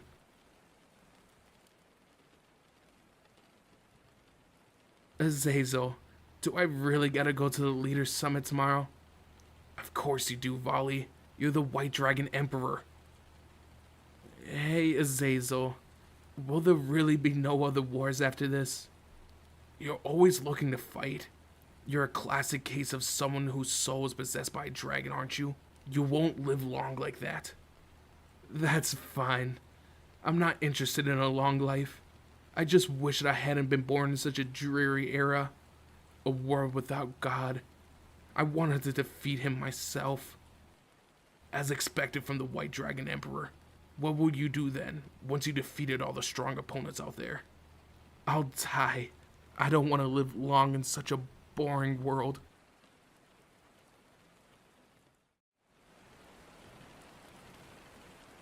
It was early morning. I was training with Gasper behind the old school building. Yeah, Issei, I'm so tired. He moaned, rubbing his eyes. Don't give up now. We have to accomplish our dreams. I cried back, hurling another ball his way. Issei, here's another. Azia said, handing me the next one. She had been keeping us company today. It was our usual practice, in which I threw a ball up into the air, and Gasper was supposed to suspend it in time. We had reached to the point that he could successfully pull it off once every 20 throws. It didn't sound like much, but it was a really huge improvement over when we first started. Persistence is key. Somehow, I was managing to help him get a hang of his sacred gear. I had to. Otherwise, I would never be able to accomplish my own goal. I wanted to have his time-stopping ability at my beck and call as soon as possible so I could touch the girls' bodies for as long as I pleased. I had already made an inventory of all the young ladies at school. I had worked out precise locations and times where I would stop time, and I formed a detailed schedule. It outlined when every captivating beauty would be all alone. Now, all I needed was Gasper's ability. Incidentally, the girls I had set sights on were all glamorous and famous idols at Cool Academy. If I was going to free someone in time, I wanted to choose the one with the biggest breasts. Ever since I started training with Gasper, I found myself unable to sleep at night. I couldn't stop fantasizing over the potential. Ozzy and the press sleeping next to me every night was a separate matter, okay? In truth, what I wanted the most was to hug Ria's from behind and squeeze her chest. But if I did that, Ozzy would get angry at me. Since that incident with Akano, the press had ignored me until it was time for the club activities. She seemed to be brooding over something. I was incredibly saddened at the notion that she might genuinely hate me now. The press had seemingly returned to her usual self, but there was no denying that I wounded her deeply.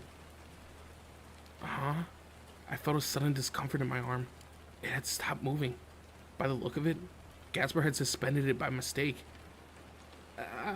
I'm so sorry. He cried, collapsing to the ground. I let out a soft chuckle. I told you not to worry about stuff like this, didn't I? It's okay, we're training here. And you still need to get a lot more experience. It's not like I love getting frozen, but you've been doing it less recently, so keep it up. I purposely kept from reprimanding Gasper to keep him from withdrawing again. Gasper, however, wore a conflicted expression. I'm a failure as a user of a sacred gear and as a vampire. I'm always causing trouble for everyone. I wish I could control myself better. I'm just so useless. He's crying again. He and Akano were kind of alike. Both were born into two different species, yet belonged to neither. It must have been an endless source of anxiety. Perhaps they even hated themselves.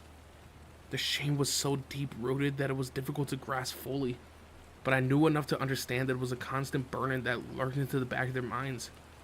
Gasper, I like you. Don't worry about it. Come at me. If you stop to think, you've already lost. It's easier for everyone, including me, to look at it that way. That was the best thing I could come up with, but it wasn't a lie. That was really how I thought. No matter what Akano or Gasper were, I had no reason to dislike either of them. Well, Gasper could be a bit faint-hearted and indecisive sometimes, but I didn't hate him. We're members of the same club, and we all belong to the Press Familia, so show me what you got, I declared proudly. Admittedly, I couldn't think of any fancy words or witty speeches, but I would stand tall and have the confidence in who I was. If I showed any sense of unease, Gasper would lose heart too. I was a senior. I had to take the lead. Seeing this display, Gasper wiped away his tears and rose to his feet. Issei, I'll do my best. That's the spirit. Let's do 100 more balls before class starts. Okay. Then I'll just put a paper bag over my head to calm down. Stop. Azia will cry if she sees you like that. Ozzy and Gasper both stared back at me with question marks practically floating above their heads. There was no way I was letting sweet Ozzy see Gasper wearing a paper bag. Maybe that was overprotective of me, but I didn't care. Do your best, Issei, Gasper.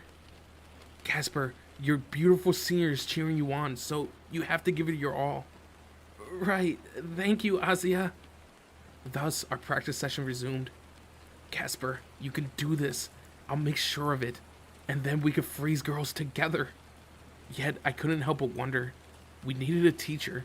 Someone who was an expert in sacred gears and knowledgeable about dragons too. An image of a black-winged man came to mind, but I shook my head, clearing my thoughts. No way, I chided myself. He's the leader of our mortal enemies. Still, I did believe him when he claimed that he was an expert in both areas. And we would grow stronger if we had a teacher.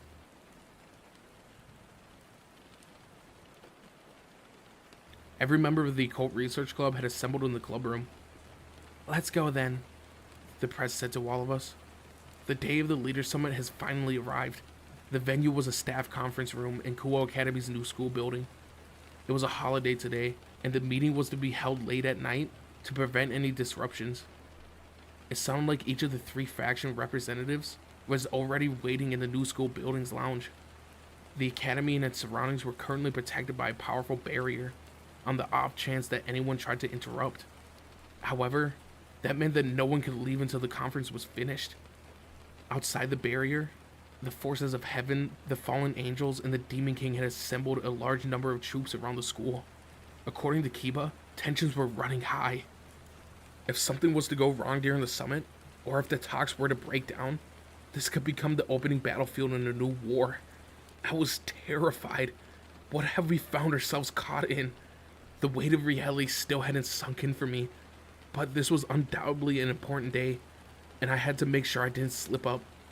We followed the Prez out of the club room when... President, everyone... A voice came from the cardboard box that we left behind in the room.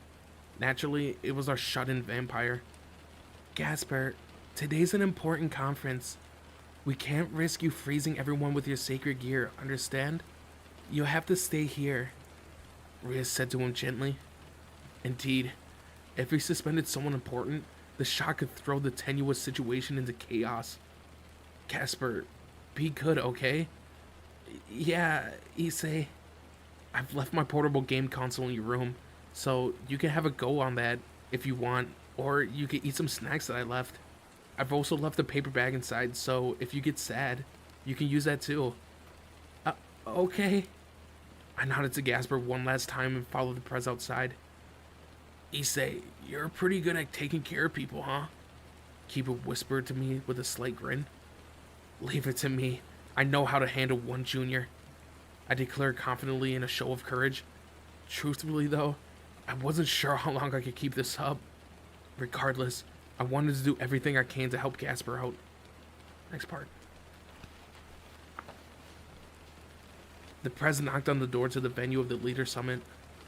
Excuse me, she said, moving the turn to handle. Inside was an elegant, luxurious table specially assembled for the meeting. A number of mostly familiar faces were seated around it, each of them stern and severe. The atmosphere was tense. The room was deathly silent. I found myself swallowing involuntarily at the sight. Ozzy grabbed onto the hem of my shirt. I gave her hand a slight squeeze, hoping to reassure her. On the demon side were Sir Zex and Leviathan. Oh, and Gravy was waiting on them, standing beside a tea trolley. On the angel side was Michael and a girl I've never seen before. Unlike Michael, she had brilliant, pure white wings. She was an incredible beauty, too. This was my first experience with the radiance of a hot angel.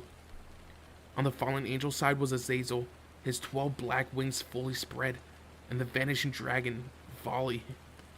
Azazel caught my gaze, his lips curling in an amused grin.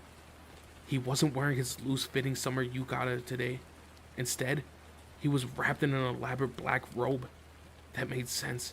A yukata would hardly have been appropriate. Sir Zex and Leviathan were both dressed in fancy attire too. My sister and her Familia, Sir Zex announced, introducing us to the other leaders. The Prez offered her greetings. It was she and her family that took an active stand against Kokabeel when he attacked the other day. I've read the report. Let me express my thanks once more, Michael said. The press bowed her head again, entirely composed.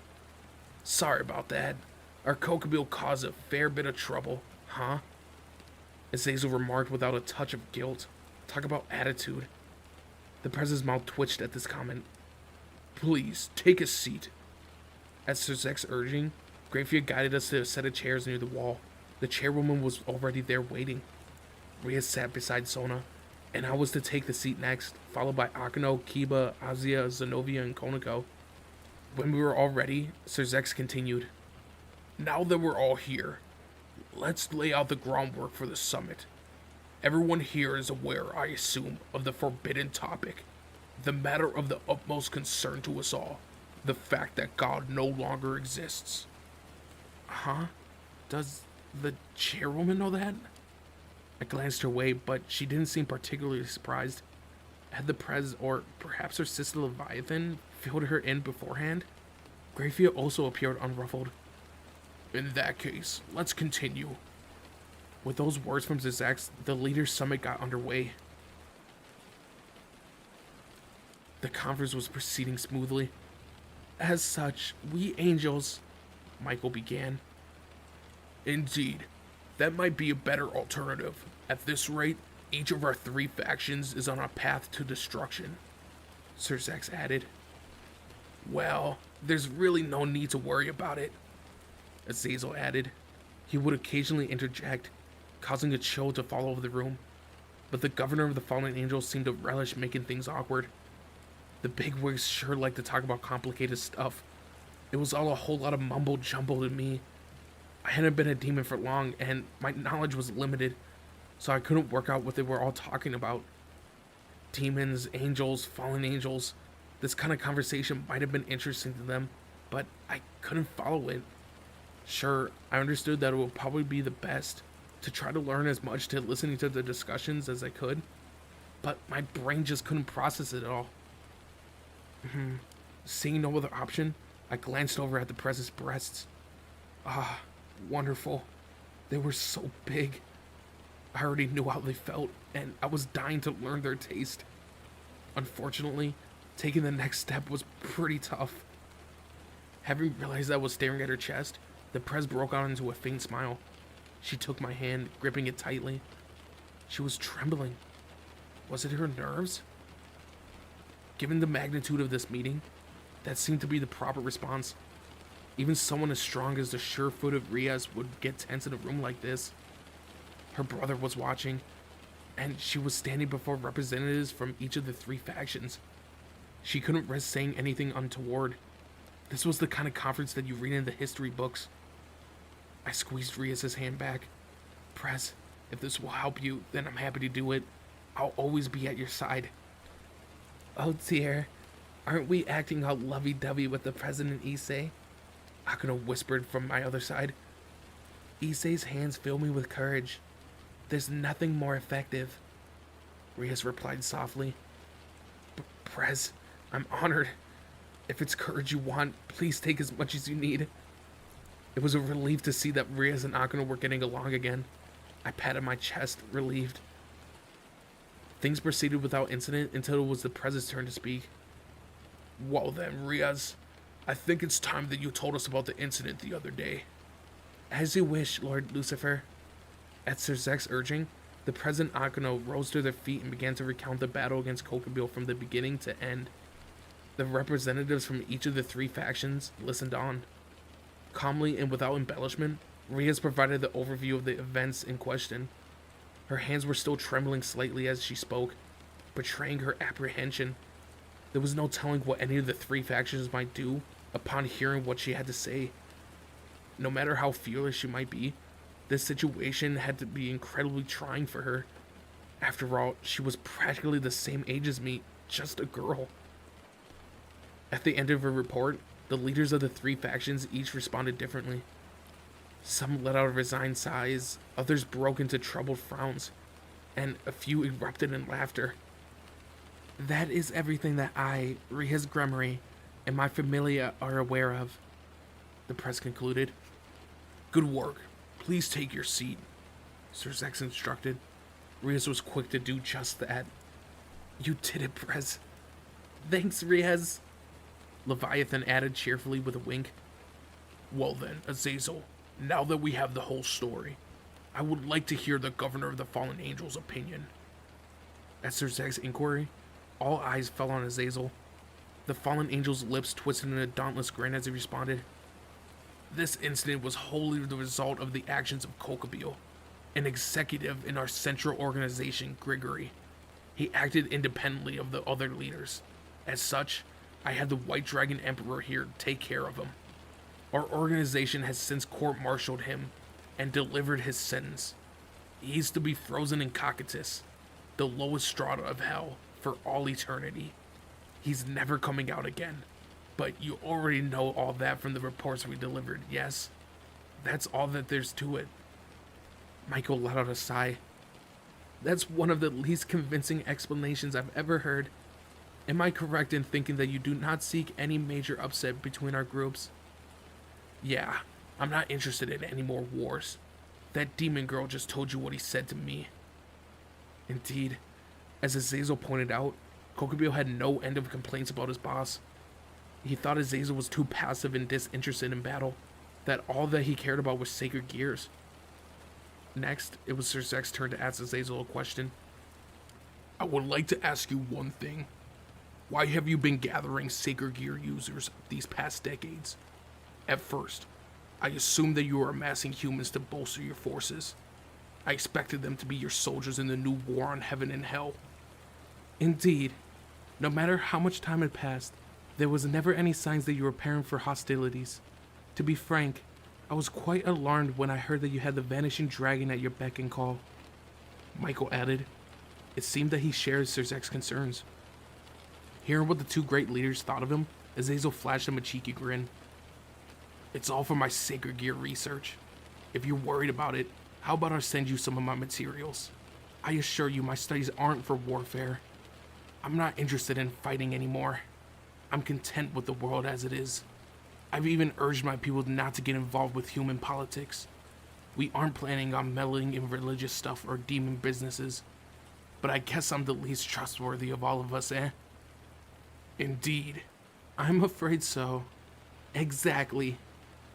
Sir Zex, Michael, and Leviathan, winking, were all in agreement there. What had he done to be considered so dubious?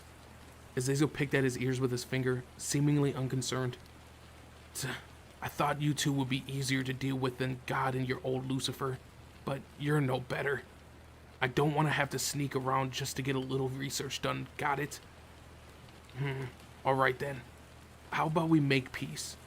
That's all you've ever wanted, right? Angels and demons alike. Peace. Hold on. That's what the other two factions were after, right? Azazel's offer left the room in astonished silence after. The president and the chairwoman looked legitimately surprised. Azazel's words must have been wholly unexpected. I doubt anyone would have thought that a fallen angel would suggest such a thing. I didn't get all the nitty-gritty of it, but if one of the big bosses was willing to propose such a non-aggression agreement, then I was all for it. Am I witnessing history in the making here? Michael, though startled, smiled. Yes, I had intended to make the same offer to our demon and Grigory friends. If relations between our three groups continue as they have been, the world will suffer.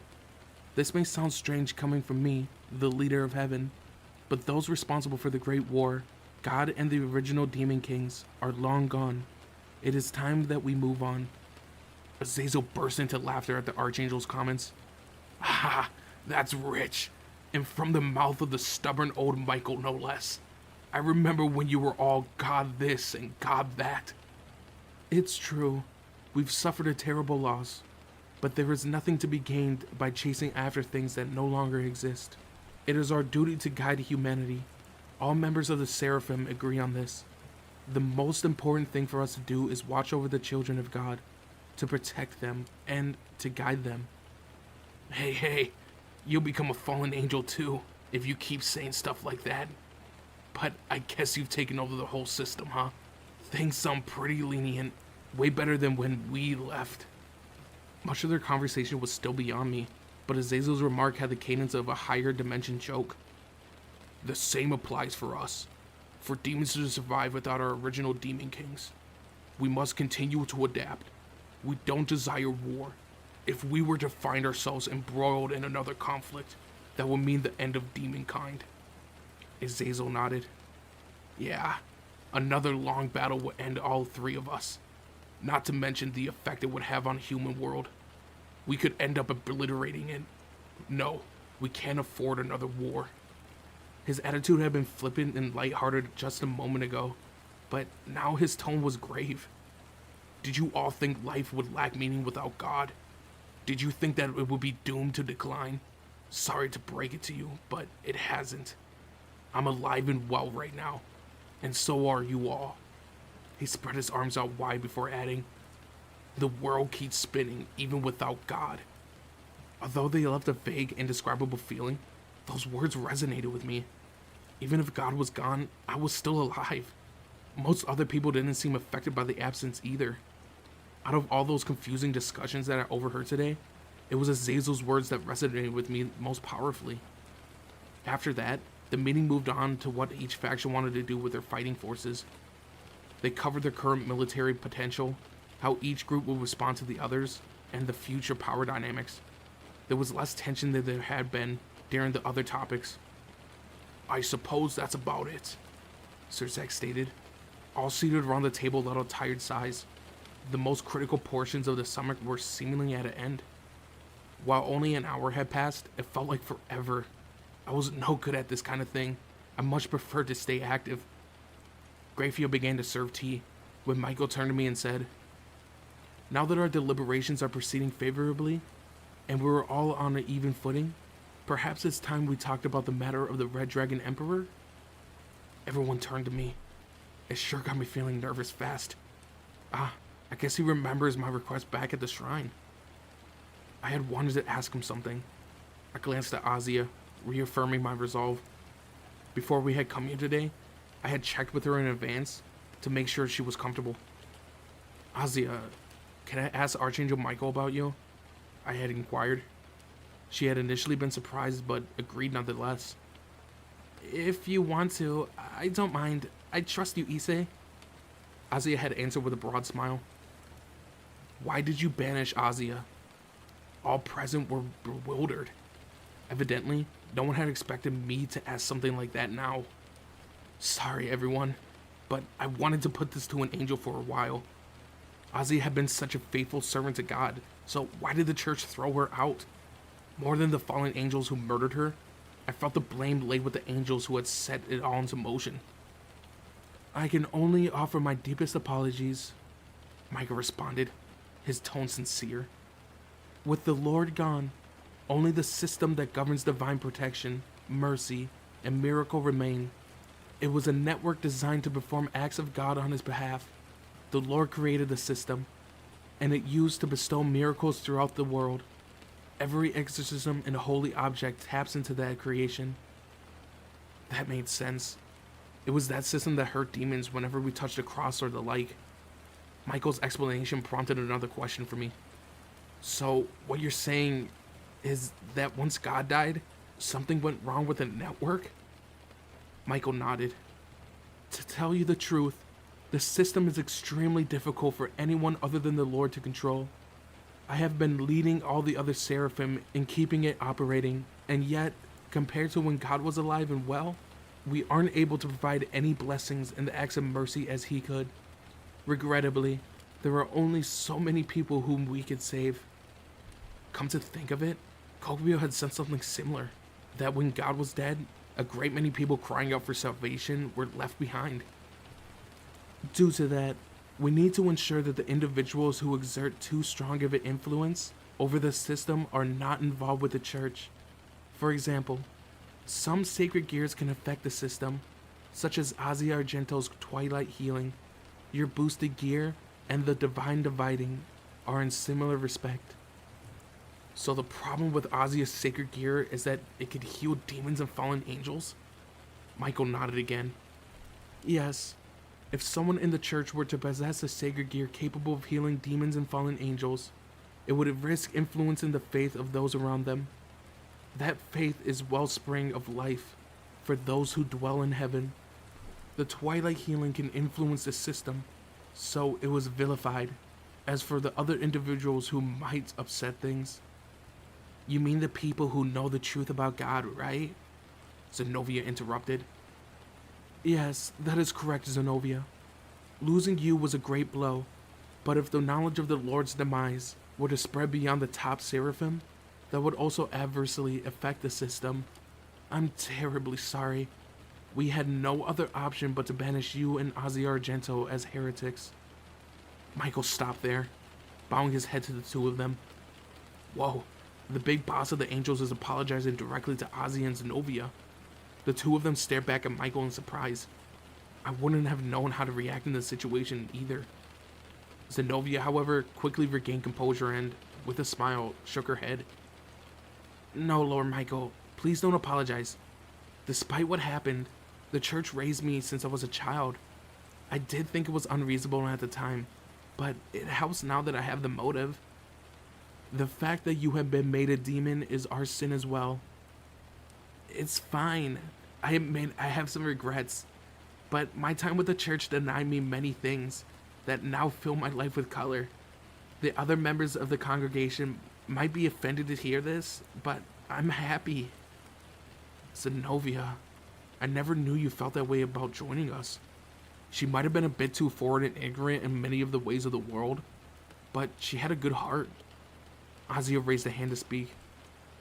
Lord Michael, I'm happy too now.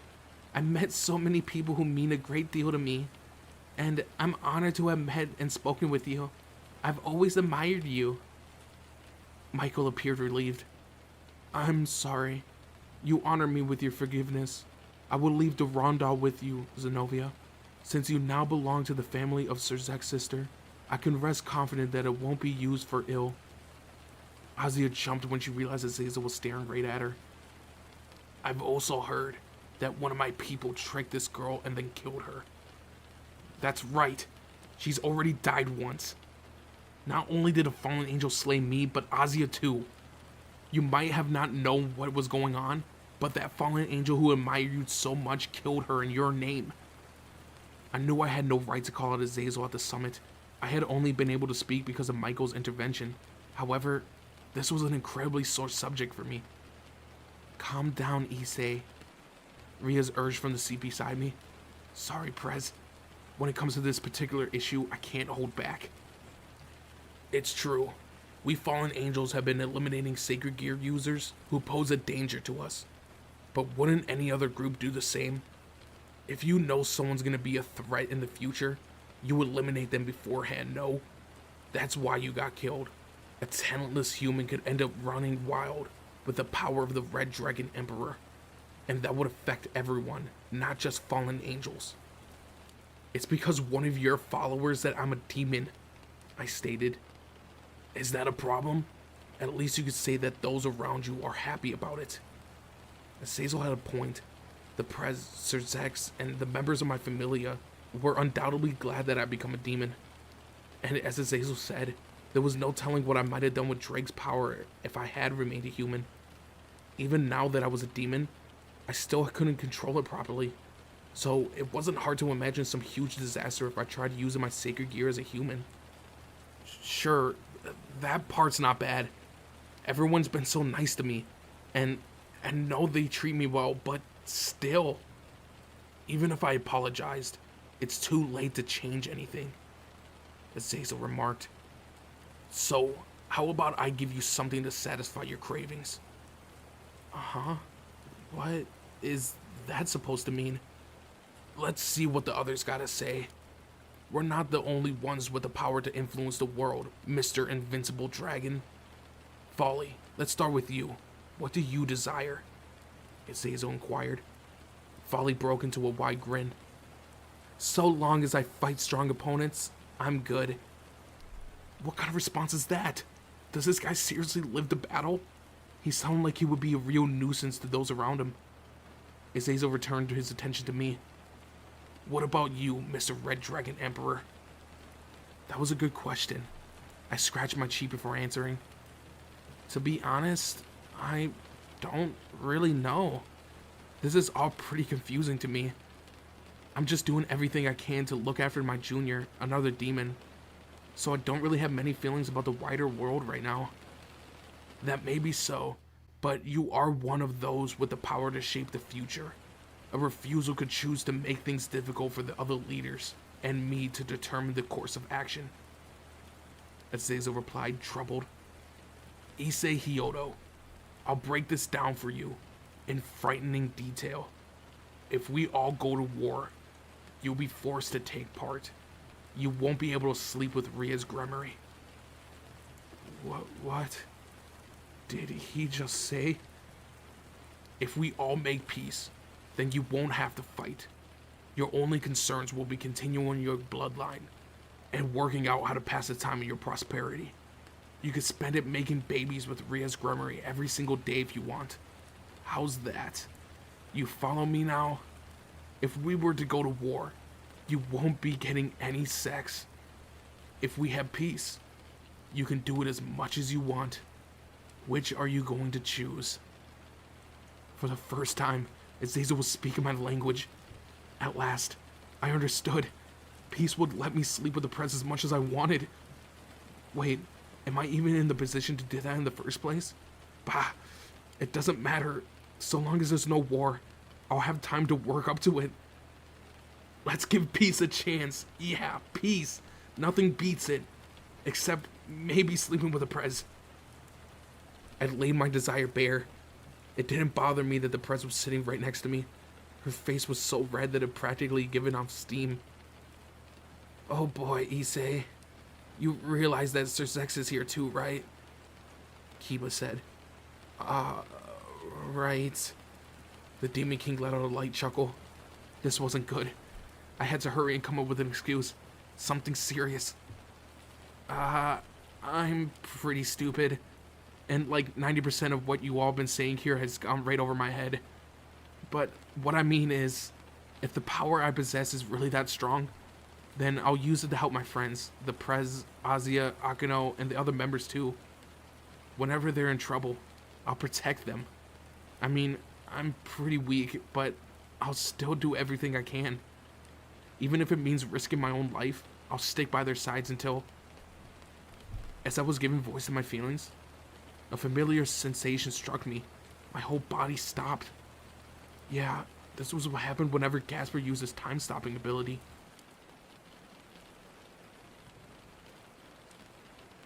When I returned to my senses, the staff meeting room was ever so slightly different. Michael was staring out the window, and Sir Zex and Gravia looked to be discussing something important. The Red Dragon Emperor is back, Azazel observed. What happened? Glancing around, I realized the room was divided into those still frozen and others who weren't. Sir Zex, Leviathan, Gravia, Michael, Azazel, and the Vanishing Dragon looked okay. As for our club members, the only members of my Familia able to move are myself, Issei, Yuto, and Zenobia. Perez, thank goodness she's alright. On the other hand, Azia, Konako, and the chairwoman were all frozen. Even Akino had been suspended. It would appear that you recovered quickly, thanks to the power of the Red Dragon Emperor. Yuto and his Holy Demon Sword, and Zenobia invoked her Durandal just before it happened. Just as the press explained, Zenobia was wielding her Holy Sword, complete with this incredibly dangerous aura. It looked like she was in the middle of deactivating the weapon and returned it to the alternate dimension where she stowed it. My body had learned to recognize the approach of time freezing. Something told me that I might be able to use my Durandal as a shield to protect myself. And I was right, Zenobia stated. Hold on. She can instinctively recognize the time-stopping ability? Her physical specs were terrifying. Fine, but... Perez, what happened? It looks like... a terrorist attack, Azazel interjected. A what? I thought... Hold on. I thought, dumbfounded. in the middle of an important summit on which the future of the whole world is at stake? Why don't you look outside? As Zazel gestured to the window with his chin, I stepped towards the glass and saw... What? Sudden flashes of light were spreading out before my eyes. Huh? What's going on? The school building felt like it was shaking too. We're under fire. No matter when or where, there are always those who oppose peace. Those who will do anything to interfere with progress. As Zazel pointed outside, peering around, I spied many humanoid figures floating through the air over the school grounds. On closer inspection, they were dressed in black, sorcerer-like robes. Fire magic bullet-like attacks our way. Fortunately, their attacks didn't seem to be reaching the new school building. That said, their barrage showed no sign of stopping. So they were the terrorists? And our target had to be the leader's summit? Before I realized it, Aziza was standing beside me, his lips twisted in a wry grin. They must be those so-called magicians. They use a kind of magic developed by Sorcerer Merlin, who studied demonic powers. Based on their show of strength, I'm guessing they're each on a level of a mid-ranking demon. Every single one of those guys is stronger than me. How is that fair? Basically, they're humans armed with similar skills to you demons. Of course, they also have a few tricks that would be possible for your kind too. There's nothing worse than a human armed with a sacred gear who picks up a bit of magic. Thankfully, they got no hope of reaching us in here. Sir Zex, Michael, and I erected the strongest barrier imaginable around the school. Unfortunately, it's also something of a prison at this point. The governor of the Fallen Angels sure was a wellspring of information. That was probably to be expected of a guy on top, but he also had a way of breaking it down into easily digestible chunks for people like me. Then, why did a time-stopping attack hit us just now? Most likely, they used a sacred gear or some magic trick to transfer the power of the half-breed vampire kid and make his sacred gear go into his balance breaker mode. It's likely temporary, but to think that it could reach us in here, where he can't even see us. What remarkable potential. Still, it wasn't enough to stop us at the top of the ladder. Seriously? So those magic freaks kidnapped Gasper from his room in the old school building and they were using his ability?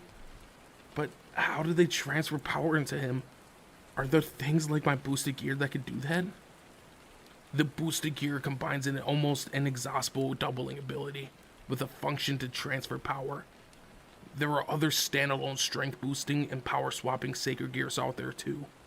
Longinuses are unique in that they combine two functions. It's that fusion of abilities that don't normally mix that makes them so powerful. One of the pet theories among the Grigory is that they're the result of a bug in God's sacred gear program. That your Longinuses are all the product of a series of errors. But I'm rambling. To answer your question, yes, there are other ways to transfer energy as you do. Thanks for the easy to follow explanation. Wait, that's not important. They're using Gasper for their attack. The press sidled up to me. To think that they turned Gasper into a weapon, and they activated him from within the school building. Just where did they get that information? And to do something like that during such an important conference? I've never been this insulted in my life. Whoa, Riaz's body is exuding a raging crimson aura. Scary stuff. If you hadn't realized, the forces massed outside the school, fallen angels, and demons, all appear to be frozen too. My word, Riaz Gremory, your Familia is far too overpowered. Azizel placed a hand on the press's shoulder, only for her to roughly brush it off. His gesture rejected, Azizel sighed before extending a hand towards the window. At his command, countless spears of light appeared outside and rained down on the magicians. The terrorists deployed a defensive barrier, but the luminous shafts tore right through it, obliterating them in a flash. Whoa, awesome. In an instant, the courtyard was filled with corpses. It was an utter carnage. I mean, the governor was seriously strong. What kind of monster was he to wipe them all out in a single blow? It didn't even look like he put any real effort into it. A barrier surrounds the school, and yet they managed to teleport inside. That could only mean someone has opened a magic circle within, one connective to the outside. Anyway, if they increase the Forbidden Valor view's effect, they might even be able to stop one of us. They're trying to keep us pinned down with the onslaught, likely to buy time while they prepare to stop time to destroy this building. They're clearly willing to gamble a huge number of their troops on this. Outside, more magic circles appeared from every direction, each glowing ominously. More magicians almost identical to the group that Azazel had just mowed down poured forth. How are there this many of them? They're just repeating the same old trick. We knock them down and more pop up. They've got some pretty good timing for a bunch of terrorists, to say nothing of their strategy. I wouldn't be surprised if they got someone on the inside. I guess we've been betrayed, eh? Azazel suggested casually. A traitor? Please don't scare me like that, I thought, stunned. Is there any way out of here? Azazel shook his head. We can't run, not unless we lower the barrier around the school. But if we do, there's no telling of the level of destruction that will cause the human world. I'm gonna wait for their top dog to show his face. If we stay here long, they might wear themselves thin and force his hand. I'd do anything to know who's pulling the strings here. But if we throw caution to the wind, we might be giving them exactly what they want.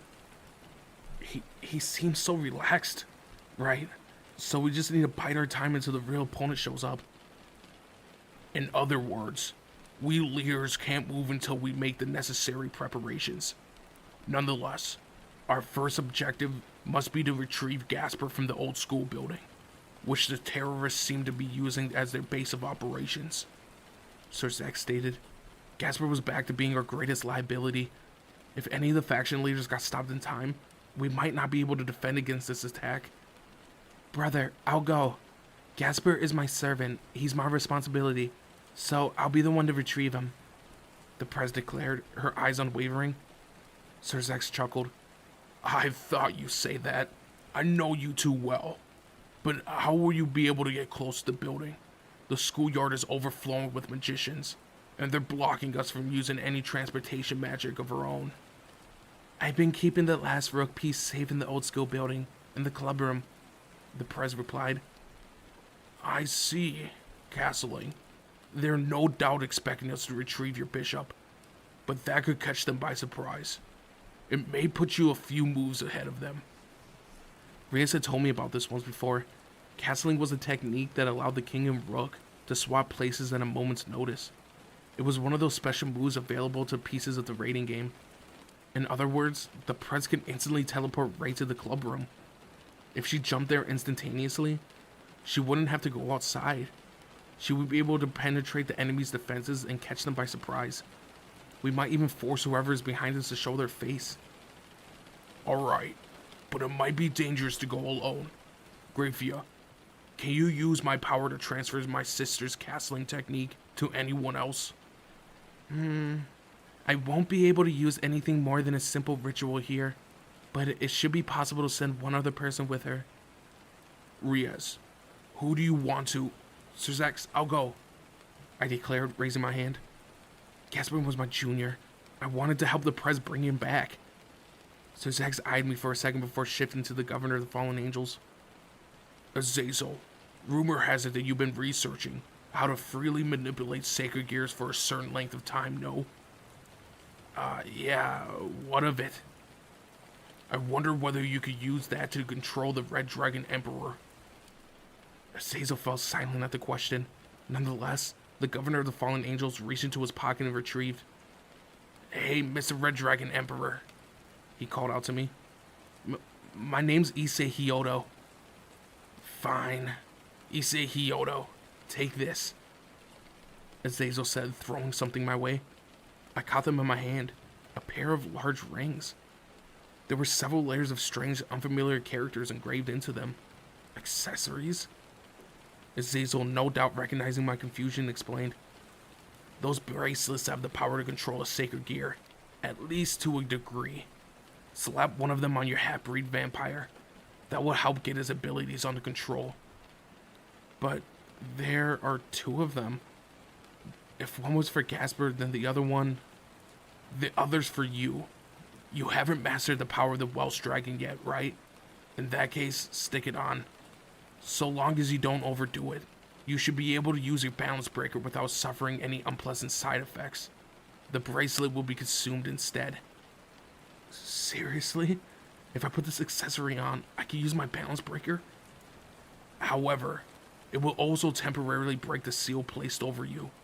You did have one placed over your palm powers, correct? Why does he know that? It was true that Riaz had used all 8 of her palm pieces to recruit me, but as I wasn't strong enough to cope with the level of that power, she had placed a seal over me to keep those abilities in check. This is just speculation on my part, but in terms of distribution of your pieces, I'm guessing Drake needed 7 of them and you 1. No, maybe 7.9 to 0.1.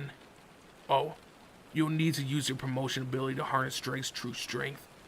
Either way, breaking the seal means unleashing his full potential. Are you okay with that, Riaz Gremory? Azazel asked. The prez merely narrowed her eyes without responding. Use the ring as a last resort. You can't control how much of your strength it uses, so you'll exhaust yourself if you use it before you need to. Your scale mail will drain you extremely quickly. Azazel appended. Right, given that I didn't know what might happen, it was best to be ready to transform at a moment's notice if necessary. Listen up, Azazel continued as if to reinforce his point. You might be a demon, but at your current level, you aren't much better than a human. It doesn't matter how powerful your sacred gear is, if its vessel is so unremarkable. You might be able to wave Drake's powers around against an inexperienced opponent, but against anyone who knows how your abilities work, you're a pushover at best. You are the greatest weakness of your sacred gear. That is the source of your problems. If you don't learn how to get a handle on that power, it will be the death of you. I get it. Yeah, I understood what Azazel was saying painfully well. Still, hearing it aloud stung. I knew that I wasn't the amazing one. That was Drake. Azazel had driven that home in an incredibly easy way to understand. That was the mark of a good teacher, right? Azazel, just how much research have you done on sacred gears? Michael said with a sigh. The governor flashed the Archangel a dauntless grin. Do you have any problem with my hobbies? It isn't like God's still here to explain anything to us. It's best that we have someone who knows what they're talking about, no? Rumor has it there are things that you don't know too. The problem is that you're the one that's studying them. As the two of them bickered with each other, I quietly rejoiced over the bracelets. With this, I can help the prez. Griffey had placed her fingers on Riaz's forehead, transmitting the knowledge on how to use the necessary special ritual. This will only take a moment, Lady Riaz. Please be quick, Grafia. As we got ready to go, Azazel and the White Dragon Emperor were discussing something. Volley. What, Azazel? Go outside and draw the enemy's attention. We might be able to disrupt their strategy if the White Dragon Emperor enters the fray. Perhaps even draw them out. Surely they already know I'm here. Even so, they doubtlessly aren't expecting the Red Dragon Emperor to use a castling move to slip behind their lines. At the very least, you should be able to distract them. Wouldn't it be faster to obliterate the old school building while the terrorist and that half-breed vampire who caused all this are still inside? Volley inquired as though it was painfully obvious. How can that bastard even suggest something so excessive? Don't. Not when we're trying to secure peace. For now, let's call that our plan B. Keep in mind that saving someone close to the Demon King could prove useful to us in the future. Understood. Volley assented with a drawn-out breath. A pair of wings of light unfolded from his back. Gah, are those his sacred gear? Balance break. Vanishing Dragon, balance breaker. A voice cried out.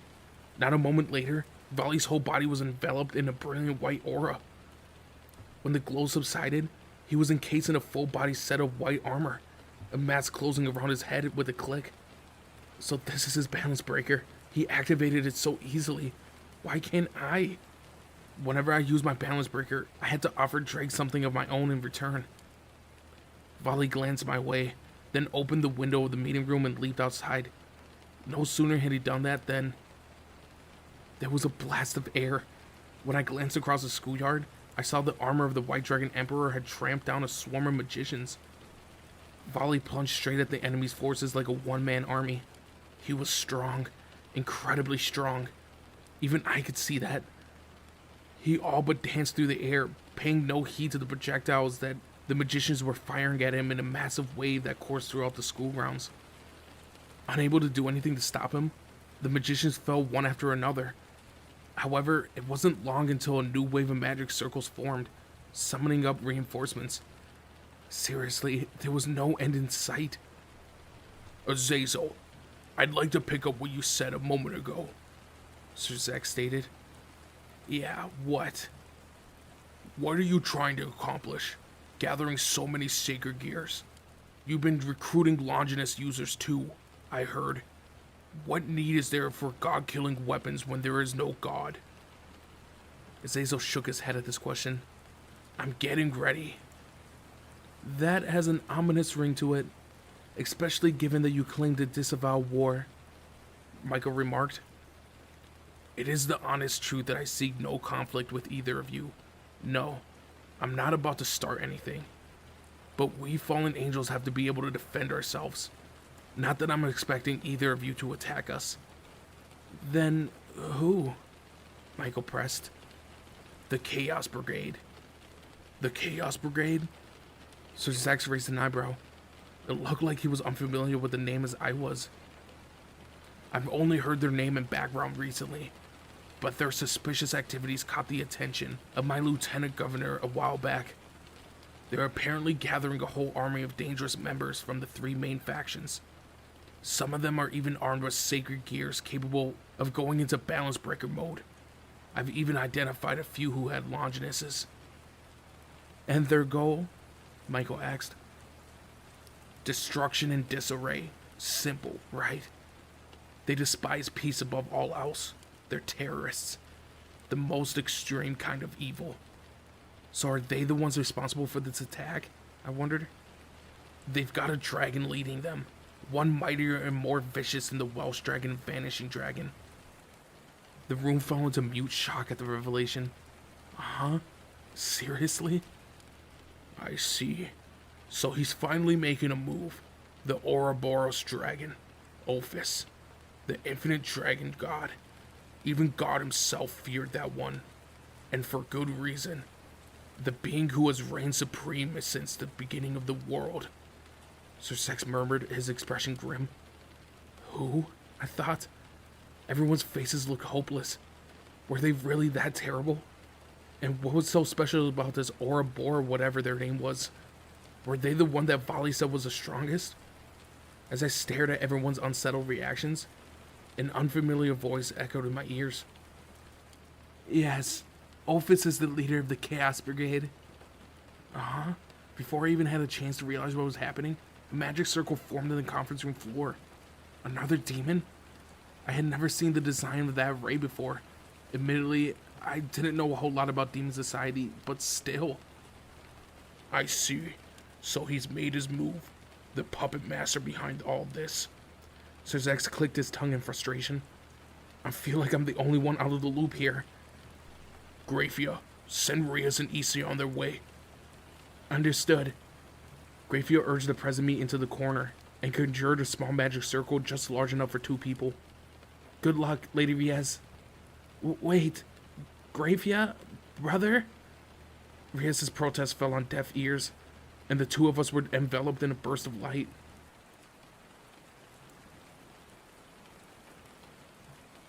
As soon as the President Issei disappeared into the magic circle, I, Yuto Kiba, witnessed an unbelievable development. The array that had appeared in the center of the conference room took even the 3 factions' leaders by surprise. More specifically, Azazel was laughing, while Sir Zax looked as if he had been bitten down on something rotten. That's Leviathan's insignia, the Demon King murmured. What? I couldn't believe my ears. At the very least, the circle wasn't Seraphal Leviathan's. Then whose was it? I wondered. I've seen this in the Vatican library. It's the insignia of the original Leviathan, Zenobia whispered, pointing at the magic circle. So the rumors were true. She really did survive. A woman, garbed in a dress complete with a revealing neckline and a deep slit down its side, emerged from the magic circle. Greetings, Lord Sir Zex, present Demon King, she greeted boldly.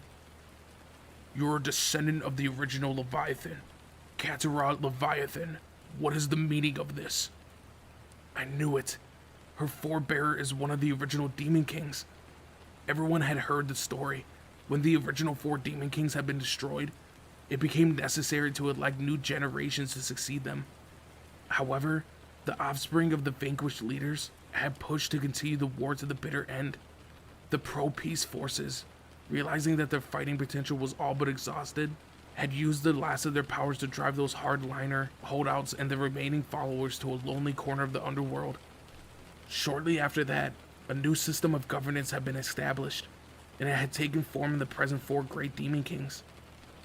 Most of us loyal to the old ways have decided to join forces with the Chaos Brigade, declared Catar Leviathan. Her words had been conceding, as though she was trying to pick a fight. How could they? So they've come here to... So basically, a feud between demons had ballooned into an all-out battle. Seems like everyone's dealing with rebels these days. Azazel scoffed, as if he had nothing at all to do with them. Catar, am I to interpret the words literally? Of course, Sir Zex. This is us taking the fight to you. So it's a coup d'etat. It certainly looked that way. A rebellion led by the descendants of the old regime, rising up against the present leaders. Declaring hostilities at such a critical moment was terrifying enough, but the Leviathan's direct descendant had joined forces with a terrorist group was almost unthinkable. Why, Catar? Sir Zex, we've arrived at the opposite conclusion to your so-called leader summit today. In our view, if God and the previous Demon Kings are dead, then it's time for this world to similarly make a break with the past. They had embarked on this rebellious and full knowledge of God's death, and the intentions of the 3 major powers to make peace. Don't tell me that monster Ophis saw that far into the future. I find that hard to believe, even for one such as them. Catar let out a long sigh at Azazel's question. Ophis serves merely as a symbol of our strength, a beacon to gather our forces. With their power, we will destroy the world and remake it anew, and we will be the ones to rule it. Such an extreme endgame almost felt absurd. The magicians causing havoc outside must have been supporting Catar's cause too. If Azazel was telling the truth, her supporters consisted of demons who had believed the old regime and rebellious angels and fallen angels. Do they really hate the prospect of peace that much? Sir Zex flashed Catar a sardonic smile. So, you're building an army out of rebellious angels, fallen angels, and demons, and expect to use that to conquer the new world. And the Ouroboros Ophis is the one to unite you all. The most powerful of dragons, feared by even God himself. According to the legend, they were stronger than both the Welsh dragon and the vanishing dragon, a deity-like entity possessed of unlimited power. Catar, why are you doing this? Seraphal pleaded. Catar fixed her with a hateful glare. Seraphal, how dare you? You robbed me of my birthright. Speak to me. I am the true heir to the Leviathan name. I am the Leviathan's blood. I am the one who deserved to be crowned Demon King. Catar, You needn't fret, Seraphal. I'm going to kill you right here and take the Demon King Leviathan title for myself. Ophis will become the new god of our new world, and we will design a new system, new laws, and a new ideal. Michael, Azazel, Sir Zex, your time is at an end. Sir Zex, Seraphal, and Michael's expressions all clouded at this declaration. Azazel, however, found it quite amusing. His face contorted into a wicked grin. Bah! What's so funny, Azazel? Catar demanded, furious. You and all your followers honestly believe that you can change the world? Of course, it is the noblest thing to do, Azazel. This planet is corrupt, filled with idiot humans, decaying. Open your eyes. I say we're doing pretty well, flourishing even. The fallen angel couldn't contain his mirth. Catar's brow furrowed. I see the years done little to change you, Azazel. You possess so much power, and yet you're satisfied with this imperfect world? Look, I'm not going to come out and say it. What you think that you're trying to do is pretty much beyond cliche at this point. Why is it always people like you that build up your strength? Talk about pain in the ass. Spawn of Leviathan. Even you realize you're talking like a manga villain that's about to get axed, right? Enough with your taunts. Catar dismissed and sensed. She began to burn with an aura of powerful magic as she floated up into the air.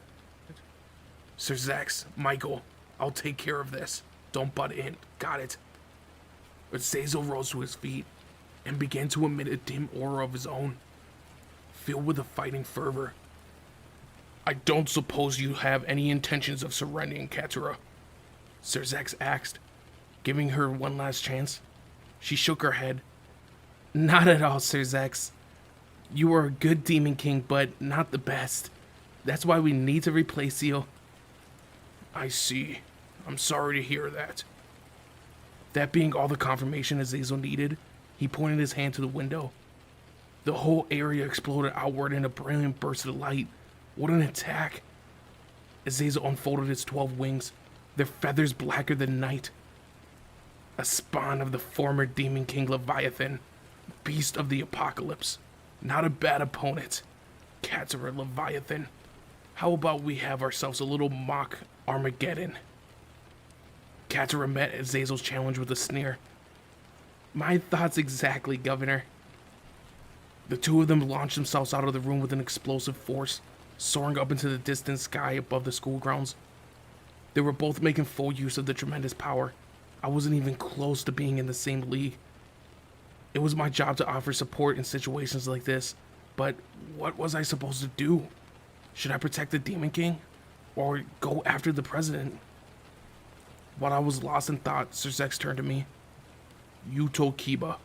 Michael and I will continue to strengthen the barrier that protects the school. With Azazel and Catar rampaging out there, the damage could be quite extreme. We want to refrain from disturbing the outside world as much as possible. I'm sorry to ask you this, but can you take care of the magicians outside until Graphia finishes analyzing their magic teleportation circles? Defeat the magicians. Those were our orders. A direct command from the Demon King, no less. This was the height of honor. Yes, sir.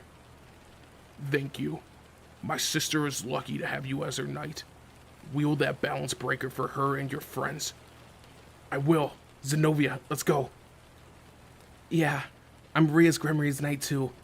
2 blades are better than 1, right? Let's do this. The two of us exchanged nods before dashing into the schoolyard, swords at the ready.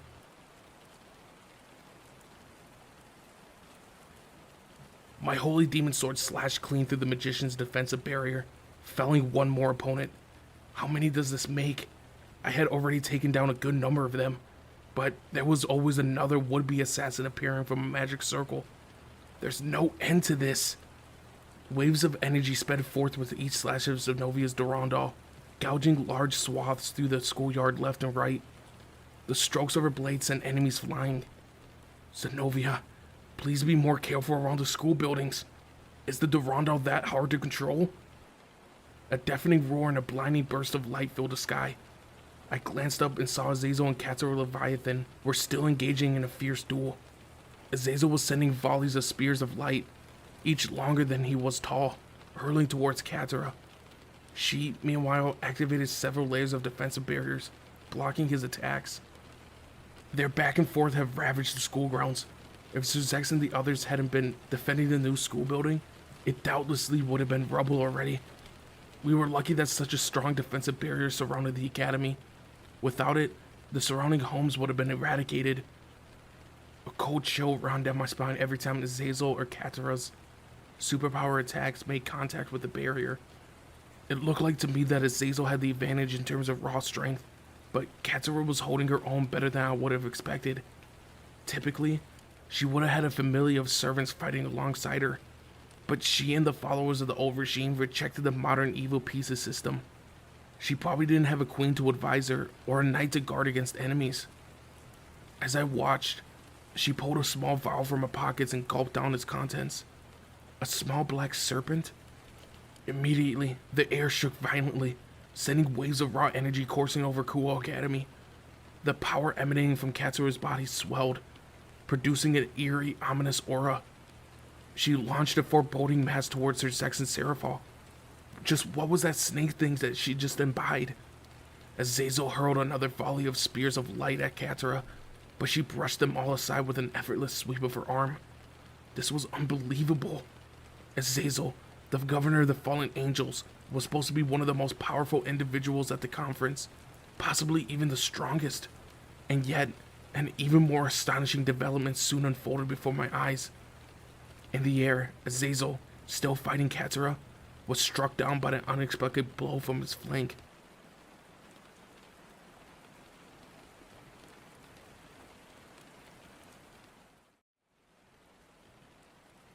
When I opened my eyes, we were in the club room. It had been a rushed, haphazard job, but we made it. And yet, how did you teleport in here, demon scum?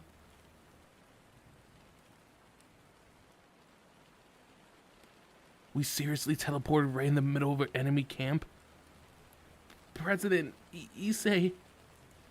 It was Gasper. I spun around, and there he was, my cross-dressing junior. He was tied to a chair, and his head was covered in a paper bag. Or had he put it there himself? The president let out a sigh of relief to see that he was safe. Gasper, thank goodness. I was so worried. President, I don't want to do this anymore. He managed before breaking down into tears. I'd rather be dead. Please, President Issei, kill me. All because of these eyes. I'll never make any friends. All I'll ever do is cause problems. I'm a coward. He bawled his eyes out. Having been captured and used by the enemy, he was convinced that he brought us nothing but trouble. The press flashed him a warm smile. Don't be silly. I won't abandon you. Do you remember what I said when I reincarnated you as a member of my Familia? That now that you were born, I expected you to live for me. And also to find your own happiness too. Gasper, however, shook his head at those words. I couldn't find anything. All I ever do is make a nuisance of myself. I don't deserve to live. You're a member of my Familia, Gasper. You're my servant. I won't abandon you so easily. Especially not now that I finally permitted you to go outside. That's right, Gasper. The President and I aren't going to quit on you now. Even if he couldn't help to use the sacred gear properly, he was just going to have to accept it. Directly in front of me, a female magician viciously struck Gasper and removed his bag before yanking his head back by his hair and flashed me a cold grin. Now that I had time to look at it carefully, I noticed all the magicians here were women. Did that make them witches? I had a thing for witches too. Fools! Talk about ridiculous. Treating such a dangerous half-breed vampire as if he was a normal person. Your old guard had it right. You gremmaries might be strong, but you're beyond stupid for letting your compassion get the better of you. The witch stared across at Rias with contempt. Maybe this wretch would have been worth more to you if you hadn't bothered to wipe his mind and use him as the tool he is. If you had thrown him into the den of the fallen angels and overloaded his sacred gear, you might have been able to take them all out, their leaders included, in one blow. But you didn't. Why not? Don't tell me you actually expect to befriend a creature like this. Why you? I moved to strike the magician down for that remark, but the Prez restrained me. Why hold me back, Prez? That damn magician doesn't know a thing about you, but she's standing there and spewing insult after insult. I can't let that slide. I don't care if she's a girl. There are things that you could get away with saying and others you can't, damn it. I treasure my servants, Reyes responded calmly. Come on, Prez. It's okay to get angry in a situation like this. There's no point trying to be civil with this kind of fanatic. The magician fired a small mass of energy straight at the Prez, partly blowing away your uniform and revealing a small patch of pure white skin. I can make it out to be the edge of her breast. You're an impudent one, aren't you? I don't like you, Gremory. What gives you the right to be so beautiful? You're a demon. The magician's tone was rife with jealousy. She pressed a knife against Gasper's neck. Move, and this kid dies. Let's have some fun, shall we? The magician lifted up her free hand and loosed another mass of magic. The Prez made no move to dodge. Damn it, I threw myself in front of her. The projectile hit me just below the neck. It hurt like hell, but I withstood it. Still, what gave that crazy woman the right to launch an attack straight at the Prez's face? No way I was gonna let that slide. The Prez's face was off limits. I was seething with rage, but Rhea stepped out from behind me and said, Gasper, I want you to keep causing me trouble. Lots and lots of trouble. I'm going to scold you again and again, and then I'll comfort you, but I'll never abandon you. Prez? I know that wasn't meant for me, but I was still touched. We really do have the best master in the world. All right, Gasper, you heard her. So, what do you have to say now? President, I... Yet again, he started crying his eyes out. But this time, I realized they weren't tears of fear or sadness, but joy. Now it was my turn to lift his spirits. Gasper! I called out, my voice echoing across the room. Gasper, I'm going to put my feelings into words and hurl them your way. Don't run away. Don't be afraid. Don't cry. We're all your friends. That goes for me, the Prez, and Akano, and Azia, and Kiba, and Konako, and Zenobia. None of us will ever abandon you, and we'll never leave you, Gasper. I raised my left arm into the air. Boosted gear. Boost! A red gauntlet enveloped my forearm. Now it's time for a promotion. Prez, I'm promoting to a queen. Reyes nodded, and with that, my energy level surged. There was only one thing left to do. Ascalon! Blade! A new voice echoed through the room, and the tip of the latest weapon burst out from the end of my sacred gear. Ascalon. The witches stood on guard, ready to defend against me. However, I aimed the point of my blade not at them, but my other hand. I temporarily suppressed the sword's power and slashed the palm of my right hand with the blade. Ouch. The blood seeped from the cut. Issei? Reyes watched on with apparent confusion. Don't worry, Prez. This is for Gasper. But you know what, Gasper? You won't get anywhere if you don't walk on your own 2 feet. A super beautiful girl just encouraged you, so stand, Gasper. With that, I thrust my left arm and the blood-soaked Ascalon towards him. Before the magicians could react, blood flew from the edge of the blade onto his cheek. Drink up, that's my blood, filled with the ultimate dragon strength. So show us what kind of man you are. Gasper nodded, his eyes filled with determination. He licked at the blood dripping down his face. The second his tongue made contact with it, the atmosphere of the room underwent a sudden shift. An eerie, inexplicable chill ran down my body. I glanced across the chair where my junior was tied down, and yet, he's gone. Why wasn't he in the chair? Did he disappear?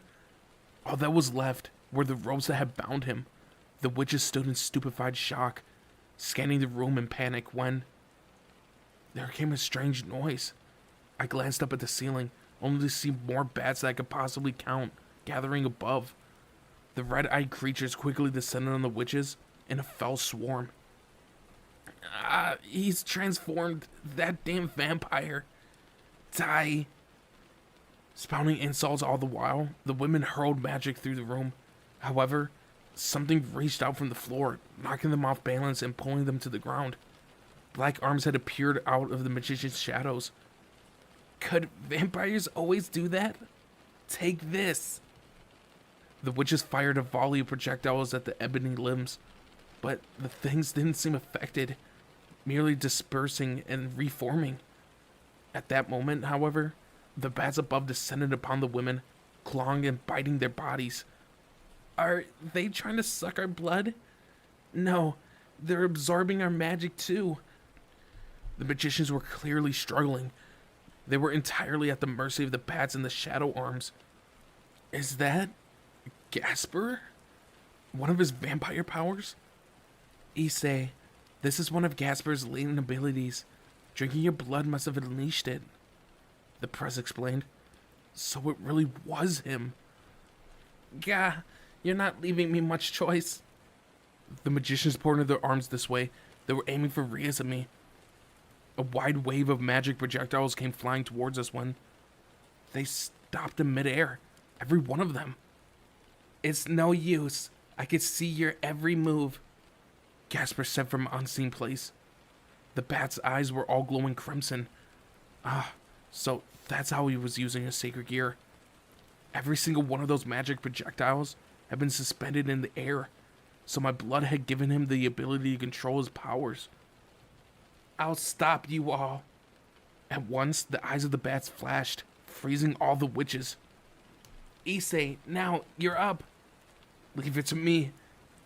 I dashed around, tapping each of the magicians on the shoulder, then striking a cool pose in the center of the room. I cried out, "Dress break!" The clothes of those magicians frozen in time. Even their underwear came flying right off. A feast of naked feminine flesh unfolded before my eyes. I could see and touch them as much as I wanted. I could feel a nosebleed coming on as I smiled triumphantly. Gasper, we're invincible when we work as a team. You're right. My junior would freeze our enemies, and I would strip their clothes from their bodies. We were all powerful. We were undefeatable. With this, I could finally make my dream come. I don't think so. The press scolded, whapping me on the back of the head.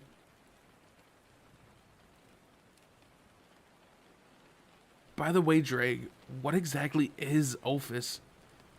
I asked the dragon inside me as we tied the magicians up and shoved them into a magic circle in the center of the room. Ophis. I hadn't heard that name in a long time. Yeah, so who are they? I thought back. The most powerful of dragons. Does that mean they're stronger than you and the Vanishing Dragon? Yeah. Stronger and mightier than God. Ophis was the only being that even God wouldn't dare to cross. A true monster. Possessed of unlimited power. Seriously? I had no idea there were dragons stronger than you and Abalon. He's the only one that exceeds us. In this world, that is.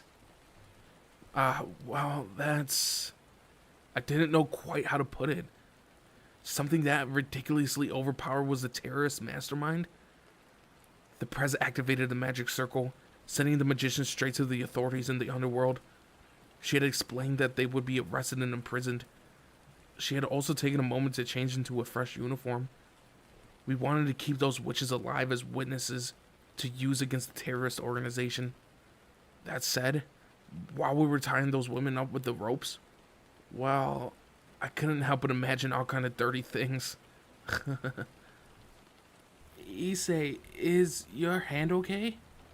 Gasper asked. He had already returned to his normal form. Now that he was wearing the ring-shaped item that Azazel had given us, his sacred gear hopefully wouldn't go out of control on us. Yeah, I'm used to scrapes like this. I've been impaled through the stomach a few times by the fallen angels after all. What? Really? Issei, that's so violent. Gasper replied, his voice trembling. Really? Looking back, I suppose that I've been caught up in some pretty gruesome stuff since becoming a demon. I got to enjoy a happy life together with Riaz though, so I didn't mind that much. However, some part of me wondered if I was careening towards an early death. Nah, that's just my imagination talking. No use thinking all negative like that. Anyway, how do you feel now that you drunk my blood? I asked. Good. My powers increased for a bit, but they're back to normal now. So there was a time limit. Regardless, it sounded like he would be able to put up a good fight, so long as I offered him a little blood whenever he needed it. Alright, that's all of them dispatched. Now then, Issei, Gasper, let's go back and help the Demon Kings. The Prez declared. Our mission had been a success. Okay.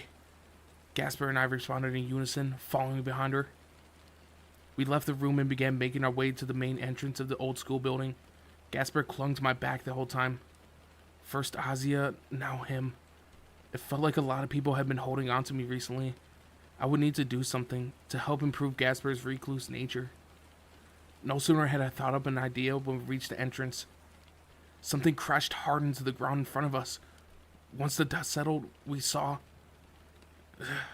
So it's a betrayal, is it, Volley? It was the governor of the fallen angels. He was visibly injured. That's right, Azazel. Amid dazzling radiance, the White Dragon Emperor descended. He was with a woman I didn't recognize. The second you decided to make peace, we took steps to abduct your half-vampire and initiate our attack. The plan had always been for the White Dragon Emperor to join me when the time was right. Even eliminating a single leader of one of the 3 factions should be enough to bring end to this peace talks.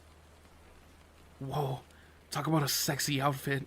Her clothes all but exposed her breasts for all to see. Through the slit in her dress, I could practically see all the way up her legs. She was wonderfully erotic. What is this indecent gaze I feel? Don't tell me this child is the Red Dragon Emperor, Volley. The woman asked. Yeah, I'm afraid so. Pathetic, huh? Answered the White Dragon Emperor. Who are you calling pathetic? I'm doing the best to live a decent life. Anyway, why are you attacking Azazel? And who's that woman? I replied. The woman stared at me with pity, as if I was a blithering idiot. I see. Truly a sorry wretch. Volley, kill him. I'll be honest. I'm not sure if I should. I wasn't expecting him to be here. Uh-huh. What's going on? I didn't understand. I must be losing my touch. Letting someone so close to me turn on me like this. Azazel said in self-derision. So, the White Dragon Emperor is working with the terrorists? And this woman is one of them?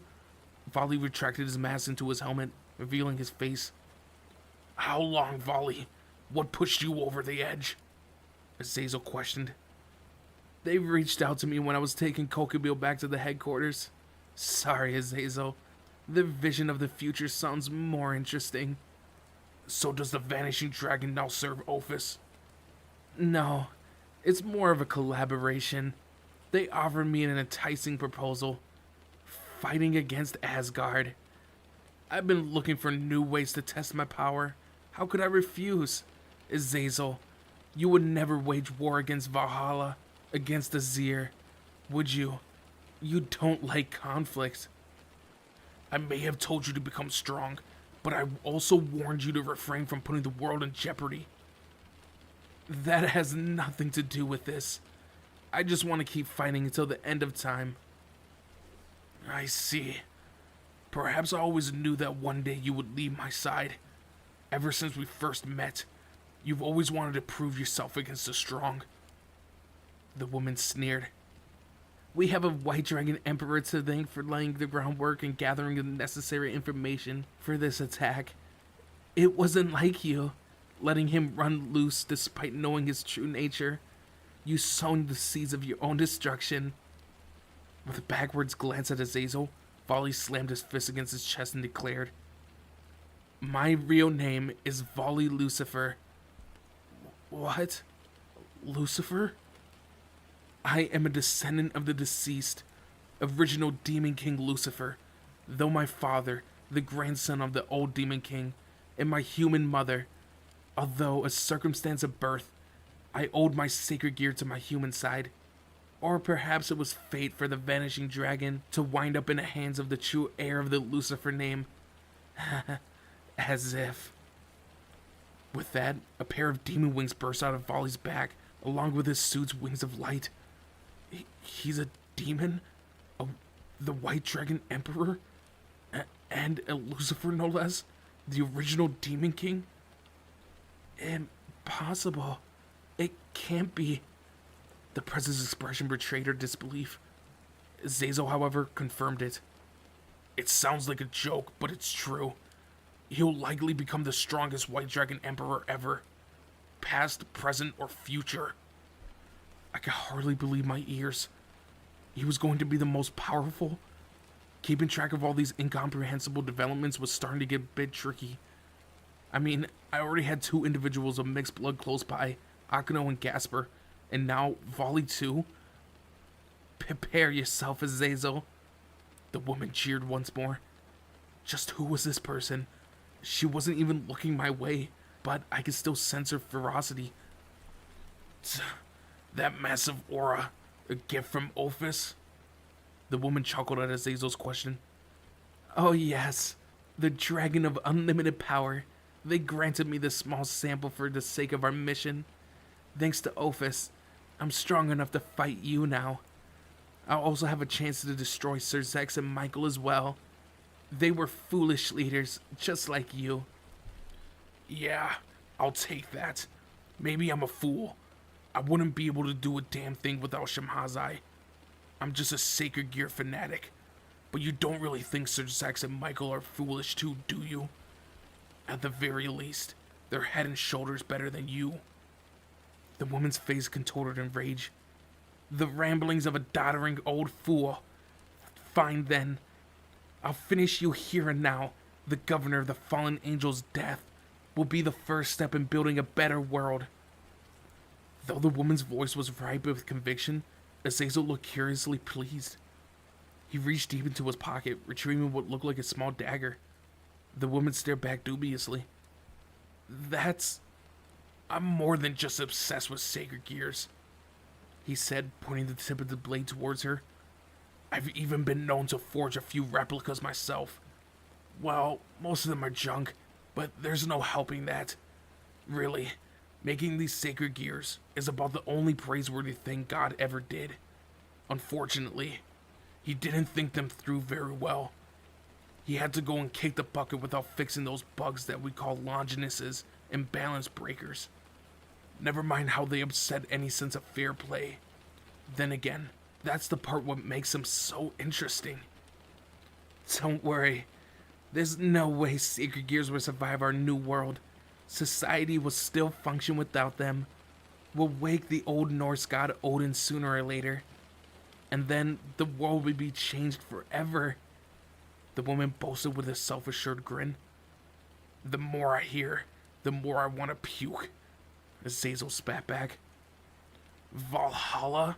The Aesir? As if I'm going to let Odin snatch everything. But more importantly, if you're thinking of taking away my life's pleasure, I'll erase you. Azazel's dagger began to change shape. Small pieces separated from either side, and a brilliant light spilled from within. Impossible! Azazel, you can't! The woman exclaimed, only now realizing what was happening. Then the voice of the governor of the fallen angels echoed forcefully. Balance breaker! The area around it was engulfed in a sudden flash. When the light faded, a figure guarded in a full-body suit of golden armor was hovering in its place. The radiant figure resembled a dragon. 12 ebony wings unfolded from its back. Black features were spiraling around him. The metallic dragon flapped its wings. Whoa, talk about cool. Azazel had outfitted himself with something like my scale mail. Not only that, but he was grasping a spear of light in his hands. This is my masterpiece, the Downfall Dragon Spear. An artificial sacred gear born from the research into the Vanishing Dragon and similar weapons. It's a pseudo-balance breaker state. I call it the Downfall Dragon, Another Armor. I could sense the presence of dragon in that armor. It was no ordinary weapon. Azazel was now emanating one of the most intense auras I ever felt. Kokubu hadn't even come close. Whoa, was there some bargain sale on balance breakers recently? I thought these things were supposed to be rare. No, that isn't a true balance breaker. What is that supposed to mean, Drake? My guess is he's pushed the sacred gear into burst mode and has forced it to activate. He's basically overloading it. It will probably fall apart by the time the battle is over. Maybe his artificial sacred gears are supposed to be disposable. A disposable sacred gear? Even if Drake was right, that didn't explain how it was emanating such amazing power. Still, Azazel's research into sacred gears must have been more comprehensive than I thought, if he could pull this kind of thing off. So long as its user didn't die, a real sacred gear would regenerate no matter how many times it was broken in battle. On the other hand, if a sacred gear was ripped away from its host via a special ritual, that would prove fatal. The jewel embedded in the back of my gauntlet, along with other gems built into my balance breaker's armor, served various functions that could be restored if destroyed. No doubt the White Dragon Emperors were the same. Haha, impressive, Azazel. Yup, incredible. Volley chuckled. How could he laugh in the face of such an opponent? Was he completely fearless or insane? Azazel turned his attention to the White Dragon Emperor. Volley, I'd love to fight you too, but why don't you go play along with the Red Dragon Emperor? He's kidding, right? Entertaining him was the last thing I wanted. It will be more fun fighting you, Azazel, Volley said. Then do that. I'm not interested in settling a rivalry right now. You base that on the dragon's power, no? The woman asked Azazel. Oh yeah, I've sealed the Gigantus dragon, the golden dragon Lord Fafnir, inside this artificial sacred gear. I based the design on the Welsh dragon and the vanishing dragon. It's been a success so far. He modeled that on the boosted gear? And who was this dragon he mentioned supposed to be? One of the 5 great dragon kings. Azazel mentioned another one of them, Floricha, the other day, right? The others are the Chaos Karma dragon Tiamat, the mischievous dragon Yulong, and the sleeping dragon Midgardsummer. But Floricha was defeated a long time ago and sealed away somewhere. From what Azazel just said, it sounds like Fafnir's met a similar fate. There were originally 6 dragon kings. Drake's explanation was helpful, but a bit too much for me. There was no way I could wrap my head around that much all at once. I had heard the name Tiamat somewhere once before. I didn't have the faintest clue who the others were. You might meet them one day. Tiamat doesn't like me very much, just so you know. That sure sounded foreboding. I was getting pretty tired of all these damn dragons. I guess that must be why Michael gave me the dragon slaying sword. Azazel, even though you have that much power, you're still relying on a sacred gear? Catar, you said yourself that you made a pact with the Ouroboros dragon. Our reports suggested that your research hadn't reached this level yet. Oh? I'm guessing your people got their hands on some of my findings then. But that won't help you. Only Shemhazai and I will come close to realizing the truth. The woman clicked her tongue as a blueback aura flared to life around her.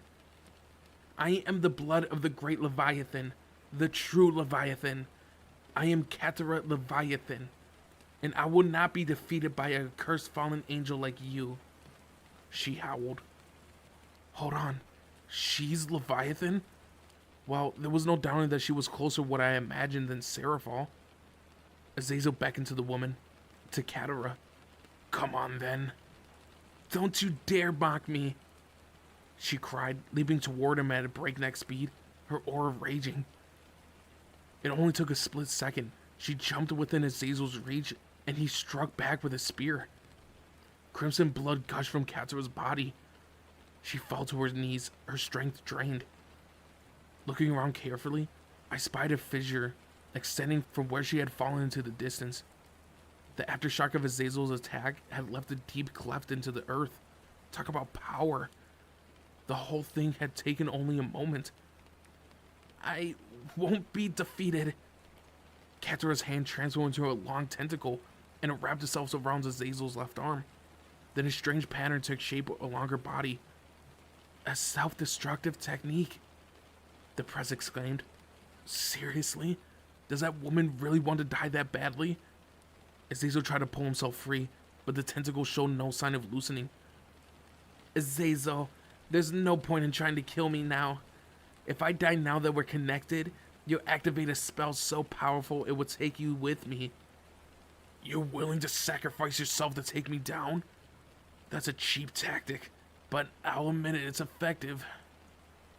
Issei, Gasper, fall back. You don't want to get caught in the blast. But, Prez, what about Azazel? If he's worth anything as the leader of his group, he'll think of something. There's no use of us dying. This was bad. I wouldn't mind dying with the Prez.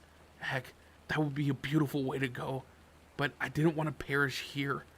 And I certainly didn't want it to happen, because I got caught up in a crossfire of someone else's fight. We put some distance between ourselves and Azazel and Catar. Even so, the Prez had deployed several layers of defensive barriers to meet the explosion. Gasper screamed. I turned his way, only to find some sort of spell-like pattern etched into his eyes. Sorry, but I'm sealing that one away. I don't want you being a problem. Folly. But you know, if an opponent knows about that ability and how it's activated, it isn't all that special. There are more ways than you can imagine to disable a person's vision. It's quite an exploitable power. A few illusions can turn his sacred gear against his allies. The white dragon bastard was hovering in the air. But he was right. Gasper, like me, had a considerable number of weaknesses.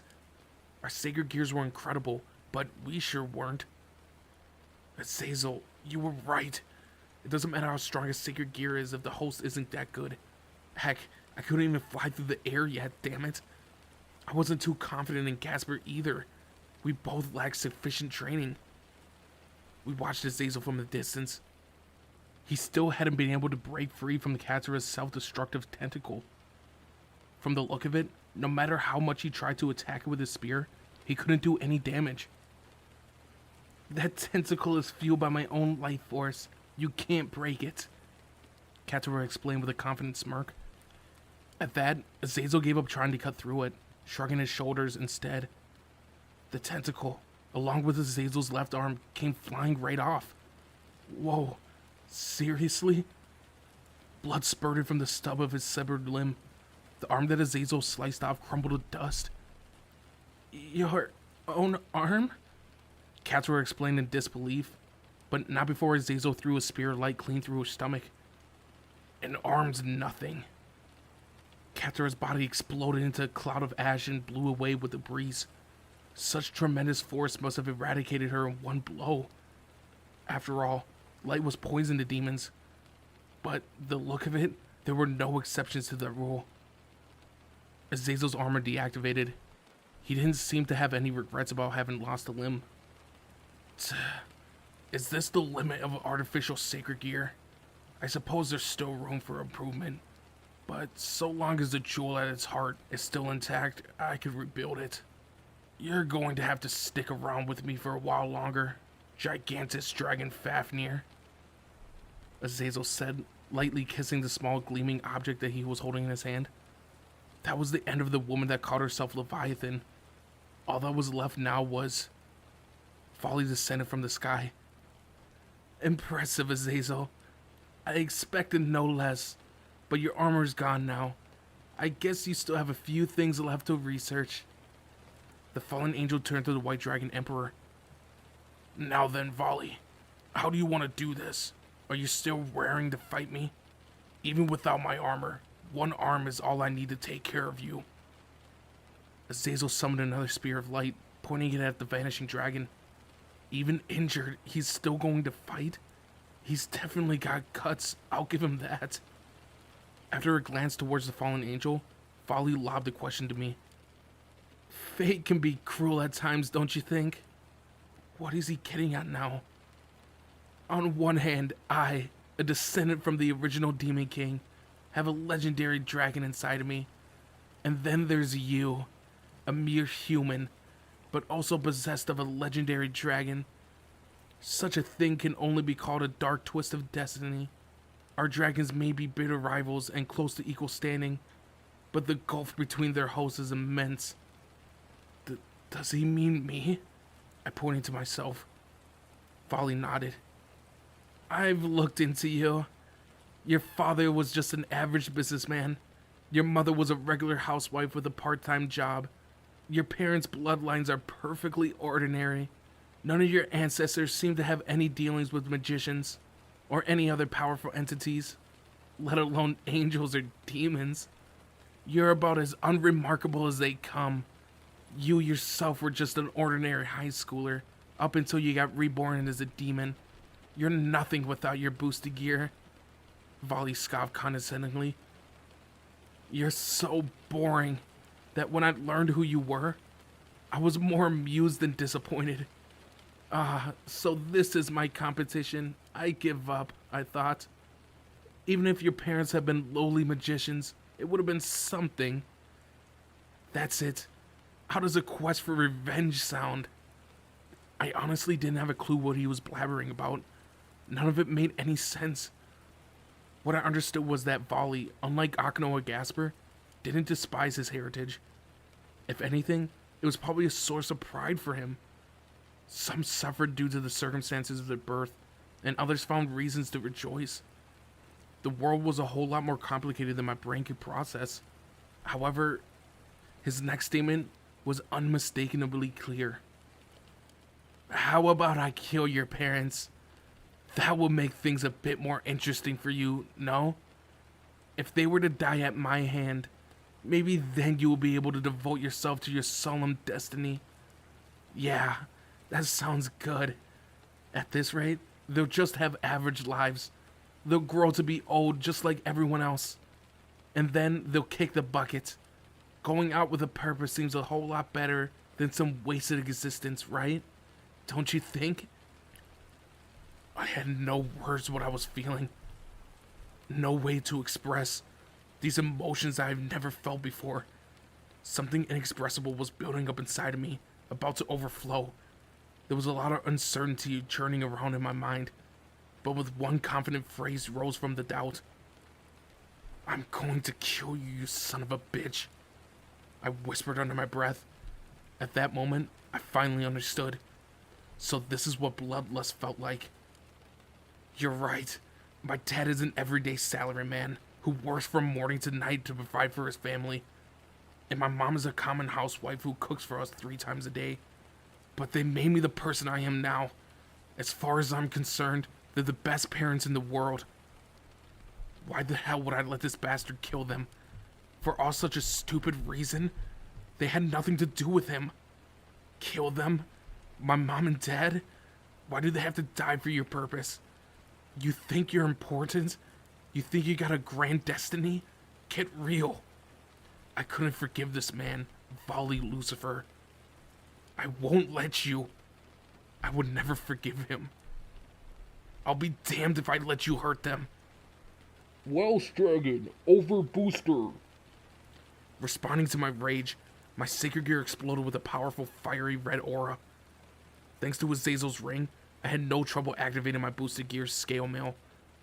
A symbol that looked like a countdown appeared on the gemstone embedded in my left arm.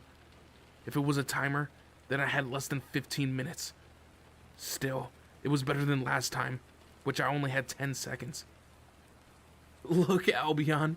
Issei Hyoda's power has increased exponentially. It looks like his anger is his trigger. That's some impressive dragon power. The simpler and stronger an emotion, the better it is for fueling a sacred gear. Issei Hyoda's anger is absolute and directed at you. Only a straightforward user can draw out a dragon's powers with this level of efficiency. I see. So I guess in that respect, at least he's more akin to a dragon than I am. As if I cared what that bastard and his dragon were talking about. The only thing that mattered was that he would bring pain and misery to those around me if I didn't act now. But you aren't half as clever as you think, Issei Hyoda. You don't have any intelligence to control Drake. The fact that you've been matched with him is practically a crime. Quit blabbering. Nobody cares or understands. Your inability to comprehend is what makes you so stupid. Venting my aura from the exhaust outlets in the back of the armor, I launched myself full throttle towards Volley. He immediately covered his face with his mask. Looks like he was gonna get the fight that he wanted. This was only my second time using my balance breaker, but I couldn't afford to screw up like I did with my fight with Riser. Unfortunately, Volley deftly dodged my oncoming tackle, but I was hardly finished. I corrected my stance in midair and dived towards him once again. Then I lashed out with my embedded Ascalon and launched into repeated sword strikes.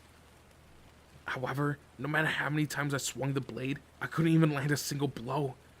Volley simply kept dodging in one flash after another. Volley, that sword is a dragon slayer. Even a single blow will deal considerable damage. Oh, is that right, Albion? It hardly matters if you can't hit me. Just as my damned opponent said, I wasn't even good enough to graze him. I should have spent more time training with Kiba. I would have to get serious about learning how to fight when I get the chance. I was temporarily capable of doubling my strength whenever, and as frequently as I liked. However, each time you use it, it will drain both your stamina and your demon power. The more you boost, the more you'll lose. That is the nature of my balance breaker ability. Even in a temporary state, you're wasting your strength just by maintaining your armor. And no matter how impressive it is, that bracelet Azazel gave you has its limits.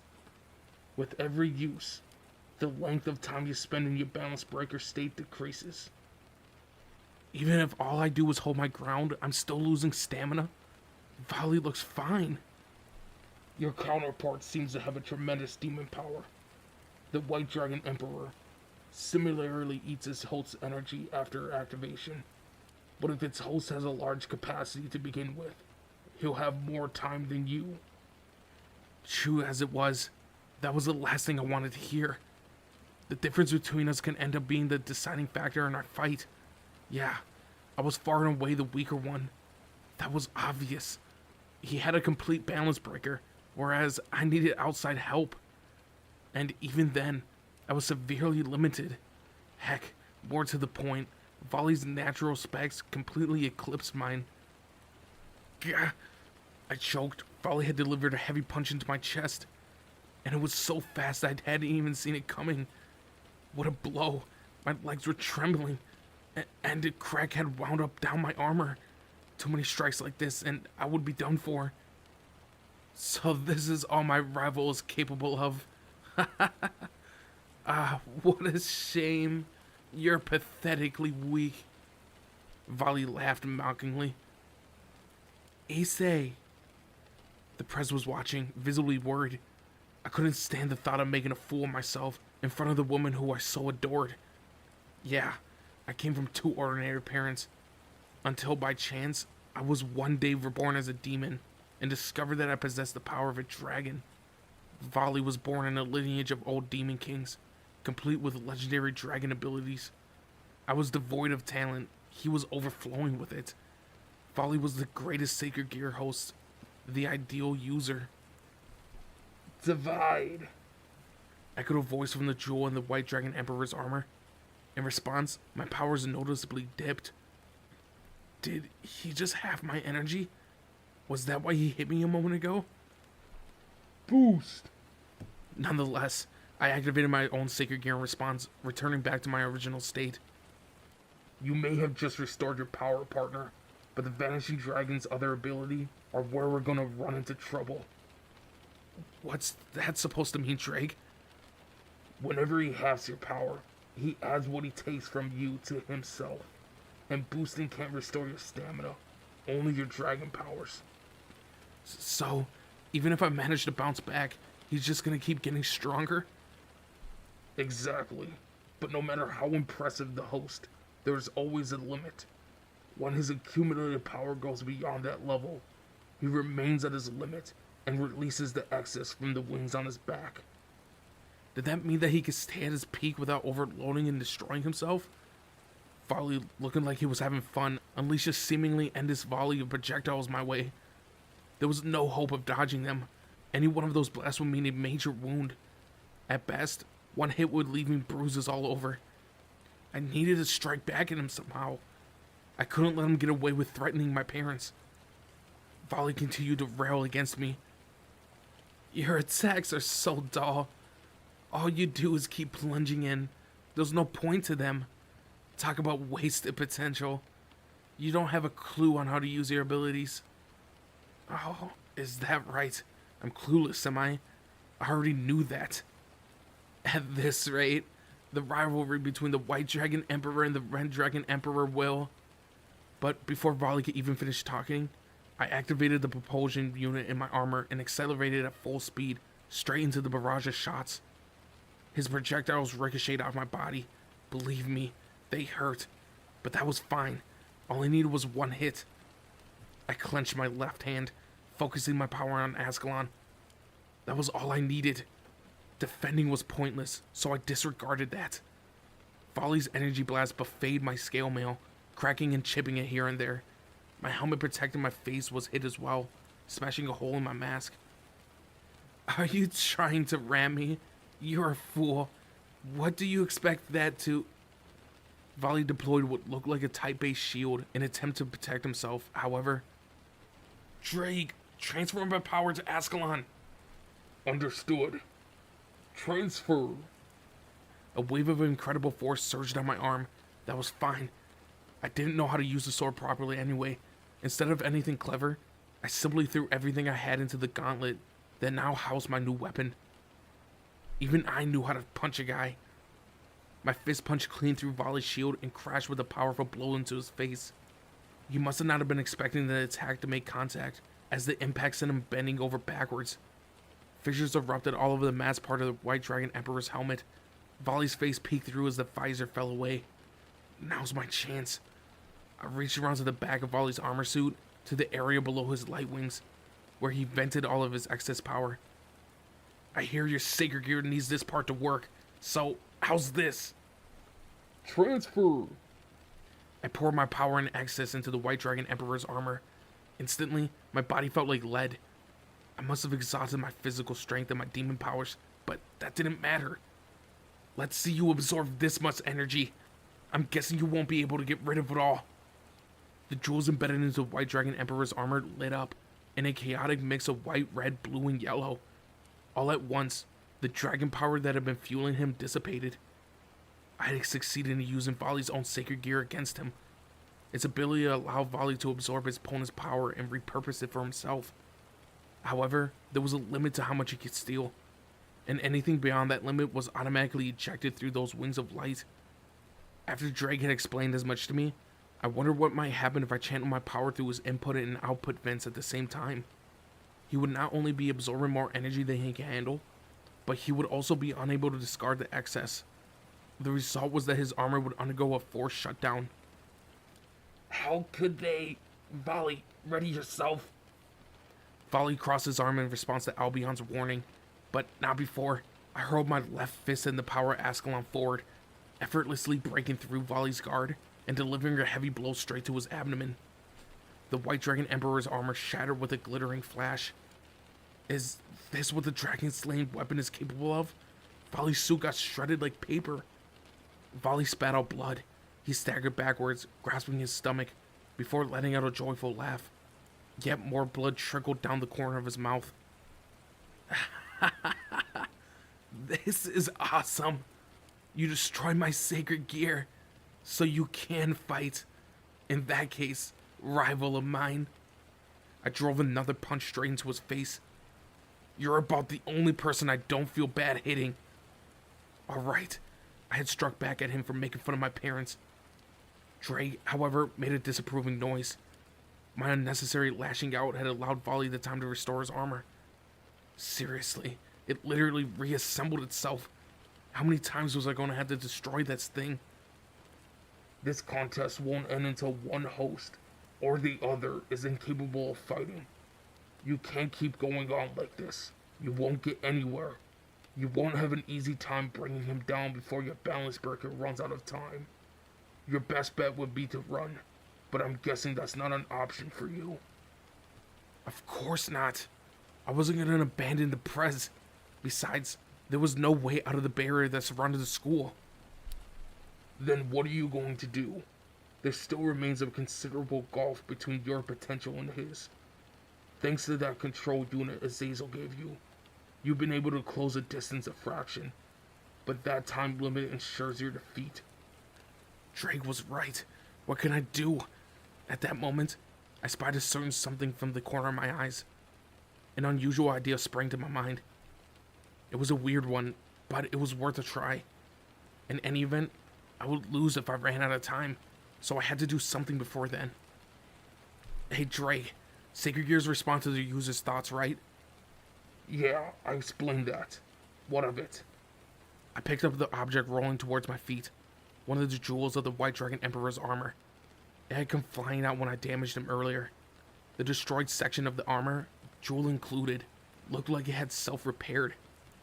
The jewel would just disintegrate into ash before too long. That was why, as Volley was concerned, it wasn't for any consequence.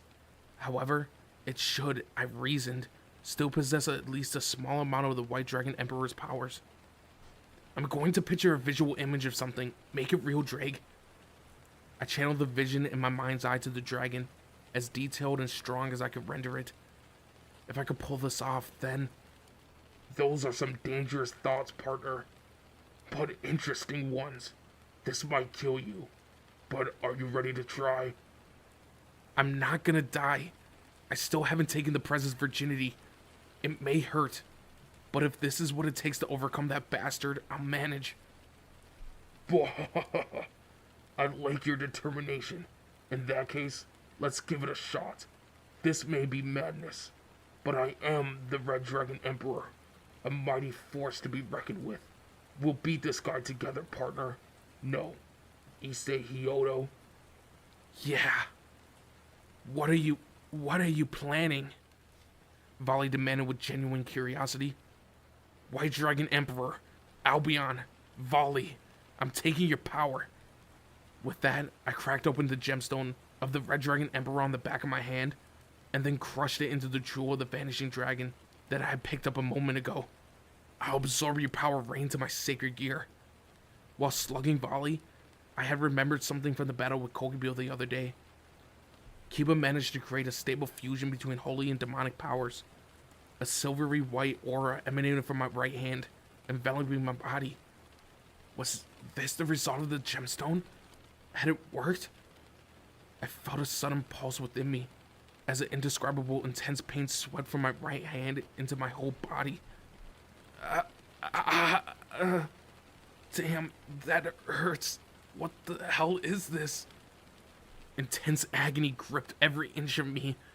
Ow, ow, ow, ow, ow.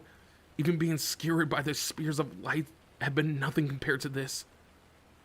You're trying to absorb my abilities? Volley looked truly astonished by my course of action. How reckless. We are opposites, Drake. In every sense. Do you intend to annihilate yourself?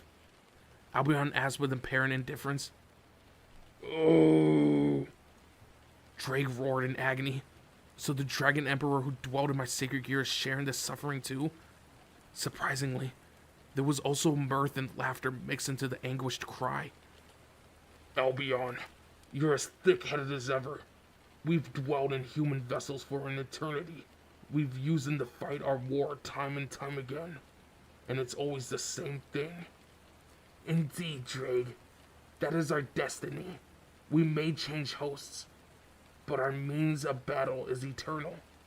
You increase your host power, and I give it to mine. The host with the greatest level of control over the sacred gears delivers the finishing blow. That is how it always has been, and how it always will be. Though I couldn't see him, I could feel Drake breaking into a wry grin at Albion's response. I've learned something since meeting this one. Since meeting Issei Hyodo. Anything is possible if you're foolish enough to push through. I was okay with foolishness. If I couldn't win through talent or ability, I could make it to the end through raw, thick-headed stupidity. Answer my call, Drake! Vanishing Dragon power taken. My right hand exploded in a brilliant burst of light. A pure white aura enveloped my arm, and then a white gauntlet surrounded my right arm. So this is the dividing gear. Cool as it was, being garbed in a suit of red armor with a snow white gauntlet looked pretty awkward. Impossible. That can't be done. Albion's voice exclaimed. No, it is possible, just unlikely. A friend of mine managed to fuse holy and demon powers to make a holy demon sword. Apparently, thanks to the fact that the equilibrium between the two forces came to an end with God's death.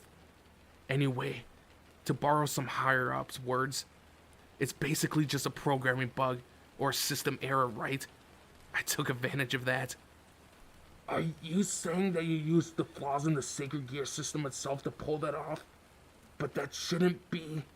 It's one thing to imagine it, but actually trying to do it is beyond foolhardily. There's no telling what might happen if you fuse two opposing energies, and dragon powers no less. You realize you could have killed yourself. That had to be the most likely outcome by far. Albion clearly found what I had done to be hard to swallow. Admittedly, even I understood it was reckless. Yeah, it's a crazy thing to do, but I'm still alive. Drake let out a resigned sigh. You have certainly shortened your lifespan. No matter how long-lived demons might be, now that you've done that, you'll... I'm not interested in living for 10,000 years, or whatever's normal for demons, but I've got a lot to do, so I would like to hang around for at least 1,000. I answered. Folly was applauding me. Interesting. In that case, I'm going to get serious too. If I win, how about I use my White Dragon Emperor power to have you and everything around you? He said, floating up into the air and spreading his arms wide. The glowing wings likewise ballooned in size. Have? What's that supposed to mean? You're not talking about my powers, are you? Isn't ignorance terrifying? You meet your end without ever learning the answer. He laughed. The way he kept treating me like an absolute idiot was really getting on my nerves. Half dimension, Echoed the voice from the gemstone in the White Dragon Emperor's armor as a dazzling aura enveloped him. Folly pointed his arm at the trees below. They instantly shrank in half of their original size. Whoa, so he was being literal when he meant that he would be having everything. Not only that, but the space beyond the trees looked like it was being compressed to half its original size. Quit ruining the scenery around the old school building. Red Dragon Emperor, Issei, let me put it in a way that you would comprehend. As Zazel began appearing beside me. Oh, the governor of the fallen angels? Please keep it simple. The power divides everything around him in half, meaning that if he was serious, Ria's Gremory's bust line could also be reduced. What? My mind was racing, turning over one wordless question after another.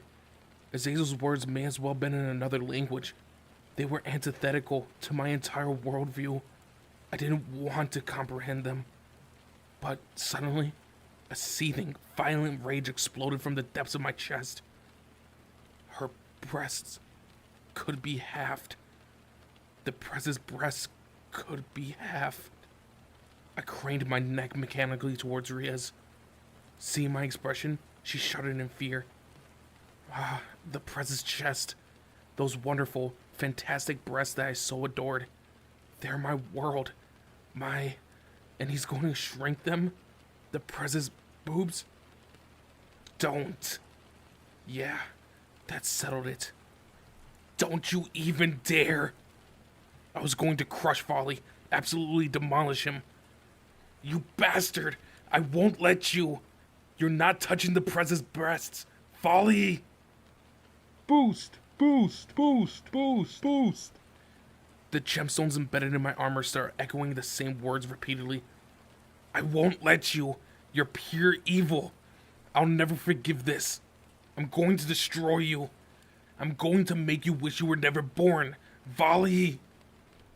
Boost! Boost! Boost! Boost! Boost! Boost! Boost! Boost! Boost! Boost!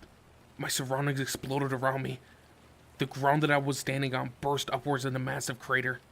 All the windows of the old school building suddenly shattered, the walls crumbling. My entire body was at the center of the roaring vortex of unprecedented energy. You got to be kidding me. This fight's hilarious. His powers increased that much just to keep his master's breast from getting smaller. As Zazo exploded into guffaws. Quit it. This is no laughing matter. To me, this is more important than the balance between heaven and earth. This was a crisis, the most urgent in the world. What that bastard was trying to do was unforgivable. Have the Prez's breasts? Never. Those tits were mine. I still haven't rubbed them with my heart's content. I still hadn't sucked them. I still hadn't grasped them between my fingers. Don't rob me of my dreams, you asshole. I knew now that Volley and I would never see eye to eye. My most heartfelt desire was to double the Prez's bust size, while all he wanted to do was reduce it. I pointed my finger directly at Volley, the momentum of the gesture mowing down the trees behind him. Don't you dare lay a hand on Ria's grummery. I'll destroy you so hard you won't even have a chance of reincarnation, you dividing psychopath. Prepare to die. My cry was enough to rend the clouds up above, exposing the moon behind them. Today is full of surprises, but at least it isn't boring. The idea that a woman's breast could unleash such explosive power. The White Dragon Emperor soared towards me, but not fast enough. I moved out of the way and delivered a powerful kick to his side as he flew past. You're fast. Has your speed surpassed mine? How would I know? Maybe I was swifter, and it was all psychological. It didn't matter. I was going to win. Volley's success meant that the loss of the Prez's in Akino's chests. Just thinking about it made me shudder in terror. Not even God would forgive anyone for defiling such a wonderful breast. Though Volley tried to escape at high speed, I effortlessly grabbed a hold of him and... This is for the Prez's boobs. Delivered a powerful punch right in his gut. In the back of my mind, those breasts were bouncing up and down. Divide. At the same moment, I activated my newly transplanted White Dragon Emperor ability and reduced Volley's strength considerably. He coughed up blood, yet I wasn't finished. And this is for Akino's breasts. The second punch straight to the face.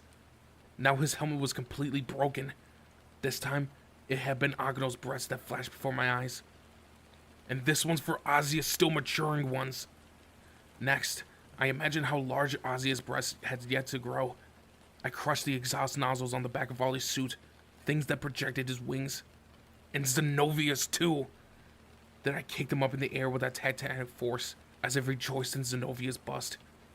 And lastly, this is for Konako's petite chest, which would be completely erased if you dared to have it. I tackled Volley at breakneck speed, as I wept over what he might do to Konako. Volley spewed up a mouthful of blood. Served him right. He slammed hard onto the ground. His anger not yet abated, I walked over to that bastard. Konako already has a complex of the size of her chest. You monster. And you're thinking about cutting it in half? Unforgivable. Don't you dare take your breast away from her. Do you understand what you'll be doing to her, you halving lunatic? Nothing would soothe my rage. I felt like hitting him all over again. Faced with my indignation, Volley curiously broke into a joyful grin. Interesting. This is incredible. Damn this guy. Volley, I finished analyzing his dividing ability. If you adjust your own limiting ability, you should be able to defend against it. I see. That doesn't sound so bad. Seriously? So my attack won't work anymore? After all the pain and locking it was? Albion, do you think Issei Hyodo is worth using the Juggernaut drive against in his present state? Volley, that would be unwise at this time. If you activate that without the proper precautions, you might lift the curse placed upon Jade. It'll be fine, Albion. It is time for I, who has awakened, to embrace the supreme law. What on earth is this bastard muttering about now? Restrain yourself, Volley. Do you really want to find yourself at the mercy of my power? Was Albion angry? I didn't know what was going on, but I had to take my rival down before he could launch whatever the new attack was. I readied myself to deliver the finishing blow when a shadow swooped down from the night sky, with the moon to its back, swiftly putting itself between Volley and I. It was another figure in armor, though this suit looked like something a commander in the Romance of the Three Kingdoms video game series would don. The young man sporting the armor had a handsome face. "Volley, I've come for you," he stated. My rival rose to his feet, wiping the blood from his mouth with the back of his hand. "Biko, what are you doing here?" "Don't be mean. When I heard that my valued partner was in a pinch, I came all the way to this lonely island country. Everyone over at the HQ is all up in arms, you know. We'll be finding the Northern Bumpkin God soon, so why don't you come back once your mission has failed? Catar failed in her plan to annihilate Michael, Azazel, and Lucifer, didn't she? Your job as an observer is over, so how about we go home?" "I see. So it's already time." Just what were these two talking about? "Who are you?" I demanded, pointing straight at the newcomer. Azazel was the one to answer me. "That's Biko, a descendant of the victorious fighting Buddha." "Say what now? I've never heard of either of those names before." "He's that damn monkey from the Journey of the West. But I guess I should explain more simply.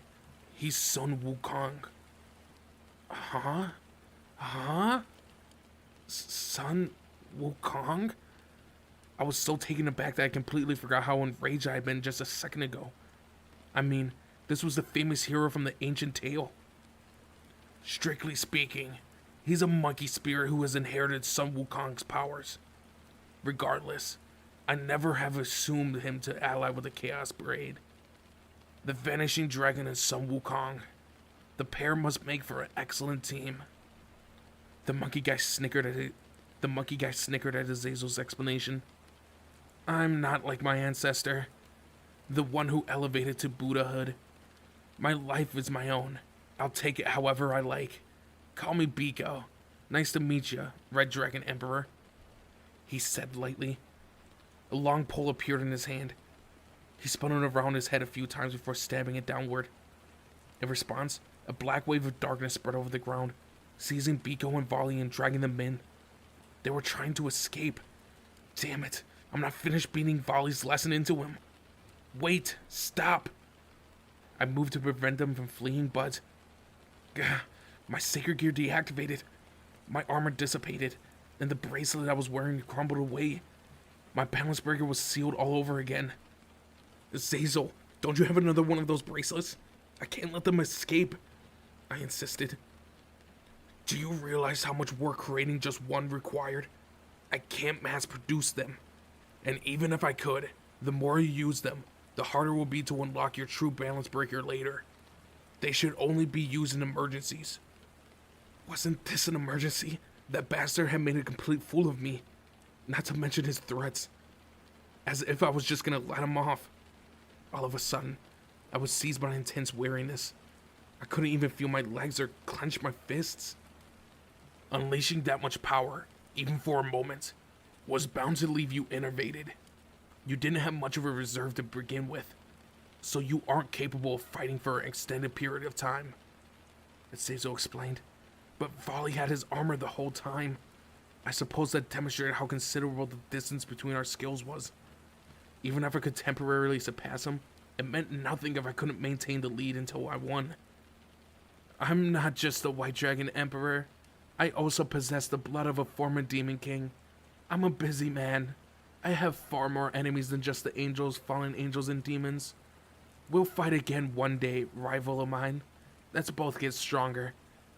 Then, in mid-sentence, Volley disappeared into the darkness with Sun Wukong.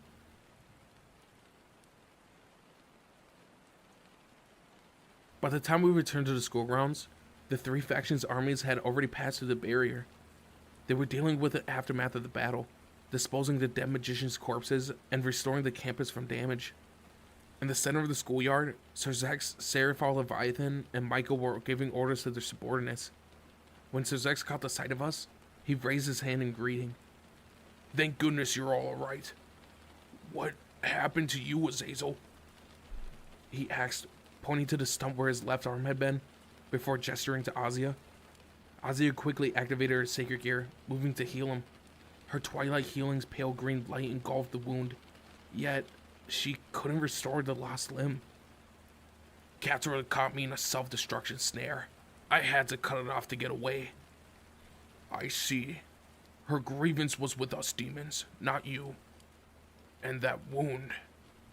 Sir Zex looked like he wanted to say something to make amends, but Azazel waved the man's concerns away.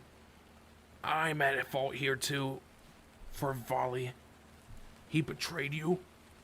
He was only ever interested in power. With hindsight, it's easy to see that it would always wound up like this. But it's my fault I didn't stop him sooner. Azazel's gaze looked somehow forlorn. Had he perhaps looked fondly on Volley? Michael approached the two leaders. Now then, I need to return to heaven to prepare countermeasures against the Chaos Brigade. I'm sorry things turned out the way they did. I and my people were responsible for the venue of these talks. There's no need to feel responsible for any of this, Sir Zex.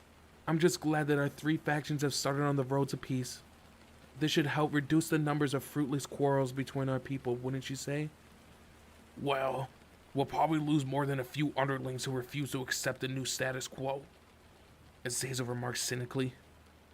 That was always going to be the inevitable. We've despised each other for so long over the years, but from now on, that will change, if gradually.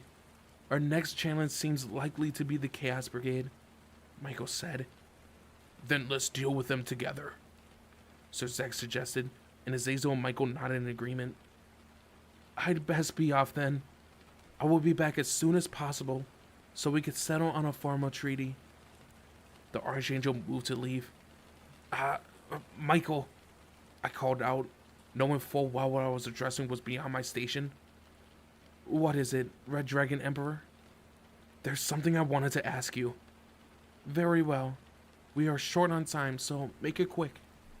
I had a wish, something I needed to put to him no matter the cost. It's because of God's system that Ozzy and Zenobia suffer damage when they pray, right? The two of them were true believers. Every now and then, they would fall back into their old habits and pray to God, only to be hurt by their efforts.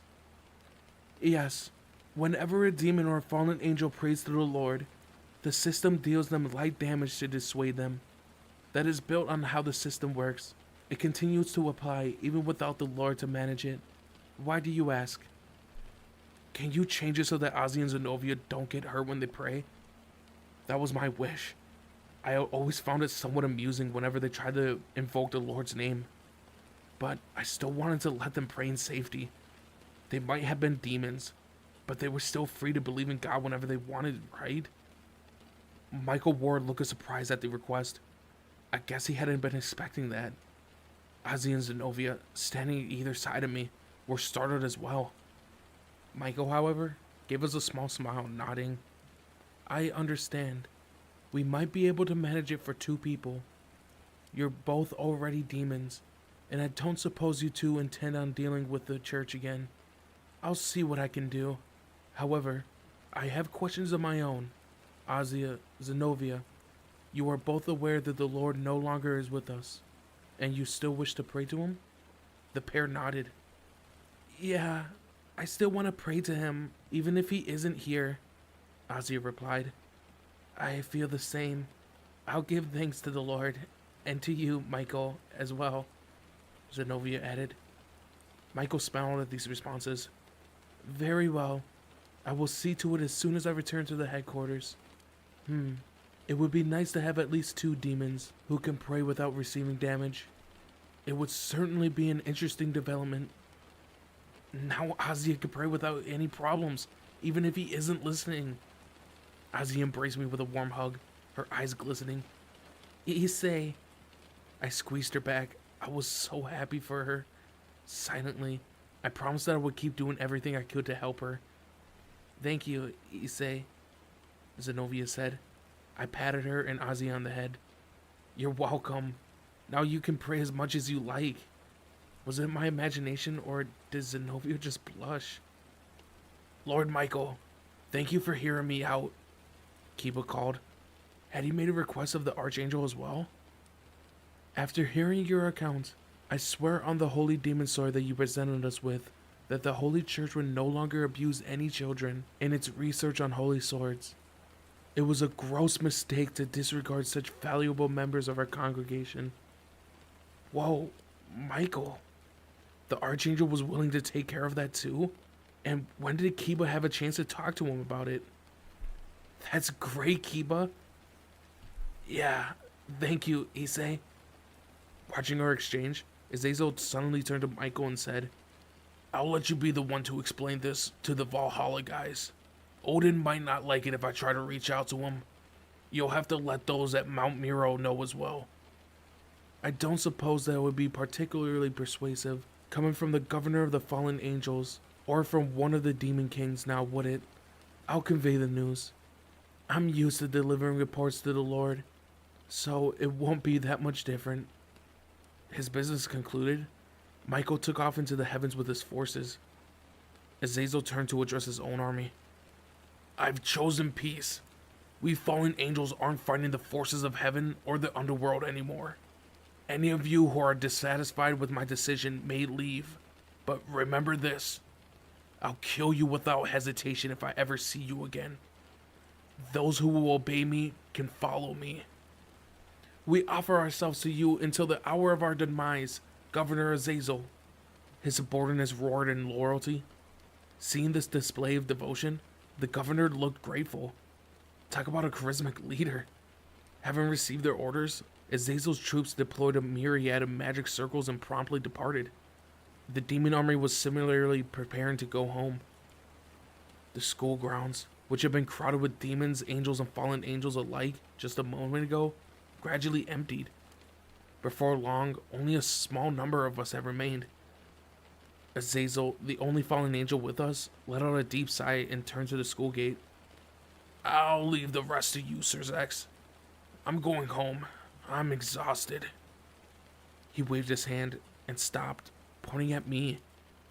Right. Mr. Red Dragon Emperor.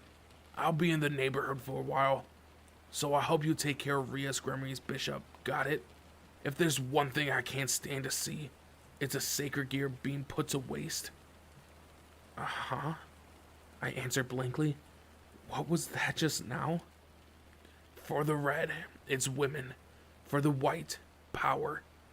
You're both shockingly single-minded, Azazel said before taking his leave, whistling. At the time, I assumed that he'd just been joking.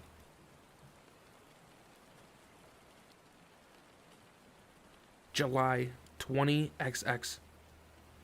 The Archangel Michael representing heaven, Governor Azazel of the head fallen angel organization Grigory, and the Demon King Sir Zax Lucifer, representing the underworld.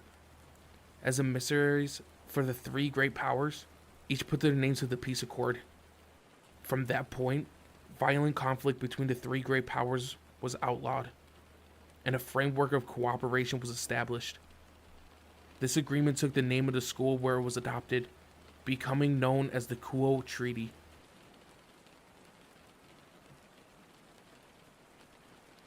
I'll be advising the Occult Research Club starting today. Call me Mr. Azazel, or maybe Governor would be better. The fallen angel in question was standing in the club room dressed in a worn-out suit. But why are you here? The Prez asked, perplexed, resting one hand on her forehead. Seraph's little sister gave me the job. Well, who can blame her?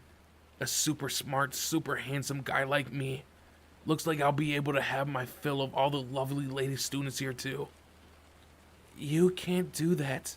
I mean, why would Sona allow that? You're a stubborn one, Rias Gremry. Well, I asked Sir Zex, and he told me to bring it up with Seraph's sister. And so here I am. That's why he's our advisor. What is the chairwoman thinking? What about your arm? I thought you lost it, I inquired. As I recalled, he cut it off during battle. This is a prosthetic I made with knowledge from my sacred gear research. Looks just like the original, huh? It's got all kinds of functions. Laser beams, miniature missiles, you name it. I've always wanted to try one of these things. I decided to set myself up with one to accommodate my lost arm. Azazel's, our advisor's, left arm suddenly detached from his body and started spiraling through the air. Whoa, so it's fully mechanical? The only condition of my staying here is I'm supposed to help the members of Ria's Grandma's Familia properly develop their sacred gears. I guess it helps to have a healthy obsession, eh? Anyway, you know about the Chaos Brigade now. The Welsh Dragon and the rest of you have earned a name for yourselves as future deterrents against them. And I've got special knowledge about the Vanishing Dragon.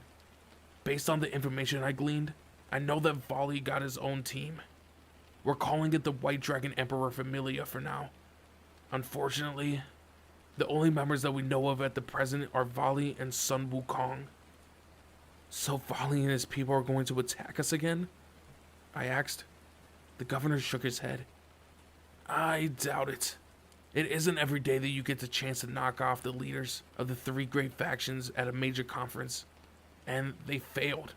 They'll have their hands full with heaven and underworld for a while. I've ordered all fallen angels under my command to join forces with you demons, so the underworld won't fall easily. Those seraphs up in heaven won't sit idly either. Plus, there's all those monsters and who knows what lurking up in heaven too. So it's war? I questioned, almost too afraid to hear Azazel's answer. Nah, these are just skirmishes. They're basically still getting ready, probing our weaknesses. At the earliest, I'd say the real conflict won't break out until you graduated from college. So enjoy your lives as students. However, remember that you'll all be having to get ready for what's coming too. Yeah. I tilted my head, trying to think of something to say, but nothing came to mind. Don't think too hard of it, Mr. Red Dragon Emperor. You don't have the brains for it, so you won't get anywhere. Just remember that your enemy is Volley, the White Dragon Emperor. Right, my enemy. I would have to keep that in mind. He had made fools out of us all, and the way that he kept belittling me, I swore I'd beat the daylights out of him the next time we met. You were only able to hold him off because you combined that dragon-slaying sword that you got from Michael with your boosted gear. And Volley didn't go all out either. If he had, you would have most assuredly lost. Basically, you got lucky. If you had faced someone with his strength who wasn't a dragon, you'd be dead. Much as it pained me to admit it, Azazel was right. It was only because of the dragon-slaying sword that I've been able to do anything against Volley. So, can you still use the White Dragon Emperor's abilities? He asked. No, not at all, I replied. Though it had been a horrible idea to acquire it, I couldn't get the Vanishing Dragon's power to work anymore. Maybe it was a one and done? I thought so. You can't handle something that mighty without practice. Having other dragon abilities at your disposal would be unquestionably useful, but whether you can successfully call upon the strength is another question entirely. If you don't know what you're doing, it might be even harder than summoning your balance breaker. Make no mistake though, now that you absorb that power, it should be engraved into Drake's soul. The rest all depends on your training. I'm going to put you through hell, and it won't be quick either. If you try to rush it, you'll end up killing yourself. Sorry I'm so pathetic, Governor. Even after everything I went through to seal Albion's abilities, they still weren't any good to me. I guess it wasn't surprising. I couldn't even use Drake's skills properly yet. Your Red Dragon Emperor power is too unstable. It has enormous destructive potential, but only for a limited duration. If you're fighting a low-ranking opponent, maybe you could take them out before your time's up, but a more skilled enemy will wipe the floor with you. If you're going to be playing the raiding game, you'll need to work out how to manage it. The first step would be unlocking your balance breaker. That said, raiding games aren't straightforward affairs. Sometimes, a pawn that needed only one piece to reincarnate can take down a king.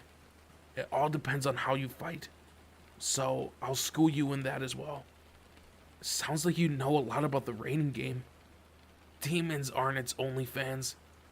With peace settling in, I'm guessing a lot of angels and fallen angels will take interest in it. If that was true, it would seem only like a matter of time until some of them wanted to join in. Anyway, we've got to build up your strength so you can stay on your feet for the long haul. Yeah, Hazel was right. In their current state, my powers are only temporary. If I was going to be worth anything in future rating games, I would need to be able to fight for more than a few minutes. I would need to be able to hold on to my power for as long as possible. Yet, would I really be able to unlock my balance breaker? Maybe it was because both times I used it had been via methods other than the proper one, but I couldn't imagine myself reaching it alone. I was just too weak. I was a former human. Folly had the blood of a demon king, and our natural skills reflected our respective backgrounds. Can I really get stronger? I asked. It was a straightforward question. Did I have any hope of reaching that point? I'll make sure you do, Azazel answered with a mischievous grin. I'm a fallen angel with too much free time. I guess I would have to just trust him. Well, it would all depend on my training from here on out. I pointed at Gasper. If we were attacked again, can't we do something with Gasper's time-stopping ability? Issei, what are you doing? Gasper wailed at my suggestion. It's a mistake to rely solely on him. We don't know the kind of people that the Chaos Brigade has at their disposal. Oh, that stung. I suppose Volley had said that Gasper's sacred gear was riddled with weaknesses too. I'm sorry I can't do anything. I'm never any help. I'm garbage, pig feed. I'm a failure. A shadow on the bottom of the ocean trying to reach up to Mount Everest. Don't forget about training me. Gasper cried as he crept back into his cardboard box. Hey, I thought we had grown out of that. Right. You with the holy demon sword. How long can you keep your balance breaker up? Azazel asked Akiba. In my current state, my limit is around an hour. That's no good. At the very least, you'll want to aim for around 3 days. Whoa, that sounds rough. Kiba looked undaunted, however. It can last around 10 seconds, with a few other conditions, I admitted timidly. The governor closed his eyes. We'll have to start over from scratch with you. The White Dragon Emperor can maintain his balance breaker for a month. That's how different you two are. A month. Valen had never seemed so far beyond me. Still, the clearer the target, the better. Next, Azazel turned his gaze to Akano. And you, do you still hate us? Or Barkio, I guess. That's her father's name, right? He would have been Azazel's subordinate. Akano's expression was stern. I have no intention of forgiving him. It's his fault my mother died. Akano, he said nothing when you became a demon, Azazel remarked. Of course not. He is in no position to say anything to me. That isn't what I meant. But I guess it isn't my place to get between a father and his kid. I don't see him as a father, Akano clarified. I see. Well, it's not like I think there was anything wrong with joining Rias Gremi's Familia here. But I wonder what he thinks. Akano had nothing to say in response to this. Simply falling silent, her expression conflicted. Azazel glanced back to me. Hey, Mr. Red Dragon Emperor. Or Issei, okay? Issei, your dream is to build a harem, right? Yeah.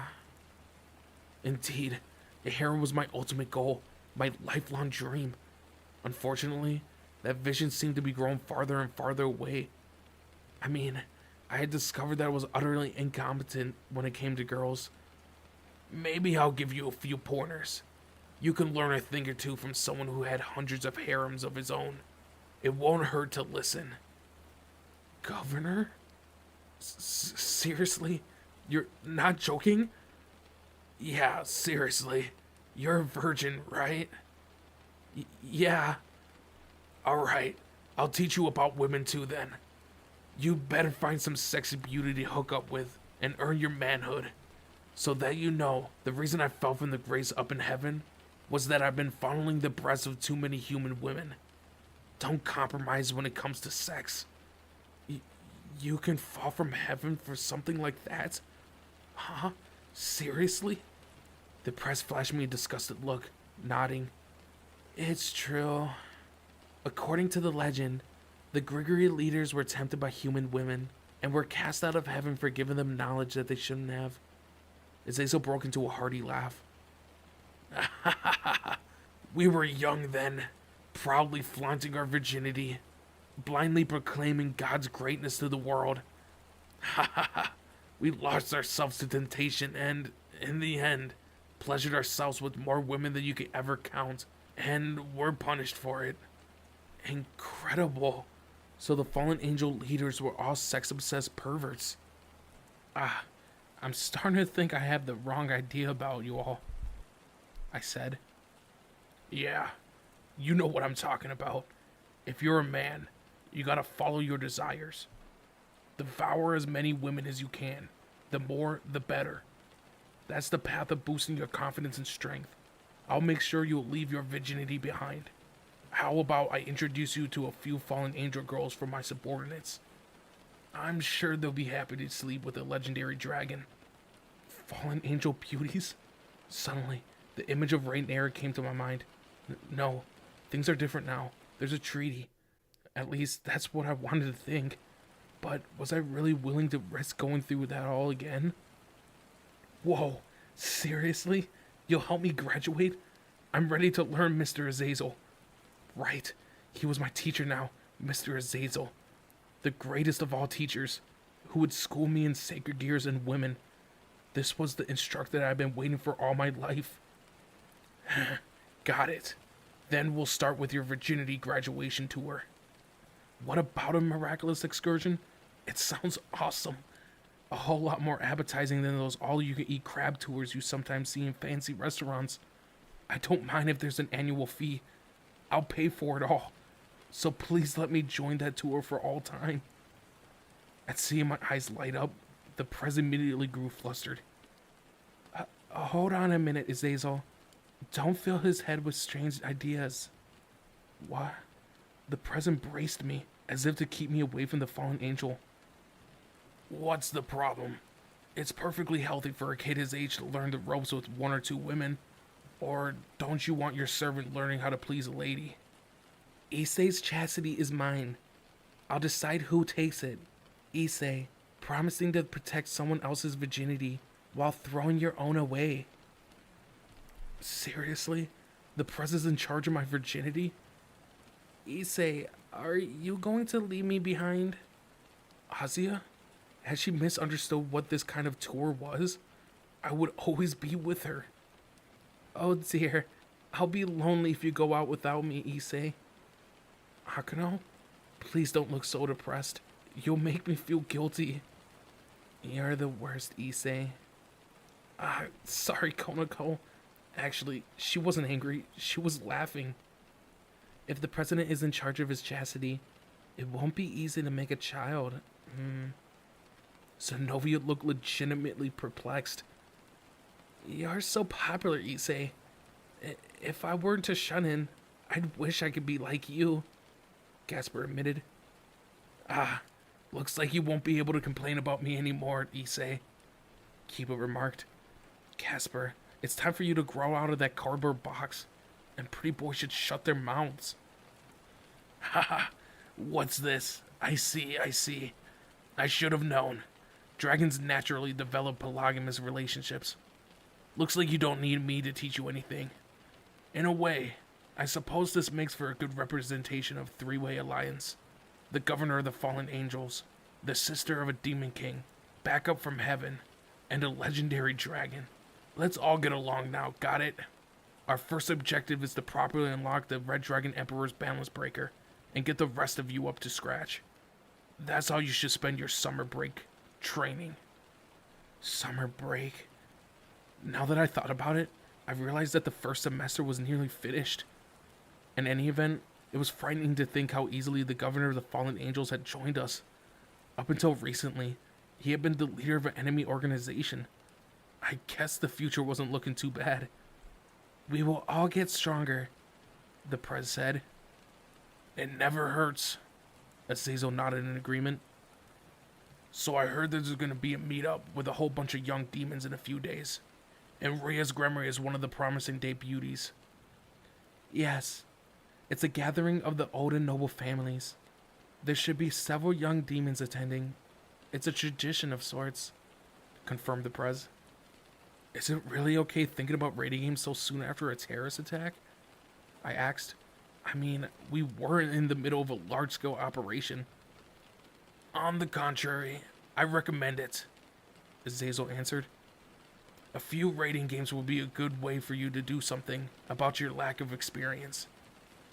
There are all sorts of reincarnated demons, former humans, fallen angels, beasts, and who knows what else. I'm sure you won't have any trouble dealing with them, though. There's a huge variety of battlefields and more fighting styles than you could imagine. What better practice could there be? And this may come as a surprise to you, but Sir Zex came up with the raiding games concept with the current situation in mind. By having demons compete against one another, they're continuously polishing their skills and abilities. You were all so eager to prove yourselves that every one of you fell for it. Pretty clever of your demon kings, eh?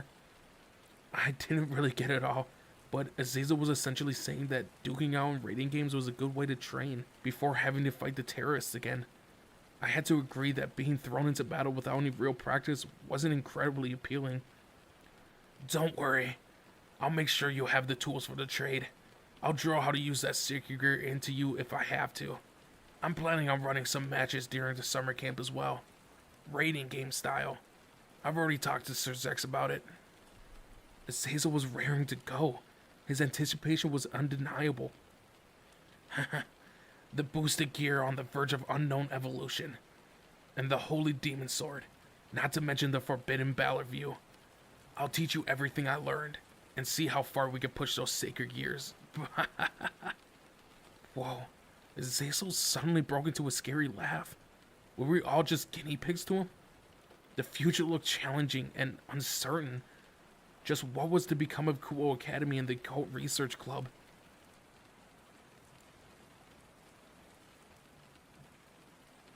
Kuo Academy, end of first semester. Kuo Academy High School, Occult Research Club. Advising teacher, Azazel. Fallen Angel Governor. President, Rhea's Gremory, King. Third year, remaining pieces, 1 rook. Vice President, Akano Himajima, Queen. Third year. Club members, Koneko Tojo, Rook, first year. Yuto Kiba, Knight, second year. Zenobia, Knight, second year. Azia Argento, Bishop, second year. Gasper Vladi, Bishop, first year. Issei Hyodo, Pawn, second year.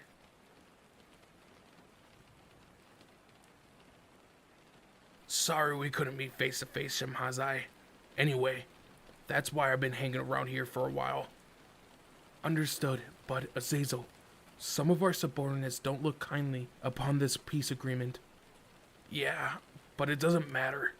Besides, it's you I'm worried about. Your kids do soon, right? Azazel, I... Take care of that wife of yours. She's a good woman. She's followed you this far. Even though she might end up being killed for it, your child will be the bridge between fallen angels and demons. I was prepared to shoulder the hatred, but I never meant for you to take the blame too. Don't cry, old friend. I'm used to being hated. Leave the issue with Akano to me. These 12 wings of mine can bear it. So just shut up and follow my lead, Shimhazai. Yes, master.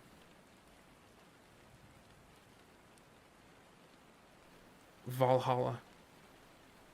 And that concludes Lord Michael's report, Lord Odin. Those striplings sure are running amok, pretending to be God, Michael. The gall of it. How should we respond? I would never have expected the biblical God to meet his demise. To think that an imposter, Michael, the false Lucifer, and the upstart Azazel are all planning a tea party. Shall we, Azir? Show those miscreants what a true god looks like? I'm too old to get involved with ward-spanning worlds, Freyr, but I am intrigued by the dedication of those youngsters. Perhaps we should observe this raiding game that the demons are running. It does sound fun. Continuing without a creator, I'm curious to see what they might do next. It was the day before summer vacation, meaning closing ceremonies for the semester just concluded. Hello. Yo, thanks for letting us stay here. Akano and Zenobia just arrived at my house with a large load of luggage. No sooner did Akano spot me, than she caught me in a wide-armed embrace. Issei. Whoa, too sudden. I can finally be by your side now, Issei. Don't stare at me with those glistening eyes, Akano. My heart was racing. Akano and Zenobia are going to be living here from now on. It was my brother's suggestion. I'll call Konako later, the Prez murmured, as if vaguely displeased by the situation.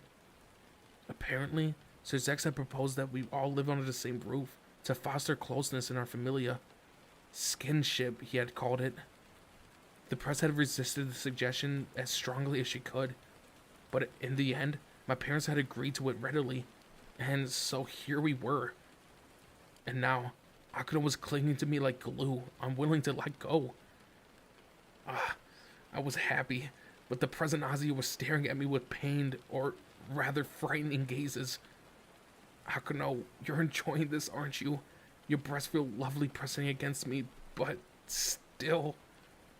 Issei, I'll sleep with you tonight. There are a lot of things I wanted to do with you in bed. Seriously? Whoa.